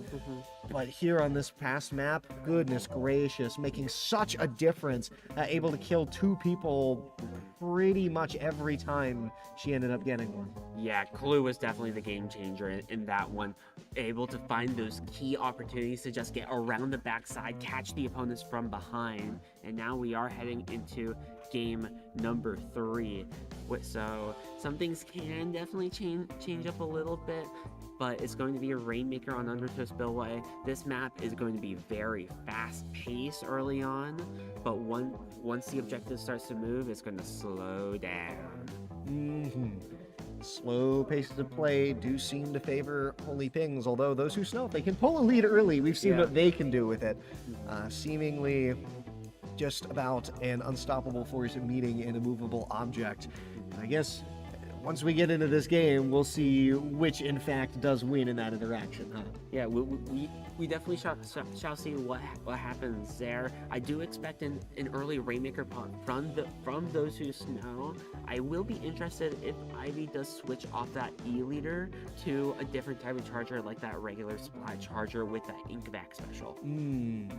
Well, builds are going to come up in just a second here as we get into game number 5. Winner going to play USF in the grand finals, but they're going to have to earn it.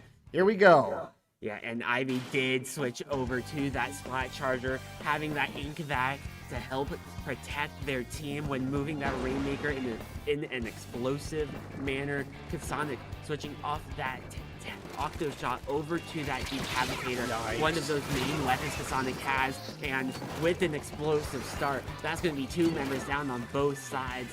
Ivy going to opt to back up, play a little patient here as Andrew is going to get forced back into a corner, able to win a 1v1 with Silver there, and Andrew trying to work together. Kasonic sneaking right through, not getting any additional points off of it, but still advantage here for those who know as Clue goes down as well. And it's only Ivy, last one up, Inkback ready. They're going to try to save it for the defending side. Clue going to drop in, find the pick onto Snow. But there's the checkpoint. Yeah, that checkpoint does drop in return. Clue tries to go for the flank, but in the process, the rest of the team just isn't able to stop this Rainmaker from getting to the first checkpoint. They do manage to stop it after that, but they're going to have to get a lot of value out of this push here and look to see whether or not Ivy's going to be able to lead off this fight with some kills, or if the members here of Holy Pings are going to have to back up, because, I mean, when you have the Rainmaker and Ivy sitting in the back, you really don't have much forward pressure. Yeah, definitely. And with that Rainmaker getting shut down, it's still shut down on the map side of Holy Pings. There's the Inkback to help him be out, try to shut down that Rainmaker, but it's going to be Kasonic with that Decapitator going right through that Inkback. Ivy able to get the pick onto Kasonic in return though, and that Rainmaker carrier in J13. Silver trying to play around, but Andrew able to clutch find 3 of their own, and with that tactical ready, they're going to use it and get this Rainmaker out of here. Getting it out of here. Still a little more progress made by those who Snow, but Holy Kings really need to get the ball rolling here. question is who's going to take possession of the Rainmaker. Probably has to be Ivy, because you just can't go up with 2 people. Yeah, they don't want Ivy to grab that Rainmaker because of that ink back, but it True. just might have to be at this point with how little offensive pressure you're getting off onto the opposing team. J13 Snow playing around this Rainmaker. J13 grabs it. Oh, jeez. Going down right away to a suction bomb there. Did not see that. Ivy now, in fact, ready. The numbers advantage. Andrew will There it end goes. taking it up, running to the left side, using that Steve. ink back. Ivy trying to help out Andrew, but it's not fast enough. Ink back shot out towards that Rainmaker pop. It's going to pick out Snow. Ivy still trying to hold control, but they're going too far forward. Serious. Rainmaker here sitting on the ground. Gonna get picked up. Sonic gonna jump off the map with it, reset it. 2 minutes left. Difference really not that big between distances traveled, but it is still members of those who Snow have the lead. The Holy Pings, though, seem to really be finding their fire here. As Clue's gonna get a kill. Make that 2. Make that 2. Nice, huge play by Clue there, trying to open up at that left side. Behind. But yeah, everyone behind is just too much. Suzuka Yikes. almost finding a pick on Andrew. V has Suzuka of their own ready, but there's 3 one, members 2. surrounding them. V able to find one onto Silver, but still getting collapsed on. Skirmished around, swarmed even by J13 and Kasane. Still, though, it's just a matter of time if the Rainmaker keeps sitting here until the members of Holy Pings finally manage to push it a little bit forward. Those who know they need to take possession, and they need to get aggressive with it. They need to push the members of Holy Pings back, get some ink control, and this is a good way to do it. B gonna win the one-on-one. It looks like he might end up getting the Rainmaker here. Has to back up, though. Low HP. Takes it out alive, just barely. Just staying alive back with their team, building up for those specials. Izuka ready to go, 50 seconds left on the clock, and they still have a checkpoint to break through. Ooh. Silver trying to get some shots right over that middle barrier, 40 seconds. Kasane trying to play around this left side with that decapitator, play those ground areas, but with 2 members going down, Kasane's going to grab. That's going to be a third. Oh my. Ivy in that ink back. They're stuck there. Going to wait out the ink back shot. Oh. Off the wall. Just a Holy. large enough radius to find 2 members, J13 and Kasane. Snow playing around that Rainmaker, able to jump out, but 18 seconds left on the clock. Opportunity here for Holy Pigs. It's going to be Andrew to pick up this Rainmaker as the final stand. And this push has to be it. Here comes the zip line. There's 1 kill. Defensively, Kasonic is going to have to make a big play here with the special. Clue's going to jump on back. That's 2 members down here. Rainmaker getting pushed up. Yes, everyone dead. Overtime. It's only Gonna push it up to J13. the first checkpoint. You got to push it a little bit farther here. Rainmaker's going to come on back. There's 1 down. 3v3. Rainmaker just needs to go a little bit farther. There it is. They get it. It was only J13 on that defense, and those who know were able to swarm around that point, paint just far enough to allow that Rainmaker to get picking up very quickly and lunge their way into grand finals. And those who Snow just got a little bit antsy there, played a little bit aggressive. They bunched up, and I mean, that's where they get punished. A lot of great plays here from the members of, I'm already forgetting the team name, excuse me, from the members of Holy Pings, as they're able to take that one. Still, valiant effort from those who Snow, took things down to the wire, but Holy Pings gonna get their rematch. Yeah, they're going to get their rematch this time in grand finals. They are on the loser side, though, so they need to win 6 to get the victory, and they need to get at least the first 3 before USF Gold gets 3 of their own. Going to be a bit of a tall order, but still well within the realm of possibility. Well, we'll see if they're able to do it once we get into the lobby, and that's going to take a bit. So we'll send things to a quick break, and we'll be right back with grand finals.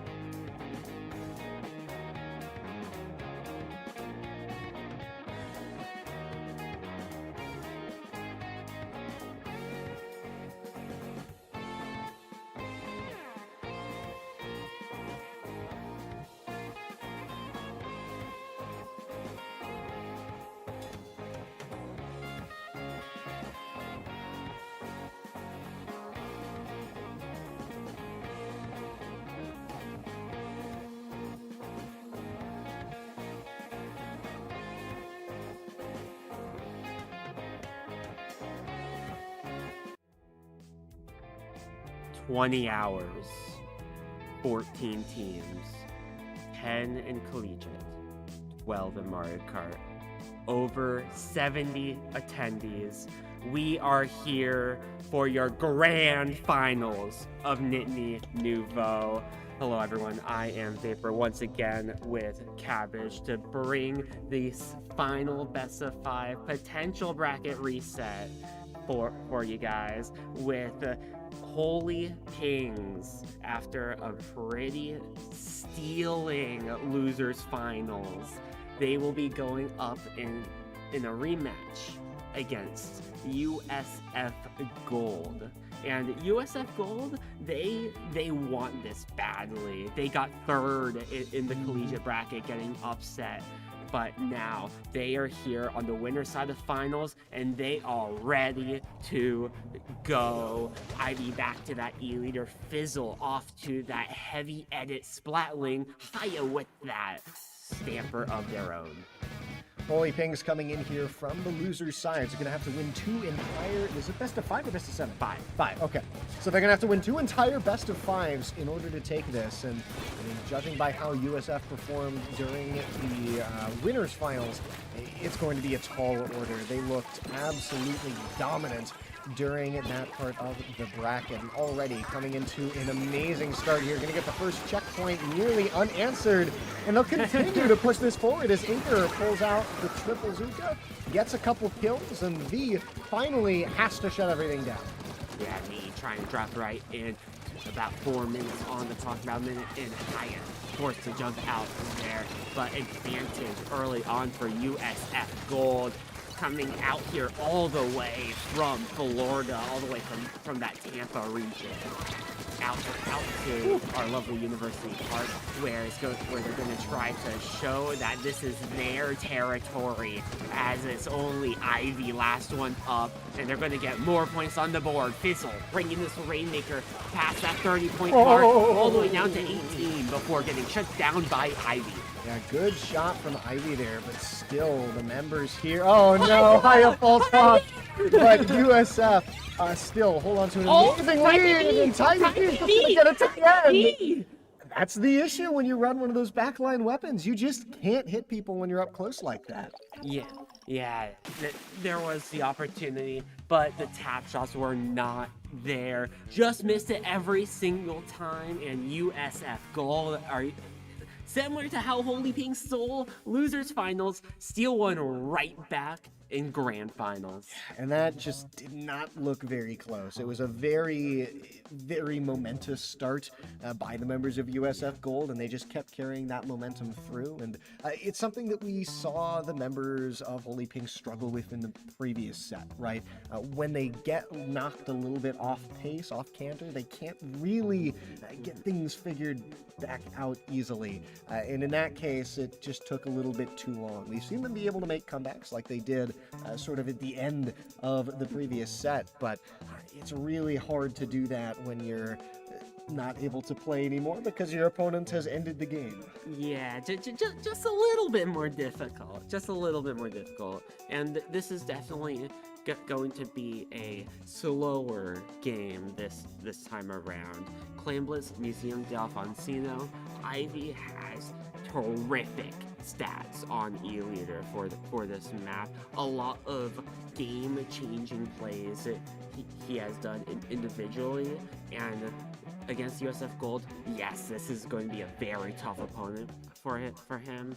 But if he's able to get those shots on lock, then Holy Pings might have a chance. Yeah, I would not be surprised to see this set go a little bit longer, but I mean, Holy Pings are also probably a little bit tuckered out after the end of the previous set. USF Gold had some time to rest, get figured out, watch Holy Pings play, see if they can identify any gaps in the game plan. And I think the beginning of that game shows that they did their homework. They identified how much Holy Pings struggles when you're able to go that aggressively, that early up into their team composition. Yeah, it's definitely going to be a little rough on both sides, trying to find that offensive end, especially with a very strong anchor on both sides. So let's see what these teams decide to bring out this time around, sticking with that normal comp for Holy Pings and USF.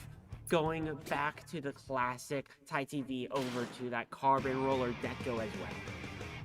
Yeah, coming in here to game number 2. Going to be Clam Blitz here, so I think we're used to seeing the members of Holy Pings take it slow, right? They want to just take their time, get the clams, but they're going to have to convert a little bit better than they did previously in this scenario. Getting 2 kills is a good start. Thai TV, though, going to get 1 and run away, looking for another one on V, but V, crack shot that he is, manages to survive here.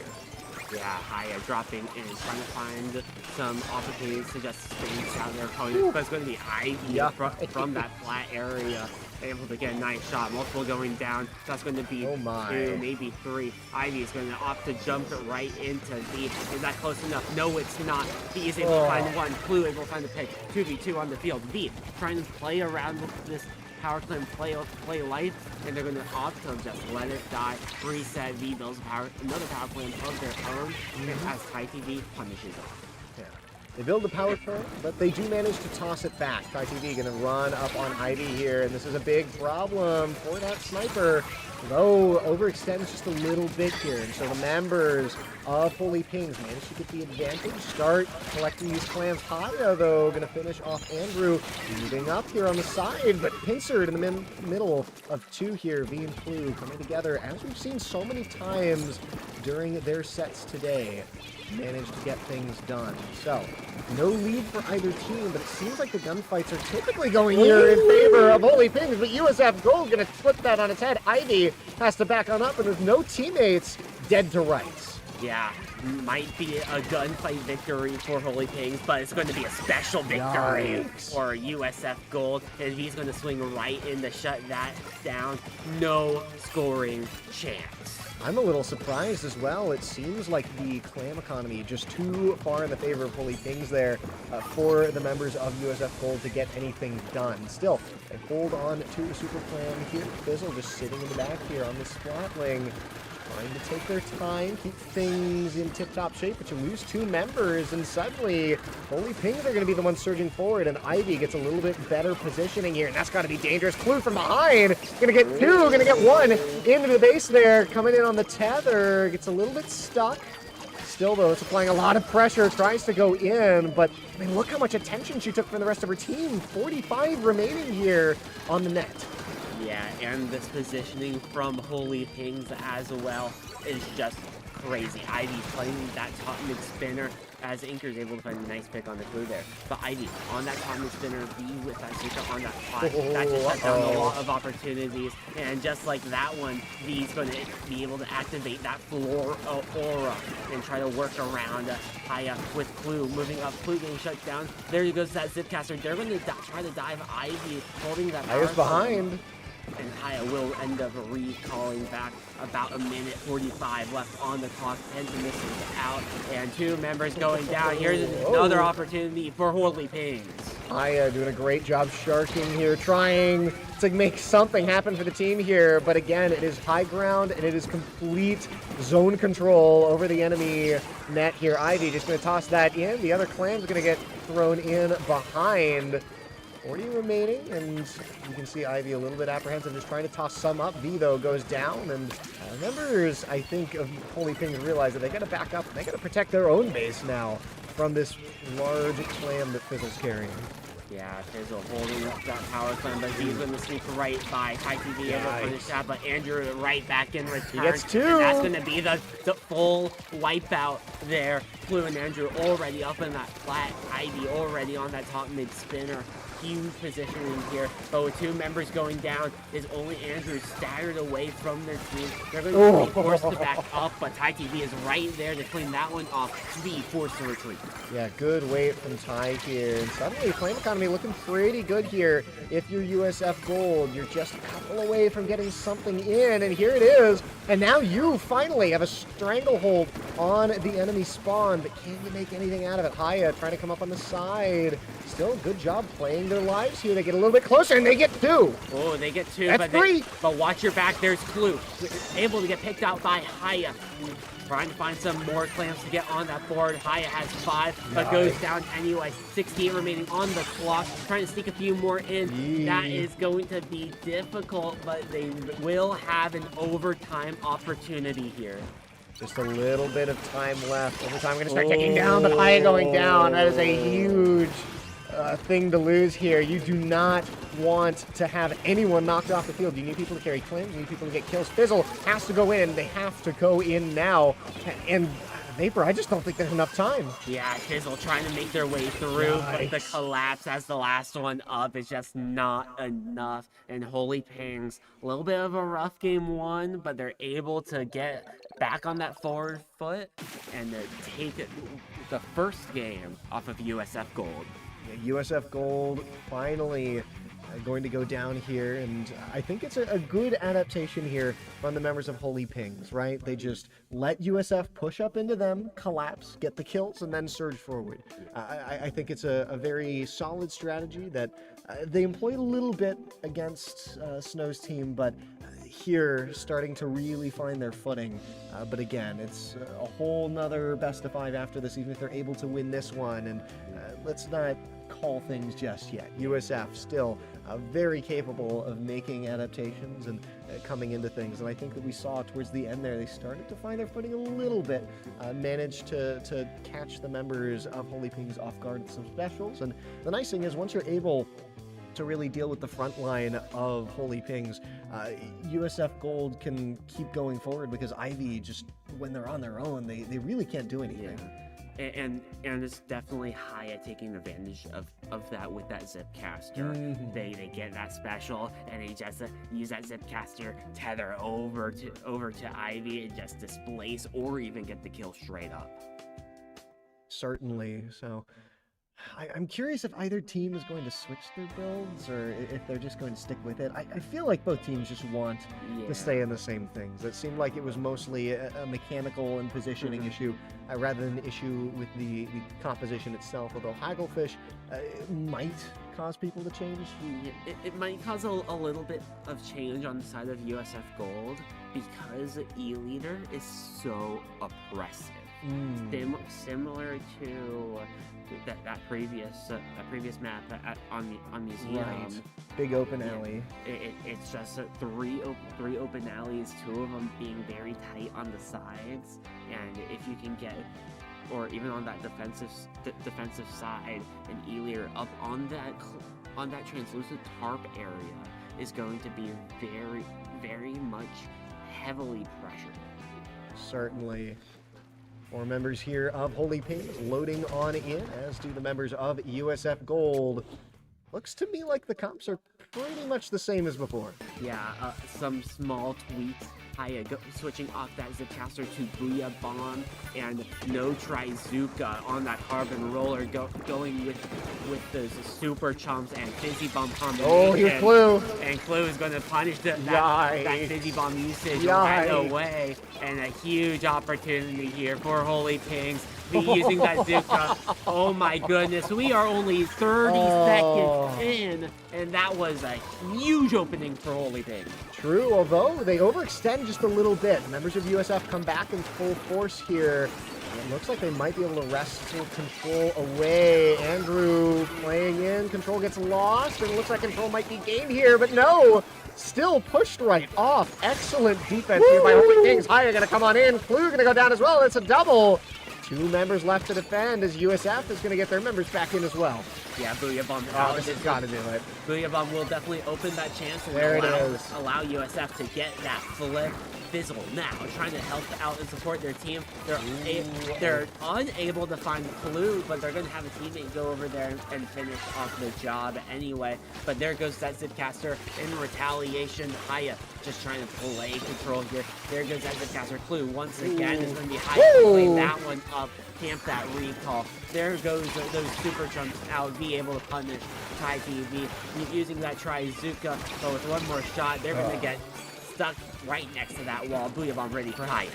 And Ivy just has not quite been able to find anything with E-Leader just yet. But once those kills start coming through, it's going to be very dangerous here as Haya going to move on up here. Ivy finally gets a little bit of room to work here. Here comes the recon. Control lost, and control now going to be gained here by the members of by the members of Holy Pings, and Ivy finally finds one, and the teammates are going to use that opportunity to push on up, but you lose one in the process, and again, it's another overextension.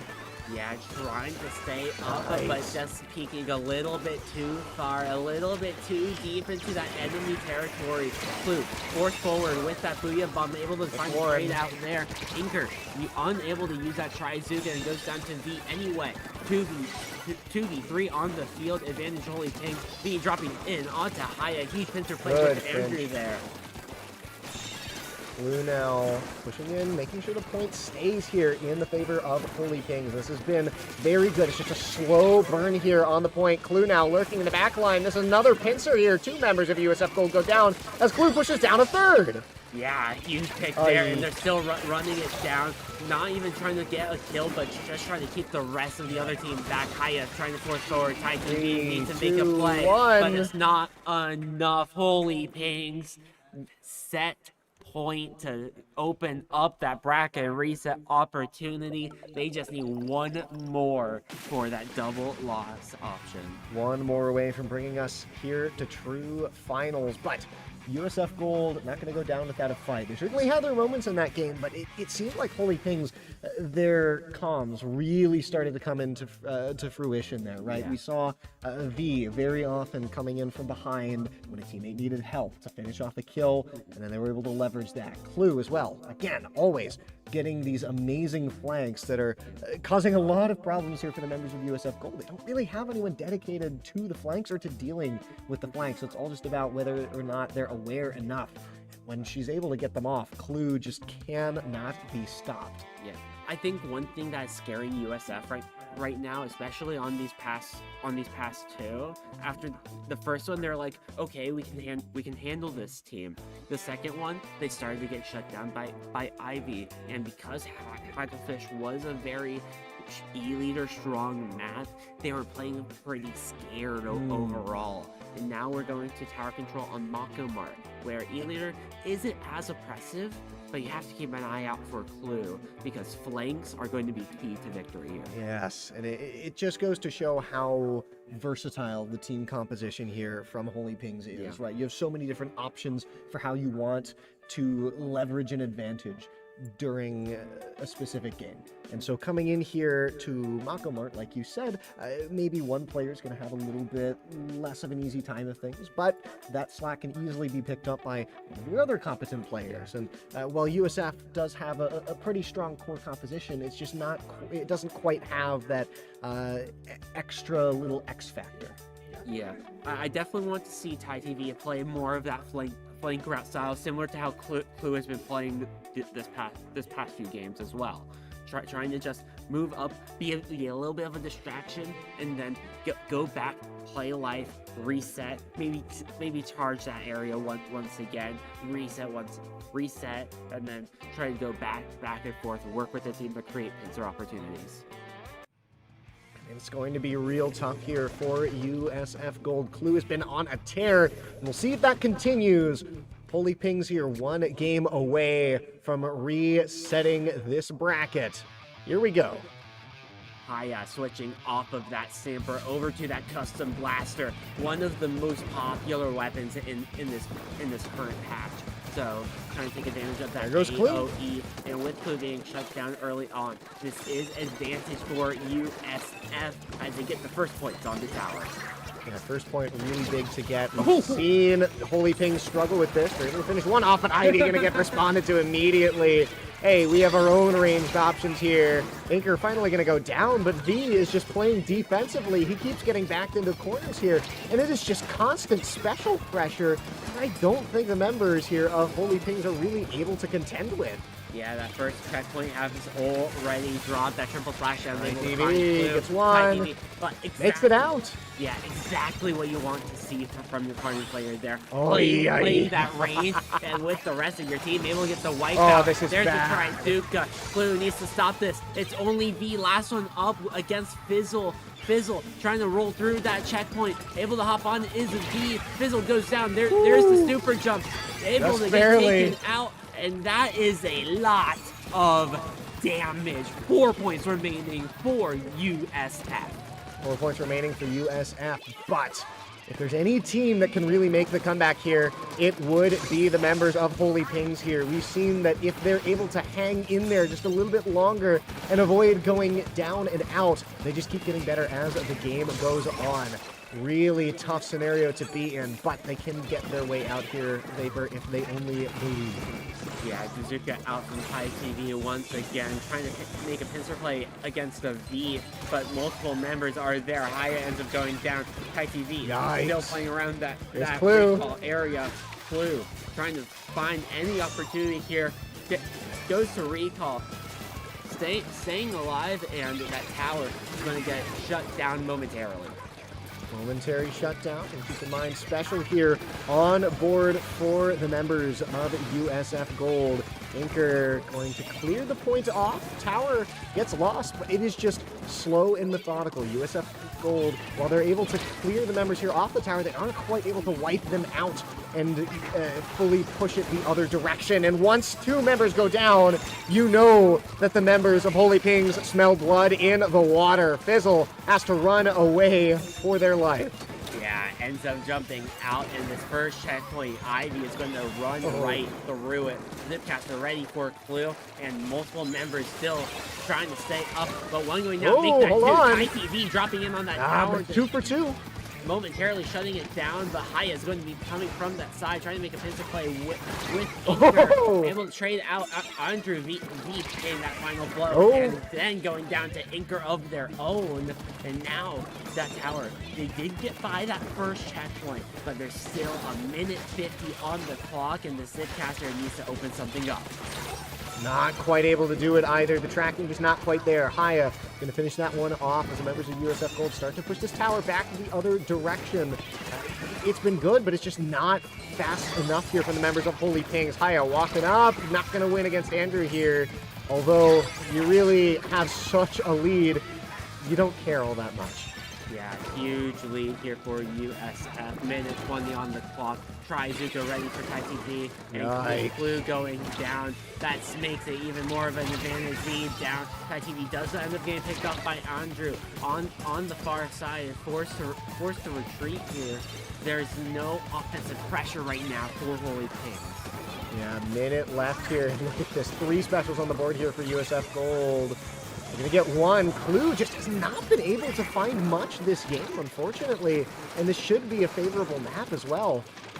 Yeah, being able to find one pick there with that try. Azuka trying to move up towards Haya. Haya gets picked off by Ivy on that E leader. TaiTV now able to trade out with V, but that's still a 2v2 on the field. Ivy able to clean that one up. It's only Fizzle Clue trying to make their way towards them, but Haya now, Ivy does not realize that Haya is right there. They do get that mark, but he ends up going down as well. Andrew stuck in the in a corner between a rest off and a hard place there. It's 15 seconds on the clock, and USF Gold are just trying to stall out this timer. Triple splashdown ready to go. Inker with that Trizuka. There's that splashdown. Able to take out one. V trying to shut down Inker, but they end up going down. On the tower is Ivy, so we will get overtime. It's only Clue, though. Zipcaster ready to go. Once they get off that tower, it's over, and they use that Zipcaster go right off. USF Gold, bringing it to Game 5. Match point for both teams. Match point for both teams here. And you can feel a little comfortable with USF Gold because you still have an entire other set if you do lose this one. However, still cannot feel good to have gone down those previous 2 games. Still, very good showing, especially at the beginning there. And it's just what we keep seeing from the members here of Holy Pings. They just can't quite seem to deal with a lot of these early aggressive pushes that the other teams are capable of.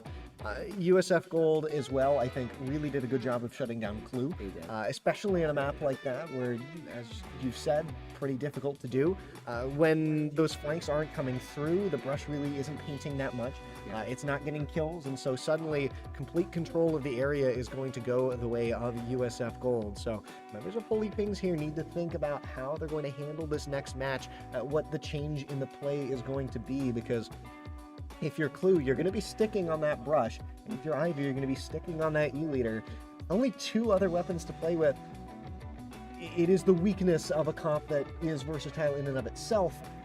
It's that because you are stuck with what you have, if that versatility isn't quite enough, then where else do you go? Yeah, well, we are going to Rainmaker on Humpback Pump Track. We've seen a lot of explosiveness on both sides, but once Holy Pings is able to get a lot of control, they're able to hold that control basically the entire game. I want to see something like that here on Rainmaker Humpback. Everything is explosive. It will be a stall fest in mid, but once you pick up that Rainmaker, once that stall is done, boom, points are gone off that clock. Oh yes, and coming into this as well, are we expecting to see a switch so that we get the vac again? I do think that's an option. I do think we could see some vacuum usage, because there also isn't a decavitator on the other side to go right through that vacuum. So we will definitely see that ink vac come out. Nothing changing on the side of USF. So with Andrew switching off that pro for the first time today, going onto that NZAP, this will try to give them that cooler option. There's 2. Get respawn back in quick, and with 3 going down, this tactical alert will definitely help out and get that checkpoint a lot faster in the first 20. Goodness, and Clue at the vanguard for the entire beginning of this game. Excellent work here on the brush. Somehow alive, finally goes down, but look how much time and space you bought the rest of your team. Ty TV have to cower in a corner here as the rest of the members here of Holy Pings push on forward. Rainmaker finally goes down, but it's 6 away as V is trying to push things up. Looks like he might not be able to finish things off. No, Clue's continuing to push things forward. They're going to try and get this Rainmaker flanked from behind. Might just stop them. Clue keeping this bubble where it is and buying some extra time. And with 1 minute off the clock and 6 from the objective, I think you're pretty good about where you are, huh? Yeah, that was a huge opening for Clue, opening up that opportunity right there. But 2v2 on the field, Ty TV going down to a suction bomb. That's 2 suction bomb kills within 5 seconds. It's just a fizzle on that Rainmaker getting the team in the back end. V trying to play around their Trizuka in mid. Clue's going to make a move of their own. Unfortunate. Andrew getting shut down. Clue going down to Aya on that custom blaster once again. And it's going to be the Rainmaker to move up. Hang on. Zuka out to try to stop that checkpoint from going down. V very weak to that blaster, but 3 members going down. Clue trying to make a play. That's going to be a wipeout. USF going to get this first checkpoint, and now we'll show the defensive end of Holy Pings. Are they able to hold on to this corner? And if not, how much will they lose? It's going to be tough, but they do have the vacuum, and that's going to be a very big tool here. But they need to charge it up, and Ivy so far does not quite have it. Rainmaker in Fizzle's possession, and V's trying to hit these Zuka shots, but they're not quite landing. Fizzle hanging in there just a little bit, and it's just not quite enough. Here comes the vacuum finally. Going to run on up, but you're the only one left. It's only the vacuum last one up, and they go back to that Trizuka. The Rainmaker trying to stall out, find a few more kills on their team. Fizzle trying to sneak in a few points, but they lose ends it. up going down, overstaying a little bit to V, and V is able to clean that one up. It's only TyTV last one. They're going to try and play around that corner a little bit, right beneath those ledges, to try to stop that Rainmaker from going any further. Oh yeah, Ty TV gonna come on in, stop the Rainmaker from moving any farther than they'd like it to. Haya now sitting in the little bowl at the top here. V trying to make their way in. Haya have been doing a very good job so far this game of just sharking, finding kills, while V really likes to sit up on the high ground. Haya making that really difficult. Vito gonna get 2 here, and that's huge. Tai now isolated at the top of the hill. Rainmaker getting fought over. Looks like, though, the members of Holy Kings are gonna have it.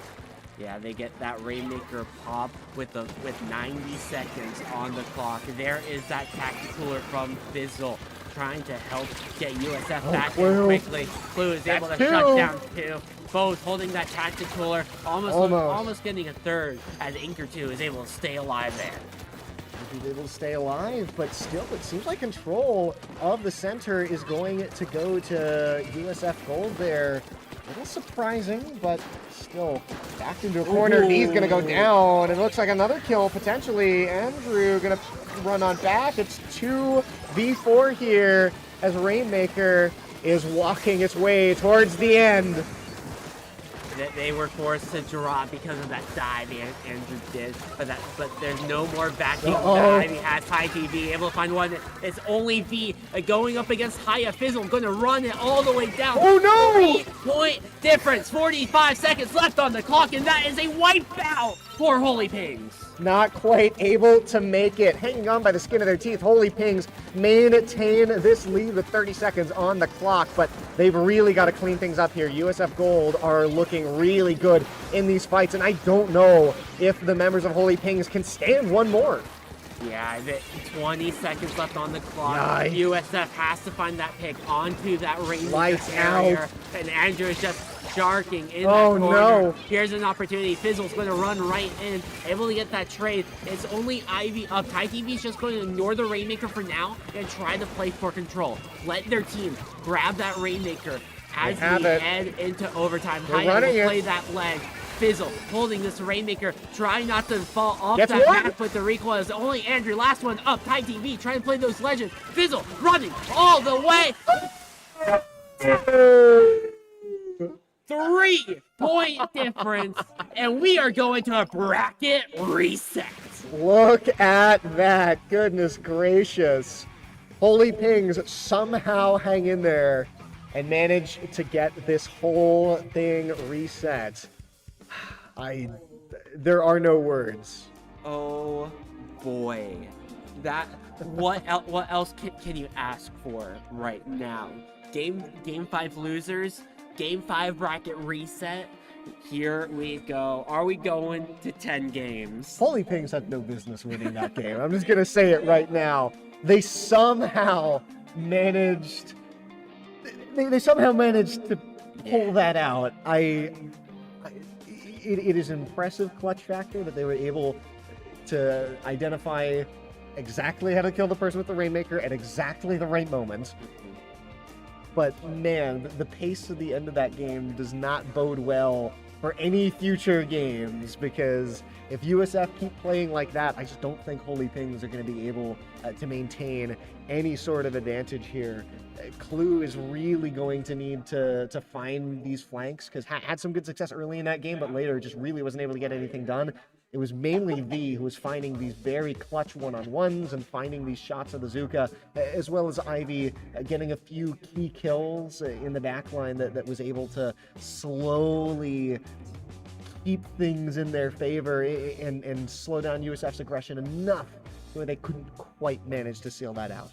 Yeah, and here we go. Zeros on the board.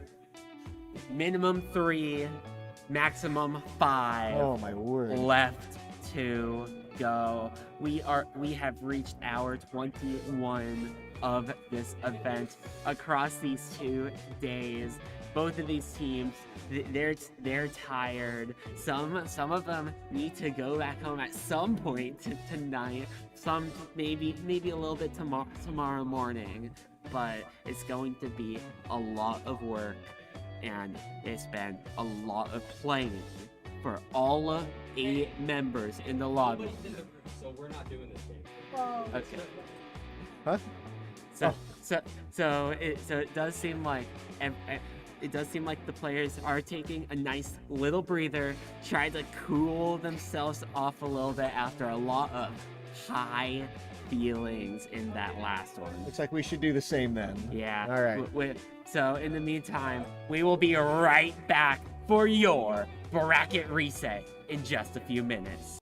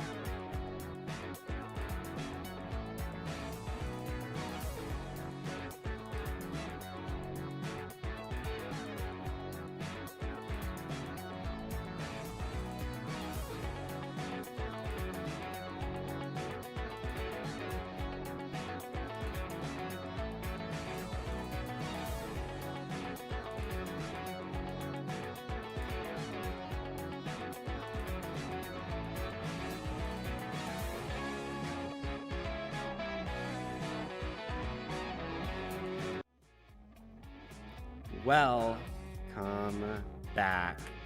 Nittany Nouveau bracket reset. Once again, Vapor Cabbage. We are here. Finish things off once and for all. Over 21 hours here. I keep pushing this over 20-hour mark for whatever reason, but we are making it by. This is the final stand. Bracket reset. Winner takes all.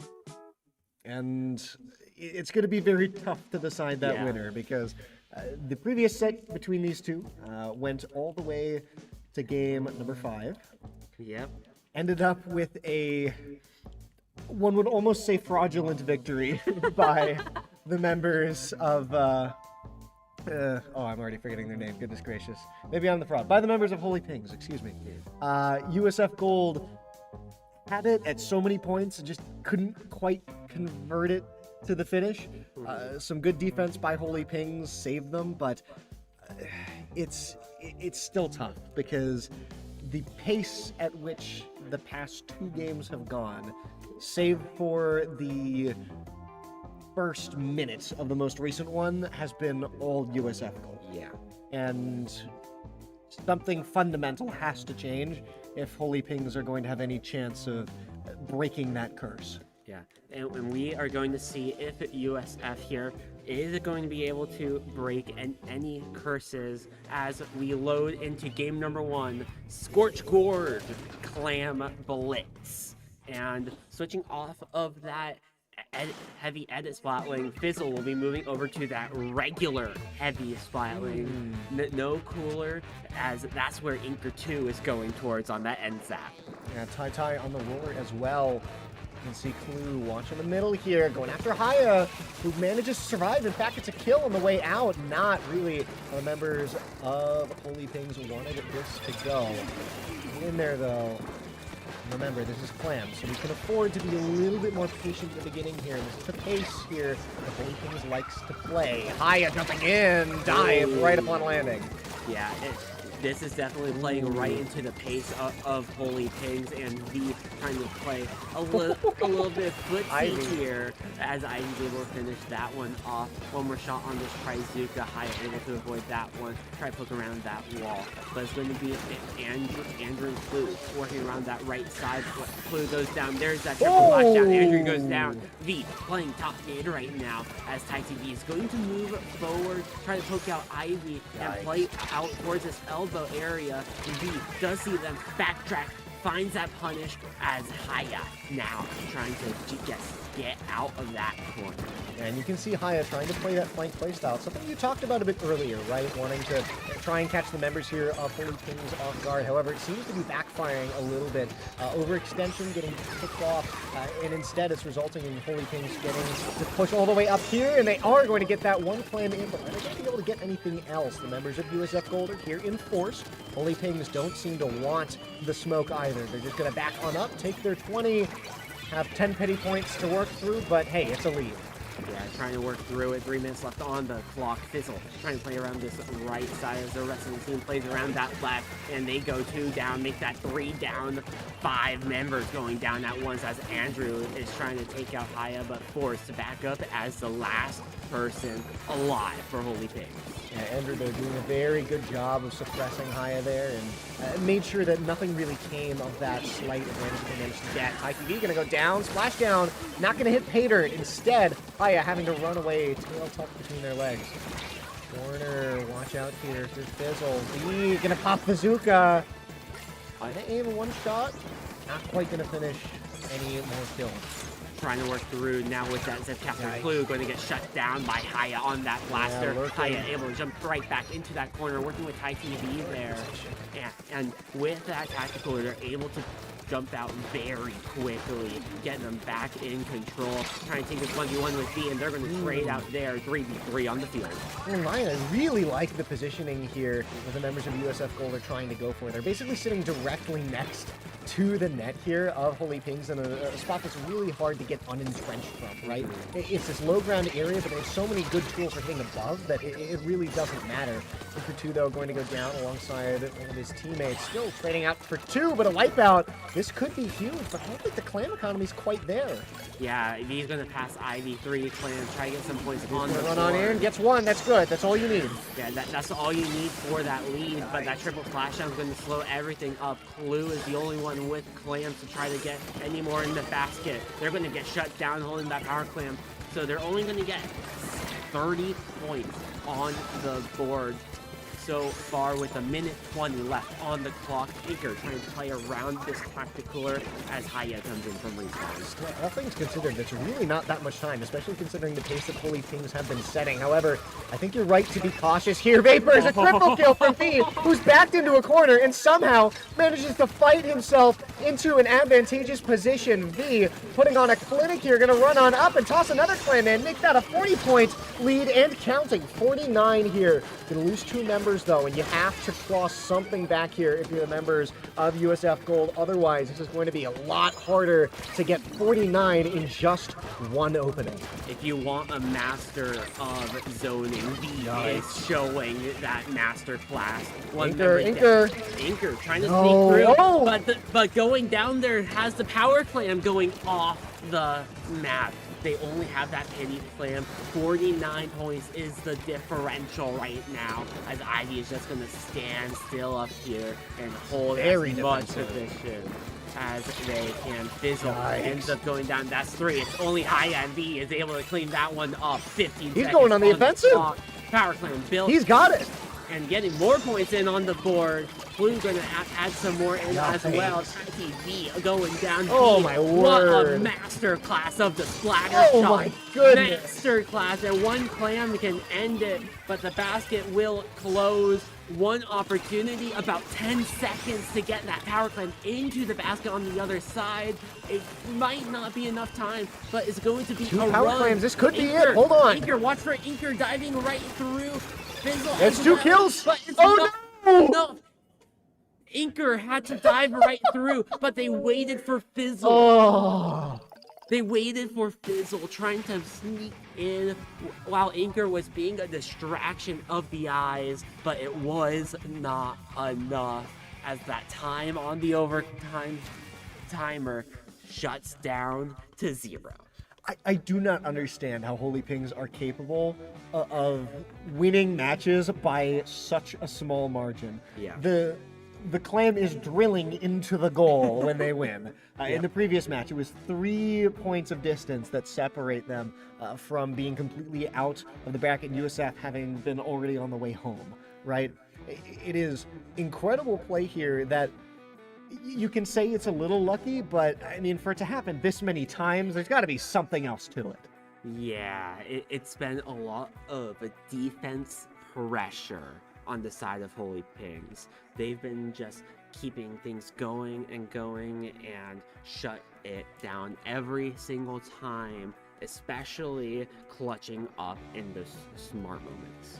And that's one of the better games in between these two teams that we've seen from Holy Pings as well. Yeah. I think people were definitely firing on all cylinders, especially compared to the last 2 games. So, Ryan, what I think that means is that they found something out. Holy Pings have started to find their stride a little bit. USF Gold, those past 2 games, maybe just a momentary advantage, found something that Holy Pings have since fixed.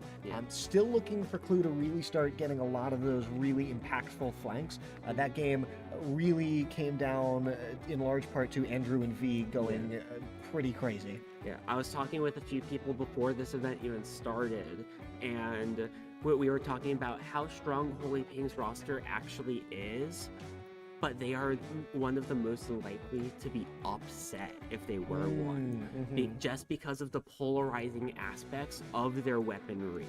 You have a lot of offensive pressure and then the hard anchor. So if you're able to sneak right through and shut down those in-betweens, then you are as good as Golden. USF Gold has not quite clicked through it just yet, but Haya switching over to that glamorous splatter shot with that burst bomb and Kraken Royale might be the game changer with an invincible special. Now that I think about it, I have not seen a Kraken in a long time. It's been a little bit. You might have seen some 96 down Deco, but Haya doing exactly what you need to do in this role and just skirmishing around the map, supporting your team, and that's going to give USF the lead here early on mod zones.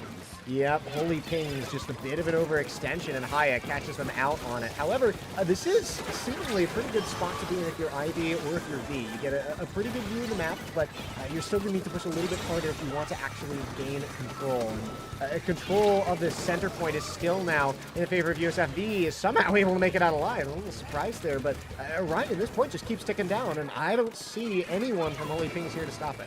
30 ticks left on that clock, and USF is in a huge upper hand right now. Zuka from V. They need to find something off of this. Andrew goes down. 3v3 on the field. V's able to trade out. 2v2. But Ivy is one of them. They don't have much paint. Clue able to clean that one up. But with Ivy being the last one up, the zone is going to stay blue, and USF Gold will take a game of their own. We're back to an even score. Count it 0-0, best of 3. And we spent more time talking about what this game might be like than we actually spent in the game itself. Yeah. That was a pretty lights out performance, and again, we've seen it before. Snow's team did this to Holy Pings just the same way. You take that early lead, you completely shut them out, and I mean, what do you do? There's not much you can really do on that defensive end. Your E-leader is best when it's in a distance. So when your opponent is up close and personal, like Mahi, let's talk about Haya being right under those ledges basically at all times. Ivy can't hit that with E-leader. It's just near impossible to do that. So you need to help clear out those areas, and that's where it's up to Clue and V to drop in. But every single time they did, they got punished by another person. It's tough because you're just outnumbered at that point. Yeah. And unless you can get the advantage, you're in a really, really tough spot. And that makes me wonder if the members of Holy Pings have planned for this. They've said that, look, some of these maps, we know we're just not going to win. Yeah. It is what it is. Maybe we get lucky, but we're playing for these specific maps. It seems like a bold strategy to assume that you'll just win everything that isn't a select few maps, but it could be what they have in mind, just considering how they really seem unwilling to switch. Yeah, but I'm definitely interested to see what USF does here, because I don't know if that splatter shot for Haya is going to be a permanent thing for the rest of the set. If it is, that Kraken Royale is going to cause a lot of issues, because then you can't die. Did the Kraken even come out? It came out once or twice on the opposite side of the map. But the entire point of Kraken is to be invincible and around the opponents into a specific area to give your team an upper hand. And that's exactly what the Kraken Royale did in this past match. Used once or twice, moved the entire team of Holy Pinks to one side of the map, and then they took advantage of that. So, looking back over, Ivy decides it's not good enough right now to stay with that E-leader. Going over to those regular splat dualies, giving them a grab tank option. Andrew going over to that Wiper, give them a little bit of hammer to go up against the opposing heavy splat lane. My eyes are really going to be on Ivy, because I've not seen Ivy play anything else for this entire tournament. I'm curious to see if the dualies are going to be played to a factor, if it's just something that they feel is going to be just a little bit better than they were previously playing here. But Haya just going to chase them down in the Kraken there, and it's a wipeout as USF Gold. They're going to take this point and start moseying on down. Yeah, that Kraken Royale, you can see how it's just invincible. It creates so much space out of nothing. And the Zuka from Thai TV working with Haya right under those ledges. Clue is forced to drop in towards that tower. USF is on the tear right now. Crab tank from Ivy is going to expire as that second checkpoint drops. Andrew looking to try to find something. Get anything. But that Kraken Royale also counters that Ultra Stamp, as you don't get hit by it either. You can go right through it, and with this tick counter going all the way down to 22, it's going to be very difficult for USF to to try to keep this even further unless they get those kills, and that's exactly what they're doing. Fizzle just riding this tower, the sprinkler, forcing Andrew off, and USF stealing one with that game. These games are just complete blowouts right now from USF. Something has to change here if you're Holy Pings, because otherwise you're just going to be going home in, 5 minutes? Yeah. This is not the pace that you want to be setting at all, because there's barely anything to even comment about in those games. USF just run down individual members of the teams, win their respective one-on-ones, and completely collapse the morale here of Holy Pings. Yeah, I wanted to talk just a little bit more about that Kraken Royale, where I was talking about like the uses of Kraken, and Haya just showed a masterclass of that. Yes. Haya was using that Kraken to use the invincibility frames to take out the hammer, to just create openings out of nothing and rally the team together.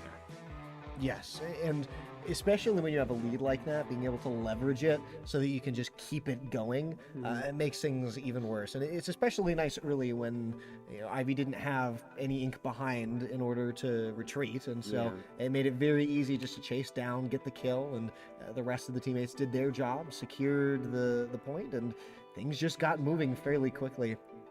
Honestly, there's really not much to say about that game other than it was just constant feeding into the meat grinder by the members of Holy Pings.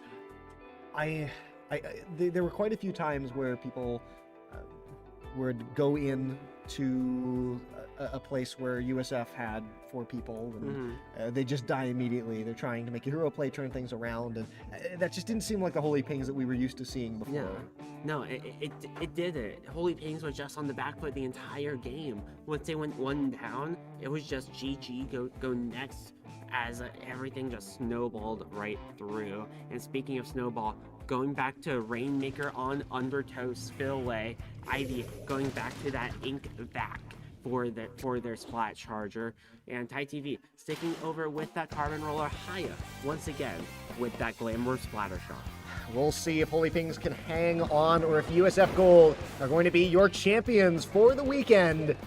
One game could be all that stands between us and the very end of this event. USF Gold certainly been setting a pace that makes it seem like we're going to be finishing things out. Holy Pings got to prove themselves in order to stay on in. Yeah, and early on here, it's going to be Holy Pings on the back foot, but V finding a huge pick there. Might open it up, but Thai TV, Zuka of their own, able to find the V, trying to find another one with their special. Clue going to dive right in, able to find the pick there. Trade after trade after trade is the name of the game right now. As Haya goes down, in fact, ready V using that Trizuka. Much better start than we've seen in the past 2 games coming out from Holy Pings, but you lose the Rainmaker here. Ty sitting on top of it. USF managed to come back in force, and it's just 1v4. Andrew going to get run down, and no real way to escape. Yeah, Ty TV trying to open up that left side. Yikes, that's first checkpoint. Yeah, Ty TV leading that way. Checkpoint is dropped. Haya using that Kraken Royale. Inker 2 trying to stay alive as Haya just tries to play around with that Kraken, trying to help their teammate stuck in this corner, and they're just supporting each other here, but Haya goes down anyway, and there goes Inker. Very delayed death too. Rainmaker now in the possession here of Holy Pings. Can they get it farther though? Clue Mosey on back here to try and help V. Tai gets taken out. Hang on here. Inker's gone as well. 4v2. V up here with this Yuka. Haya gets killed, and the Rainmaker looks like this might be checkpoint now for Holy Pings. Much better game here as Tai falls, and it might just be lead if they can hang on a little bit longer. Yeah, Clue trying to use this Octobrush to catch that leg, but from above is going to be that heavy flatling from Fizzle. Rainmaker is able to take the lead for Holy Pings, but USF is going to use that tactical. 2 specials online, ready to go, as it's going to be Haya and TyTV trying to make their way forward, but TyTV ends up going down. Haya with that Kraken Royale ready to go, almost finding a pick onto Clue, but there goes V. V trying to dive in, forces Fizzle forward. There's that Kraken Royale trying to shut down Clue, but there goes that Zipcaster in retaliation to find that Rainmaker. Haya trying to find something. Clue, again, not quite getting the flank off here. It's just a very wide open middle ground as the vac comes out, slows things down. Gonna wait for Stu to get back in. Andrew looking really low, somehow still alive as Haya gets pincered, but V is going to fall. Rainmaker now going away. Caught here in between two members of both teams. What a suction bomb by Andrew on to that Rainmaker field. Able to find a very nice picture there. But that Trizuka finding two members, one jump plus Haya. And now Inker 2 goes down. That's a Sagger 3. Fizzle, last one up. Right behind that spine area, there's that Wavebreaker. Fizzle goes down. Feet is on a tear as Haya trying to make their way. Able to shut down the Rainmaker temporarily. That's what matters. But still, a minute 40 left on the clock. Blue goes down, and there is the power of the Kraken Royale once again. Ivy, you can't snipe that, I'm sorry. Oh, V gonna trade with Haya here, but you're happy to take that trade considering how well V's been doing. And now 3v2, Anchor moving on up here. Ivy has to back up. I don't know if Ivy's safe. Those suction, or those... Oh, this is gonna be lead here, hang on. Yeah, there's the lead. The Ink Pack is going to slow them down to minimize all those points. But the lead has swapped anyway. USF winning opportunity a minute before they're able to walk home with the gold, but it ain't over just yet as Holy Pings are on their way back. A minute to go. There goes that tactical alert. Zipcaster out for Clue. They need to find something, but Ty TV. Ty TV's waiting. Hold on. Oh. Trying to find his way in, but he's stuck. Trying to find something there, but forced back. Zuka out from V. Rainmaker goes down. V finding two with that Trizuka. Kraken Royale for Haya. Is only that Rainmaker in the corner. V is trying to force something here. Inker 2 goes down. Haya goes down. Andrew is there to pick up the Rainmaker. They're going to try to go for to get into this corner. Try to find some help. Ty TV is behind them. Finds two and make that a third. 20 seconds left on the clock. Trying to give this tournament the kiss goodnight. 13 seconds as Fizzle tries to stall it all the way back. Force the members of Holy Pings to run them down and make it an easy alleyway to shut it down with the pincer play. That's it. And just like that, kiss goodnight, USF traveling all the way from Florida to win Nittany Nouveau, our spring finale for the academic year. And what a dominant fashion to do it in. That last game, quite a bit closer, I will say. But, I mean, the last two before this, just complete wall-to-wall blowouts. Yeah. And it just goes to show how strong of a team that they are, that they're able to go this far, do this well, on what I assume has to be very little sleep. Yeah, it's crazy because, like, well, they played that very well, and it's going to only be interesting where USF is going to go from here. So we're gonna try to get a little talk with one of the USF players, try to poke into their minds a little bit to see what their plan was heading into this event, how they feel about that travel, of course, because hey, there's two collegiate lands happening yesterday, and they ended up choosing us over them. Oh wow! So it made it a little bit easier financially, but if you want to both and can only choose one, hey, they came here and they got the win off of it. Yeah, well, hey, there you go. Yeah. And it's very nice to see teams traveling in to come and play at these events, right? Because it makes it so that there's more people playing, it feels a little bit more competitive, and you get a larger variety of play styles, right? Because all of the people within the region here pretty much know how each other likes to play, right? And so because of that, it can make things a little bit samey when you do multiple tournaments in a row without really changing up rosters too much. But yeah. Either way, they put on a pretty stellar performance, and they didn't win collegiate, but they did end up winning the main bracket, and there were more teams in that bracket, so one could say that probably matters more. Yeah. So they did a really good job. We're gonna speak with them now. So no, you stay there. All right, I'll stay here. Yeah. Well. Yeah. So. All in here. All in here? All right. Yeah, all in here. All right. All in here. How you getting it? Yeah. I'll stand up. I'll stand. Okay. All right. You'll stand over here? Come on. All right. Yeah, well, we gotta scooch. Yeah. Make everybody comfortable.